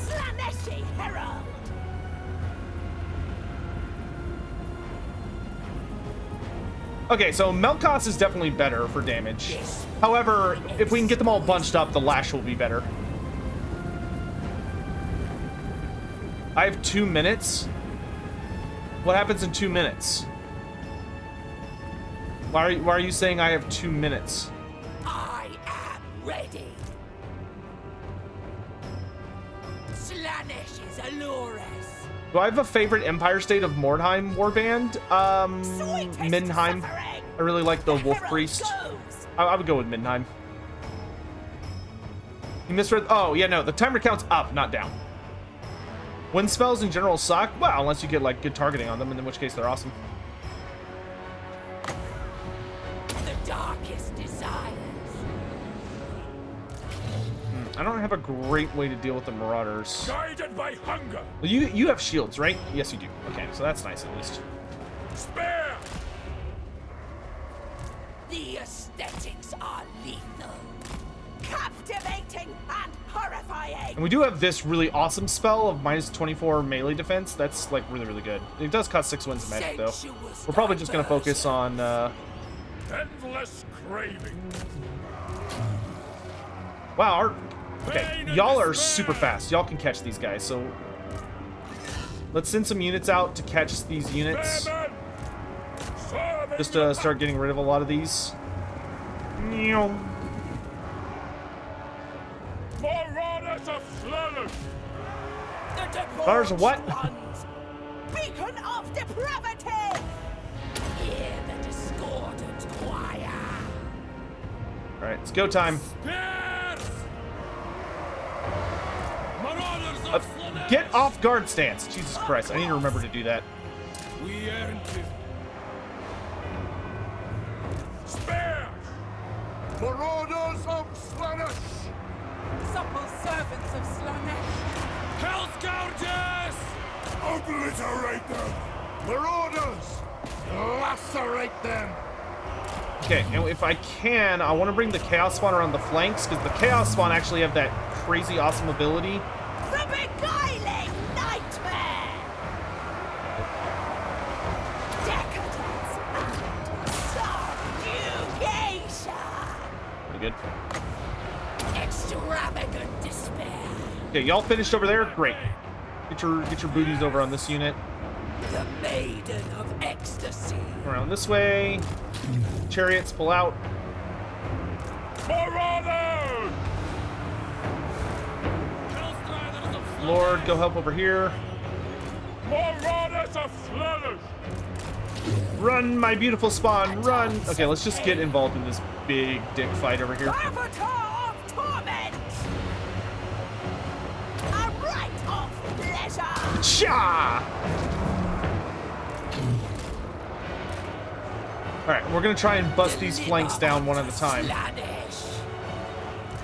We're gonna start with this flank.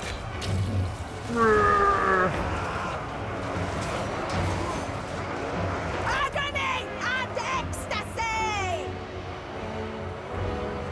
The pangs of suffering! The Purple Herald! None can resist me!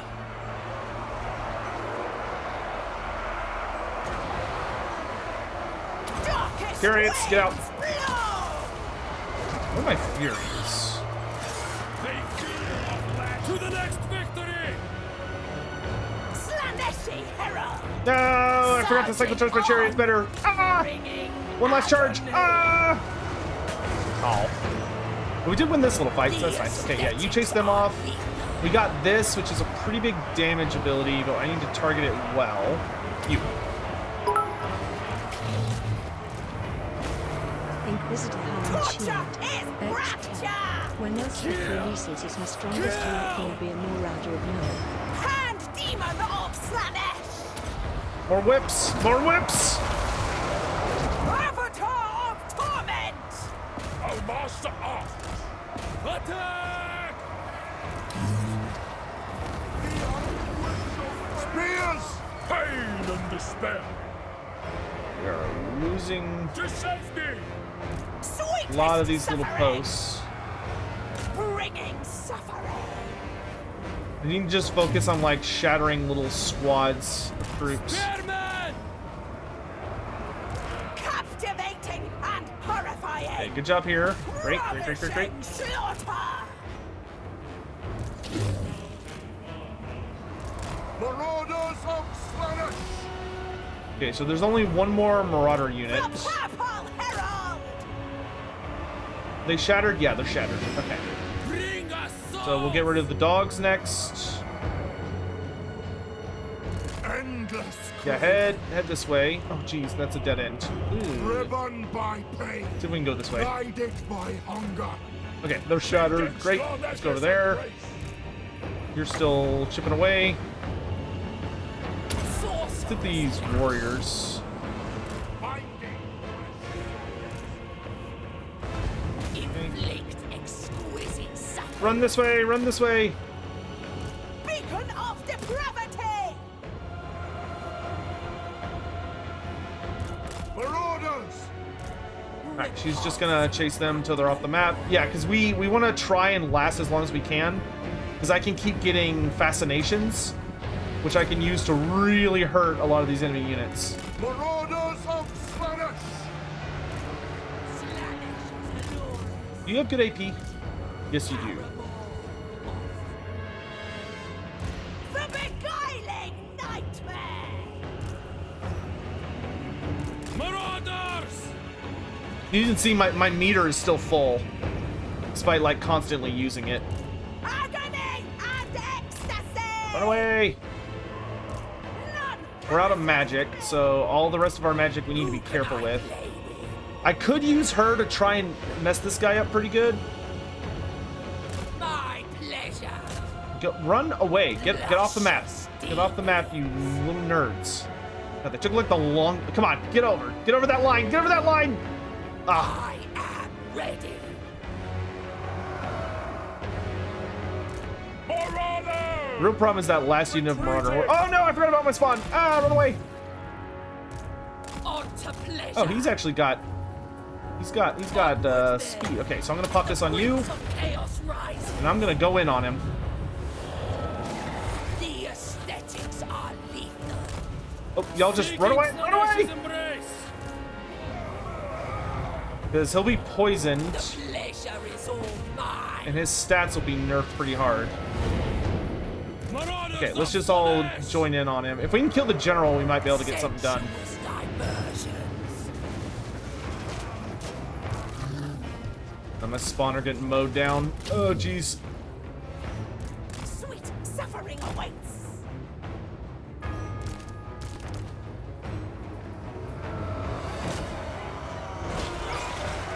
Their flesh is my cat! Get out of here, you little idiots. Slaanesh is allurous! Dance upon Okay, I got another one of these. Let's use it on... Okay, they're pretty much out of gas. Marauders, warriors. Marauders, hit the warriors. This will be Alright, the Lord's going down. You guys, get them. Gonna hit them with the milk pots. Attack. The Maiden of Ecstasy. Come on, chop them up. The aesthetics are lethal. Repulse. Oh no. He's got a bodyguard. I can't Get out of there, get out of there, get out of there. Divine dance. Damn it. Okay, so I gotta get him separated from his troops. Pleasure. Paramour of Slaanesh. I move. Hand demon of Slaanesh. Okay. Sweetest suffering. We should be able to pick off this group pretty easily. Tear throats. Feeding our addiction. Bitch, run! What are you doing? Oh my god. The darkest is Fuck me. God damn it. That was stupid. I should have been paying more attention to her. captivating and horrifying. Quench the thirst.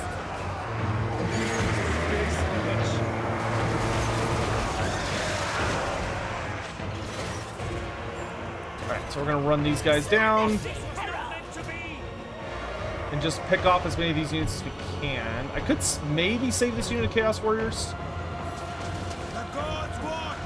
Do not disgrace us. Okay, you guys, let's go over this way. They're gonna keep hunting that unit down because that's gonna generate us more points. I'm out of magic. Because that's gonna build up our sensations meter. The beguiling nightmare. I might be able to save this unit of Chaos Warriors. I'm just gonna kind of hit it and quit it with my lady here. The Purple Herald.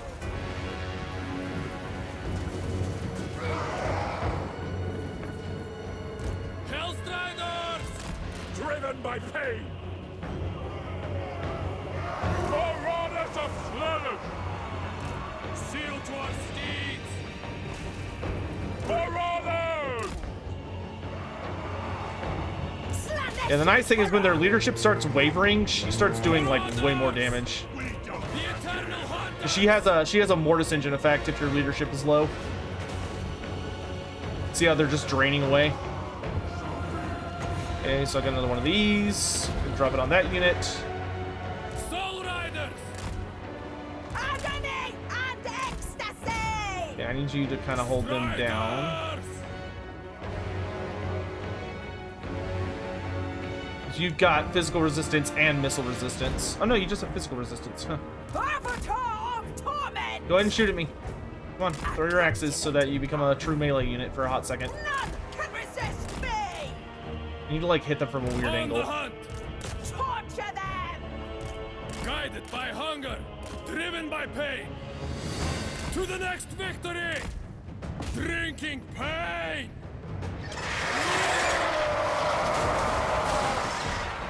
That anti-large bonus to work. Spareman! Okay, On the hunt! y'all head back over this way. Fresh soul! Great job. The Purple Herald. Everything must die! Here, y'all can walk. Slaanesh! You know what? Just kind of set up and chill for a second. Get your vitality back, or your vigor back. A journey to pleasure. Torture is rapture. Hellstriders of Slaanesh! Y'all are still eager, but they're all super tired. Seeking Slaanesh's embrace! Spreading temptation. I really don't want to fight both of these guys at once, because that's going to be a little more tricky. Though they're pretty shaken. So as soon as she gets in range of them, they're going to start taking damage over time. Slaaneshi Herald. Not to mention I cause fear.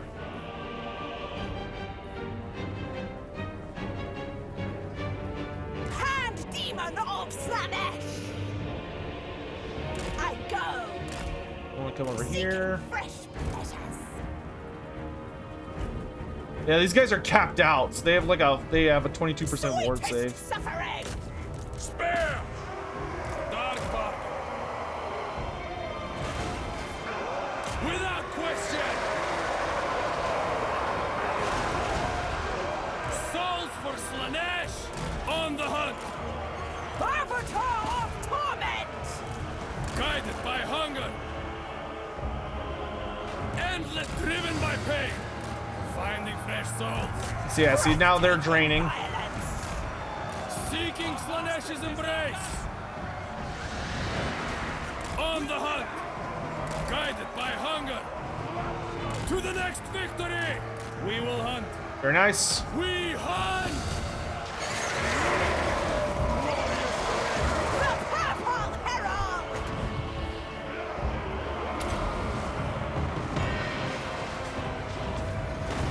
Slaanesh Cap looks awesome. They do. I think kind of mismanaged this fight. I think it would have been way better to like drag. I should have made my army run in a single direction and just slowly but surely drag them all out. Souls for Slaanesh! All right, so we're just gonna maximize our kills here. No!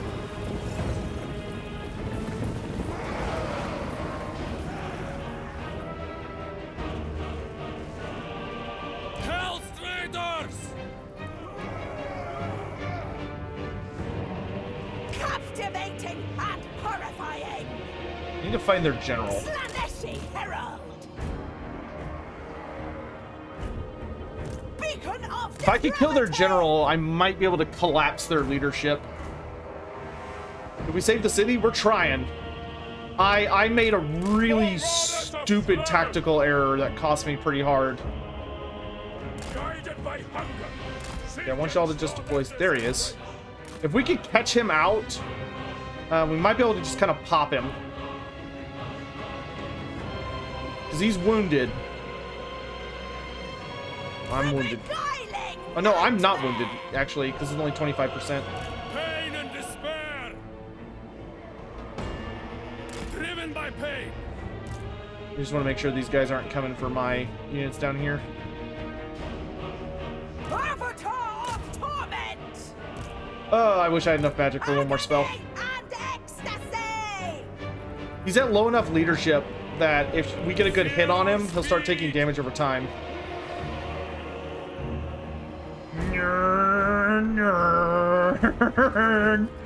I love how fat she is. It's so great. Finding fresh souls.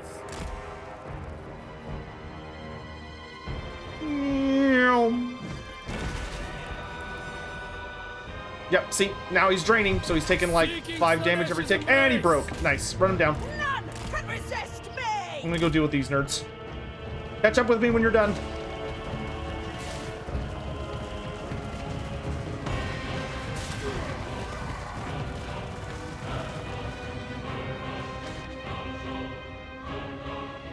Torture is rapture! Yeah, you're next. The enemy lord is dead, which caused a couple units to instantly break. Oh, we're gonna save this city, son. We're going to save this city. Demon of Slaanesh! Sweetest suffering! Come here, boys. Oh, yeah. Boom.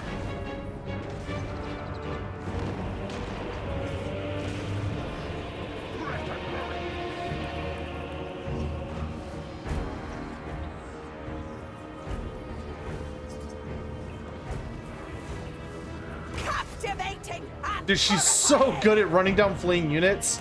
Because since they're fleeing, she's automatically draining them of health. Because if your leadership's low enough, she just does damage to you. What about Vigor? Well, these guys are healing over here, so these guys are active and winded now. These guys are tired. She's very tired. But once we're gonna join up on these dudes. The beguiling nightmare! Alright, we're gonna walk. The Purple Herald! The pangs of suffering! Skaven!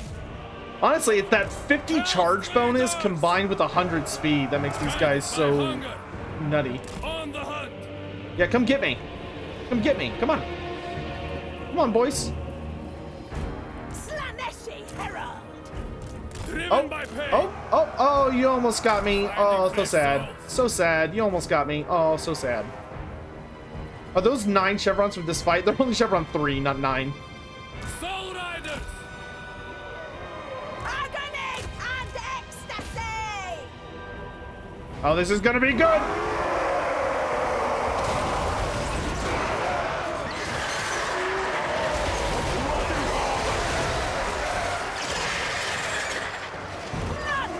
And in she comes, and they're draining. We flee! Avatar of torment!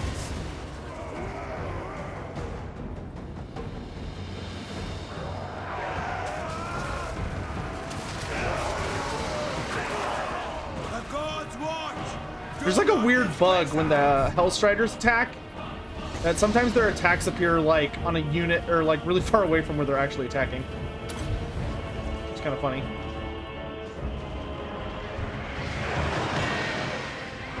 Oh, all of my mortals finally broke.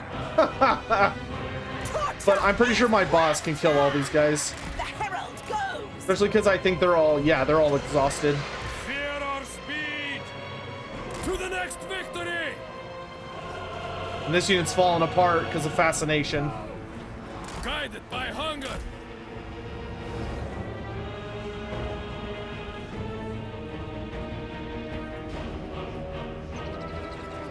Hand demon of Slaanesh! Bring us souls! Sweetest suffering! Captivating and horrifying!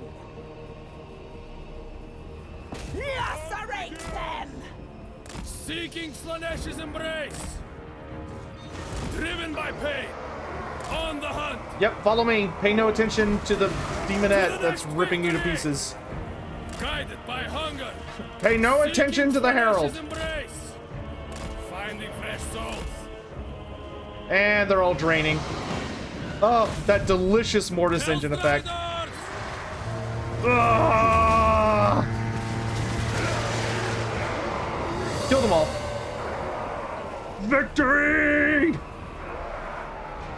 Beacon of depravity! The eternal hunters! The beguiling nightmare! Law indeed. Kill! Kill! Such unholy resilience! Inquisitor Hammond cheered. X10. Kazukan Kazuka Agony and ecstasy! The Purple Herald! None can resist me! Bringing suffering! They're all just dead. Oh my god. Dude, she is scary. She got 283 kills.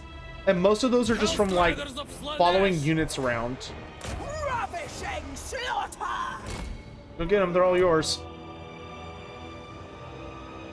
Well, on this unit having that 22% ward save because they've killed enough people is just nuts.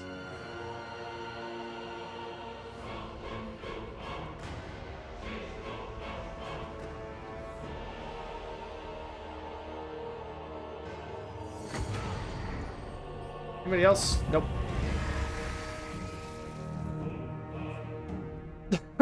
Oh my god, dude.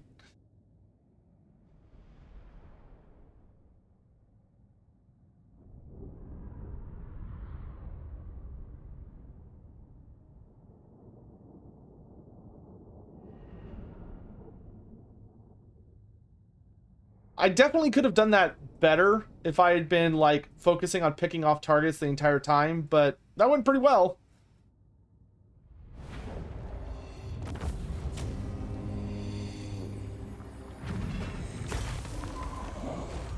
I will take devote. I'll take captives. Feel my heel on your spine. No. The Herald of Slaanesh. I would like to run faster.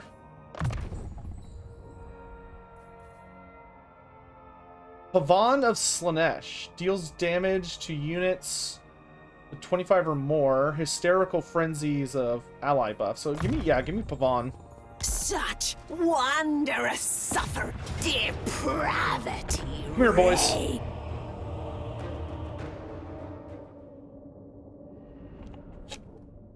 Yeah, the seduced warriors did great too.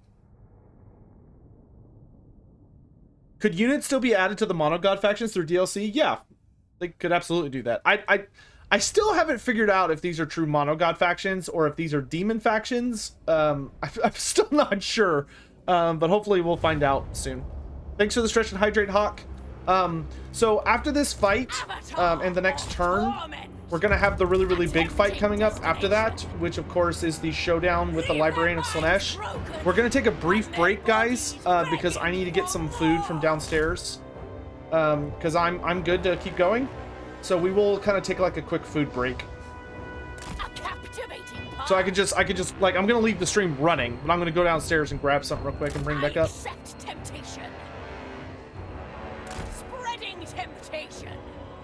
These poor bastards are just like, oh shit, dude, here she comes. Purest sensation! Oh, it makes them rage too. Oh, you poor sweet boys. Yeah, come here, boys. Follow me, boys. Come on.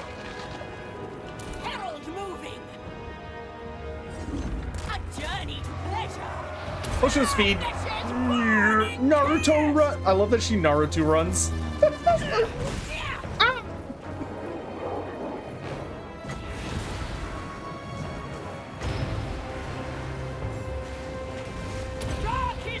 Whip me.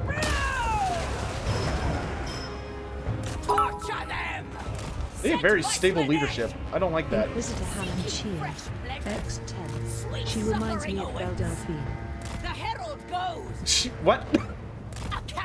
Belle Delphine. Spreading temptation. Yeah, we need to get rid of the dogs, because their poison is actually problematic. Also, these Norskins have like great leadership. Bad dogs.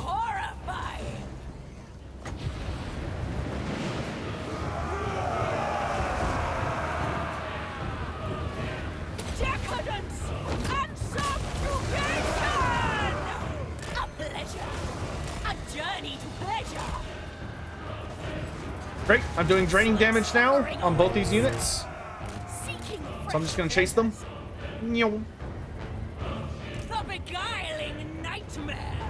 What is the range on that?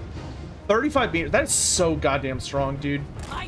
That's probably one of the most overpowered abilities. They're gonna have to nerf the damage on that, I think. Like that ability is kind of obscene, to be honest.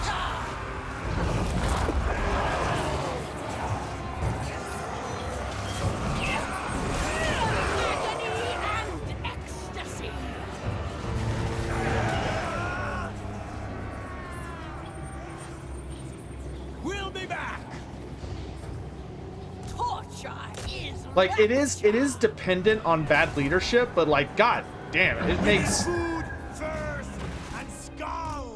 it makes like chasing down fleeing units a joke with those characters. What factors prevent the Empire from industrializing their technology? The Empire attempts to industrialize as best they can. They're just very much limited to their cities. Because the Empire is kind of like a few bastions amidst a whole bunch of forest and unclaimed lands that are primarily the domains of like greenskins and beastmen.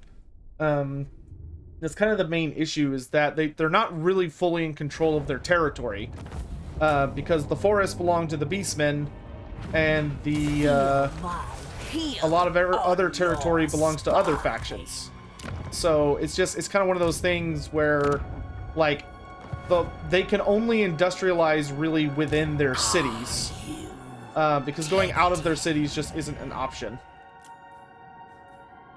There's too many foes found outside those walls, and expanding is very difficult. So the only thing I think they need to fix is it doesn't seem like you could do normal diplomacy with the Skaven, which that should not be a thing.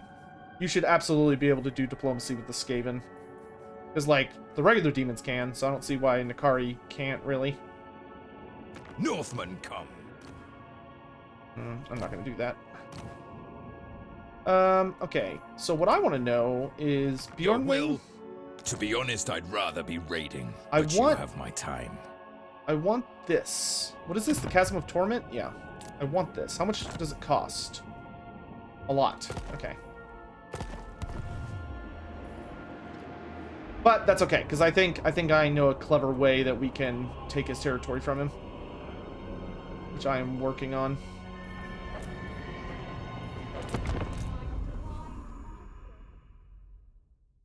We have so many allies. Yep, well, that's the hope. Does Nurgle also have the Mortis Engine effect? Nurgle can get a Mortis Engine effect, but it's pretty late in his upgrade tree. I think it's through your personal tree. Bring your secrets into my It's not base, though. And speak them in hushed tones. Inquisitor Hammond cheered. X10. Jersey Mike's or Firehouse subs? That's not even a contest, dude. Firehouse subs. By like so many degrees. Not even a contest.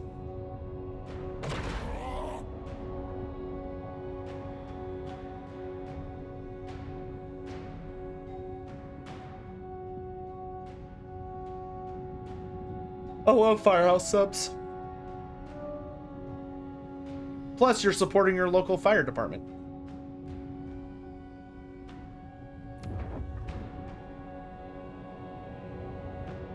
Materia, it's good to see you.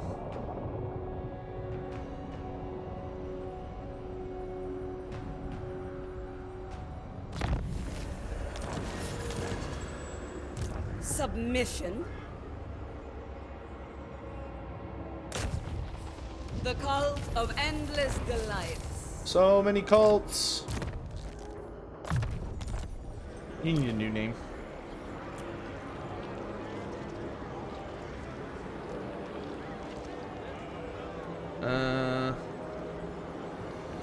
There's one. Well, no, I need to do these. I need to keep these in order. I'm not gonna say Wilma. That.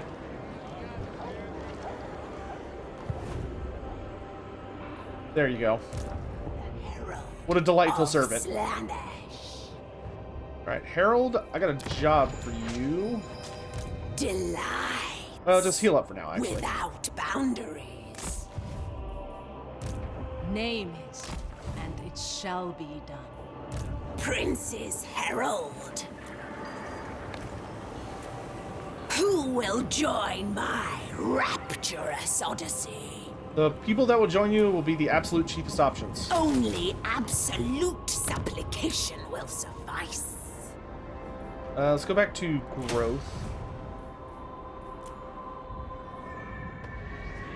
Ooh, gosh, we made it just in time. Kairos is here. The Tempter Lord. Okay. We made it. Oh, gosh. It was actually genuinely difficult, but we did make it to the librarian. We're going to take a quick break. Can you force vassalization of major factions? Yes, you can forcefully vassalize, like Kislev. We're going to take a brief break, because I need to get some food. I could have killed Kairos first. Yeah, I could have, I guess, but I don't really see the point. I just want to get out of this realm. Let's see. Let me just kind of go through these and answer of them that I can answer any real quick. What would Commissar Azura be in Warhammer Fantasy? Based on her, like, actual who she is, Cultist of Slaanesh, hands down. Based on her character, probably like a female witch hunter. Can I tell you about the Sky Titans and their downfall?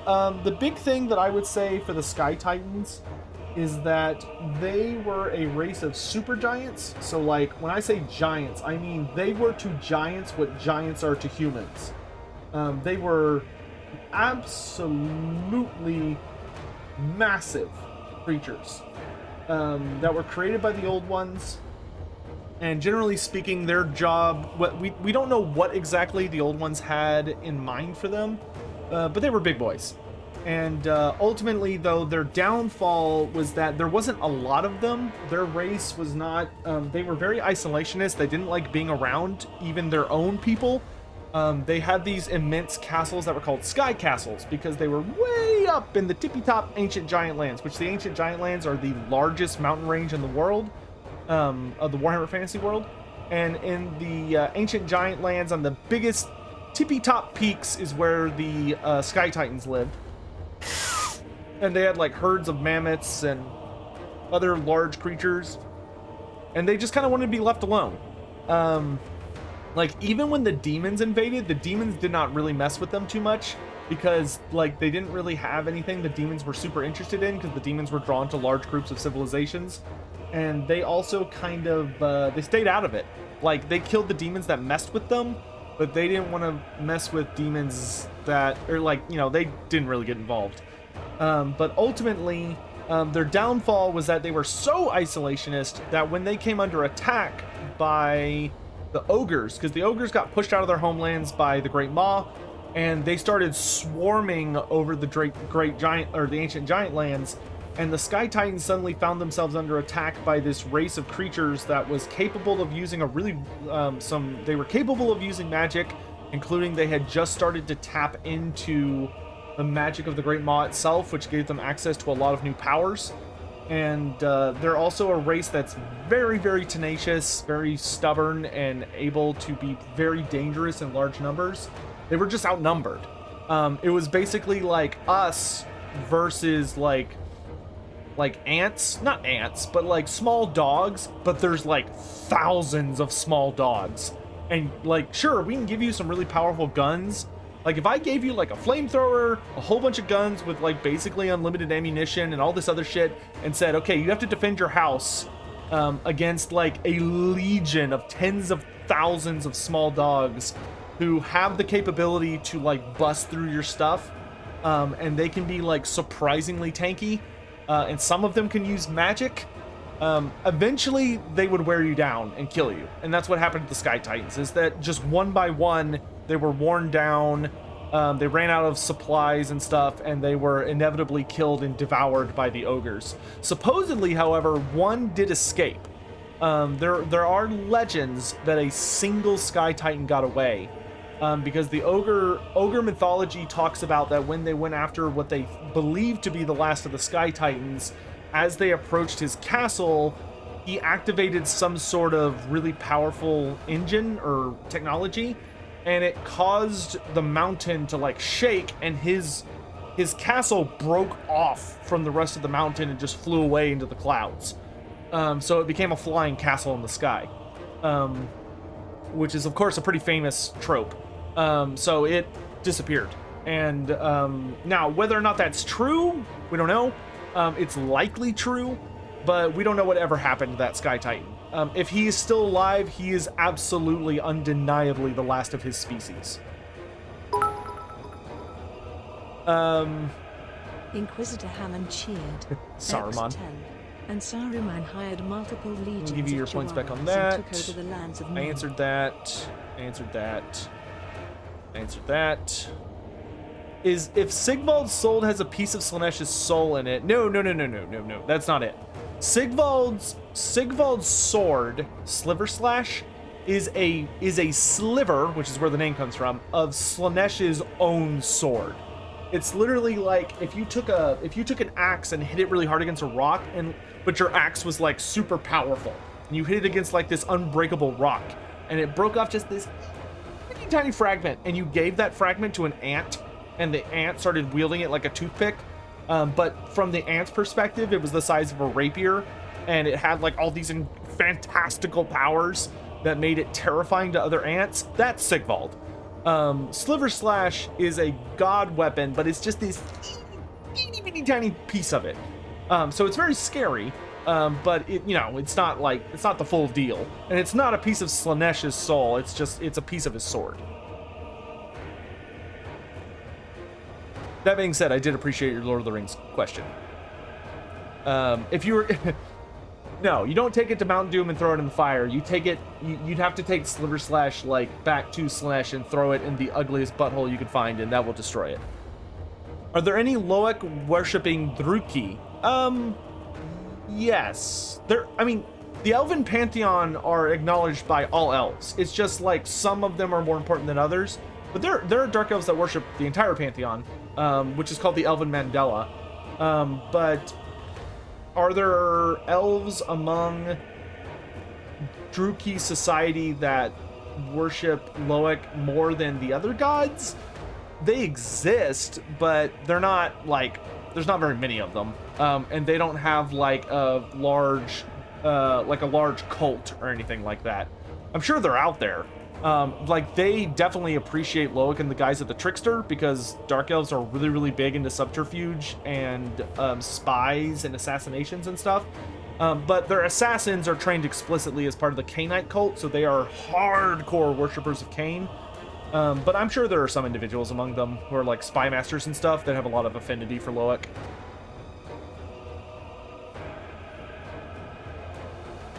And is he still around in AOS? No, the Elven Pantheon is dead. Like, they are 100% undeniably dead, at least right now.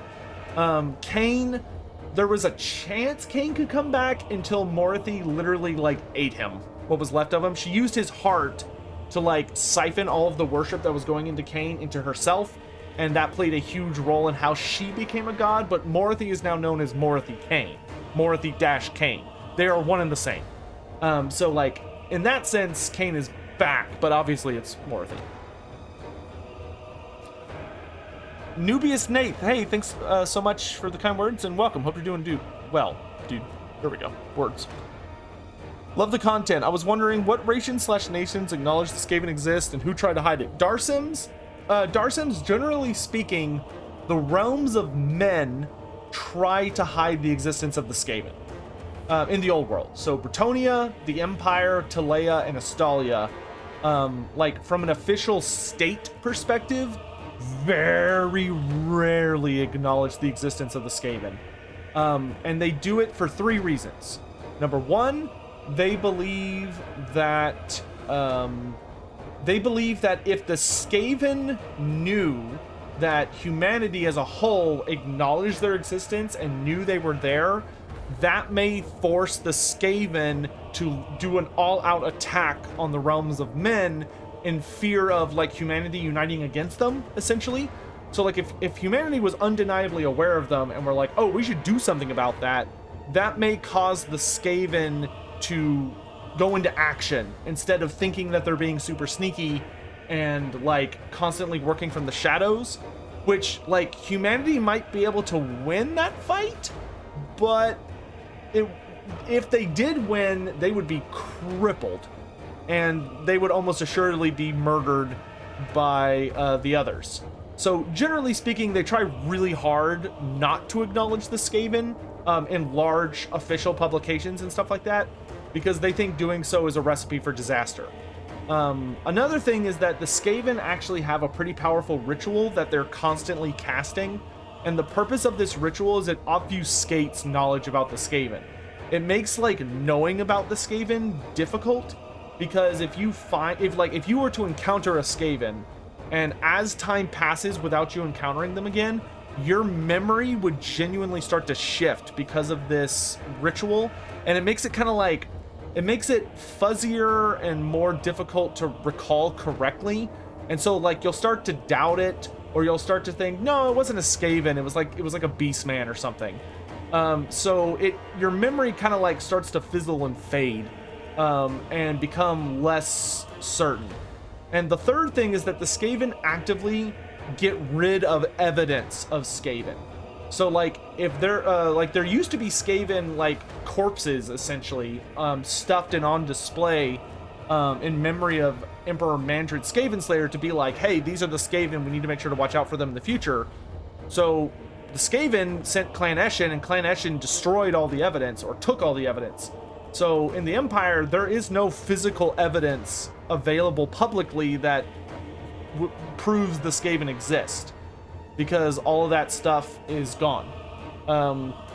So generally speaking, the Skaven just do work really hard to delete all the evidence.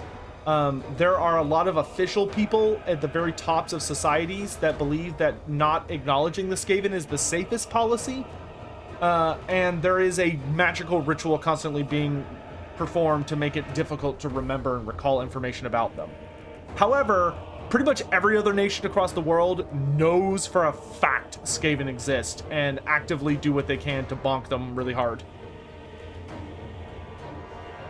Yeah, sorry guys, I'm just trying to knock all these out so I don't have to deal with these when I come back. Any beastman ever worked alongside non-chaos race? It happens. It's super rare, and it's usually not like on purpose.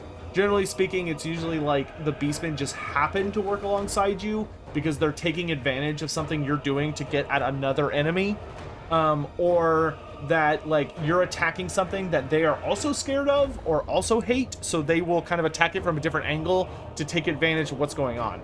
But there are no records of the beastmen like entering into treaties or alliances for more than like a single battle, and the beastmen will almost never talk to you about it. They just kind of show up and do stuff.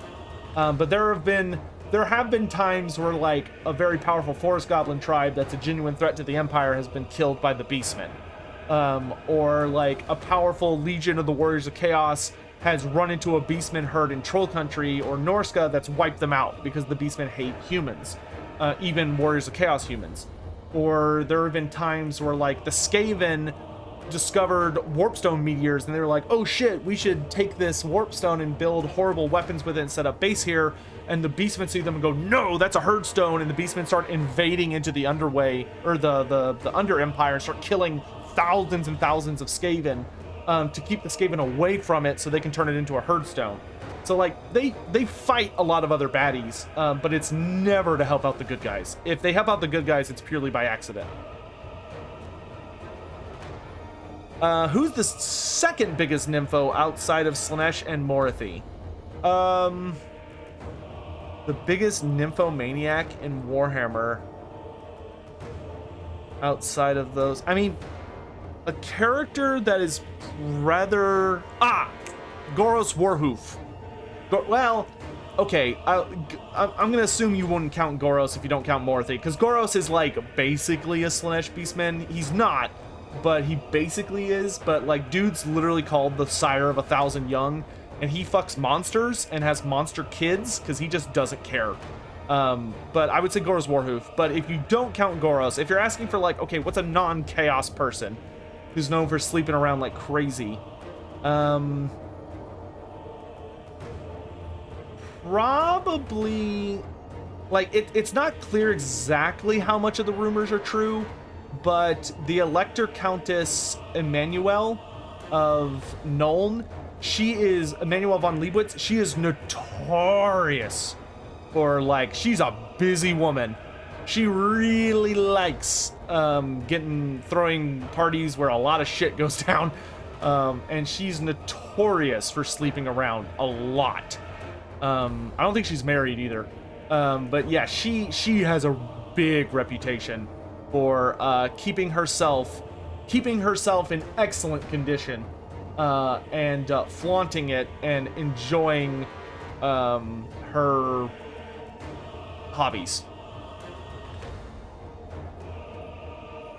Which legendary character would make for the best D&D antagonist? Captain Squishy, that would depend on what kind of campaign it is, like what the theme is and how difficult you want to make the character. Generally speaking, I think the greater demon characters make for the best, because they're like really overwhelming big bad guys that have like a lot of schemes and powers and stuff. Like Kairos Fateweaver, Nakari, or Kugoth would all be excellent. Scarbrand would be terrifying. Like how you would use them would depend very heavily on like what they're doing. But I mean, really, pretty much any special character would make a great character. It just depends on what kind of campaign it is, like what the theme is. Like if you're looking for a character that's threatening but is also humorous, I'd probably go for a Skaven character. Any of them would be great. Thankful's hilarious, while also pretty threatening. Same for Ikit Claw. Like Ikit Claw, you could be working on Ikit Claw's building a Doomsphere, and your party has to find out about the Skaven and that there's a guy building a nuke under their city and they have to stop him before he finishes the nuke and sets it off. Or you could have Thanquol with like one of his big schemes and you're trying to stop him. And Thanquol will be hilarious because you could even do stuff where you're like they try to kill Thanquol after they beat like a particular scheme of his, and right before the bullet's about to hit him, some freak incident happens where it ends up hitting like the guy next to him, and he always ends up getting away until maybe they finally get him at the very end. Because Thanquol literally has a rule in tabletop called the I think it's called like the Blessing of the Great Horned Rat or the Ward of the Great Horned Rat, where like whenever someone shoots at him or tries to stab him or something, there's actually a very high chance that just through sheer freak circumstance, like he'll trip or he'll fall, or someone will like jump at him to kill him, but they accidentally jump in the way of a bullet, or they he bends down to grab something and something that was swinging for him hits the guy behind him. Like, he is notorious for someone around him dies because something that was supposed to kill him misses just through dumb circumstance, which I could see being very humorous, and your party would just be like, oh god damn it, Thanquol, and then he gets away. Are there any places where you can live outside of cities in relative peace? Ulthuan, you could do pretty okay. Talea, if you're far enough away from the sea, far enough away from the mountains, and far enough south from Skaven Blight, you could live a relatively happy life. Probably without saying anything crazy, or too crazy. You'd have to be kind of like in that perfect golden zone. But Talea, Ulthuan, pretty much it, to be honest. What is the most badass longest last stand that resulted in death? I'll answer that when I get back. Holy High Artist, thanks for the sub.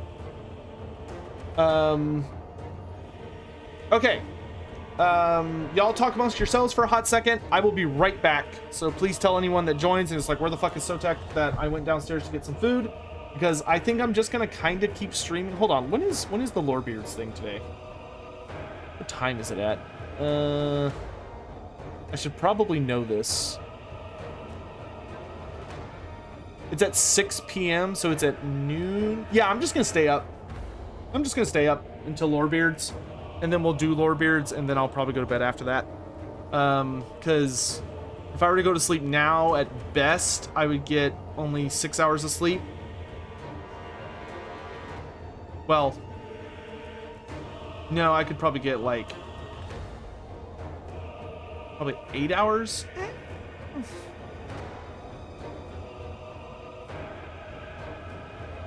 Because the thing is I slept all day yesterday. Like, I didn't wake up yesterday until like 6 p.m. my time.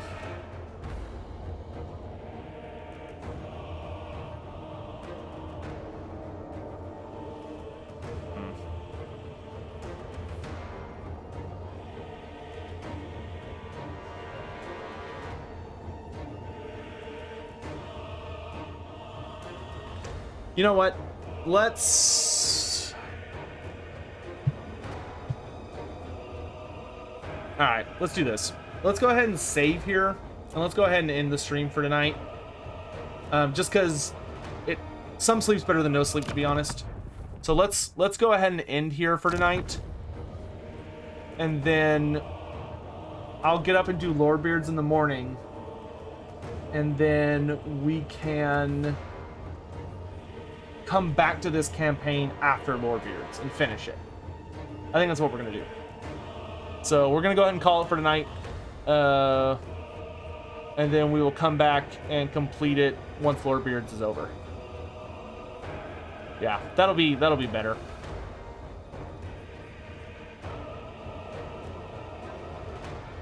Yeah, that works. All right, for anyone that didn't get their channel points thing, I will I will send your points back, so you don't have to worry about missing that. However, if you're like, no, I want to see more Total War Warhammer, then let's go watch Jesse Cox. Jesse Cox has finally gotten his hands on Total War Warhammer 3. So y'all can continue watching Total War Warhammer 3. So you're not going to be missing any Total War Warhammer 3. So feel free to join up on the raid. We'll do a what's a good Slaanesh phrase for what's a good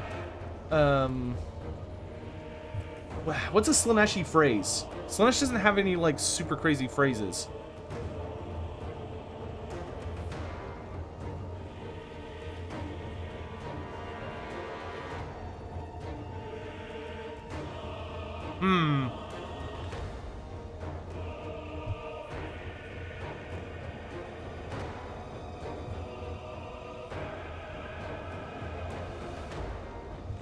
Here, that's the raid message. That's the raid message right there. I can't see. There's the raid message. Copy it, and spam the shit out of it once we get to Jesse's chat. I hope you all have a lovely evening and you enjoyed the stream. Like I said, as soon as we're done with Lorebeards tomorrow, I will probably like have to spend a minute to upload it, because I know a lot of people are going to want to see it on YouTube. And then we will hop straight into continuing this campaign and playing it through to the very end. Thank you all for watching. See you next time. Bye. Bye. Bye. Bye. Bye. Bye. Bye.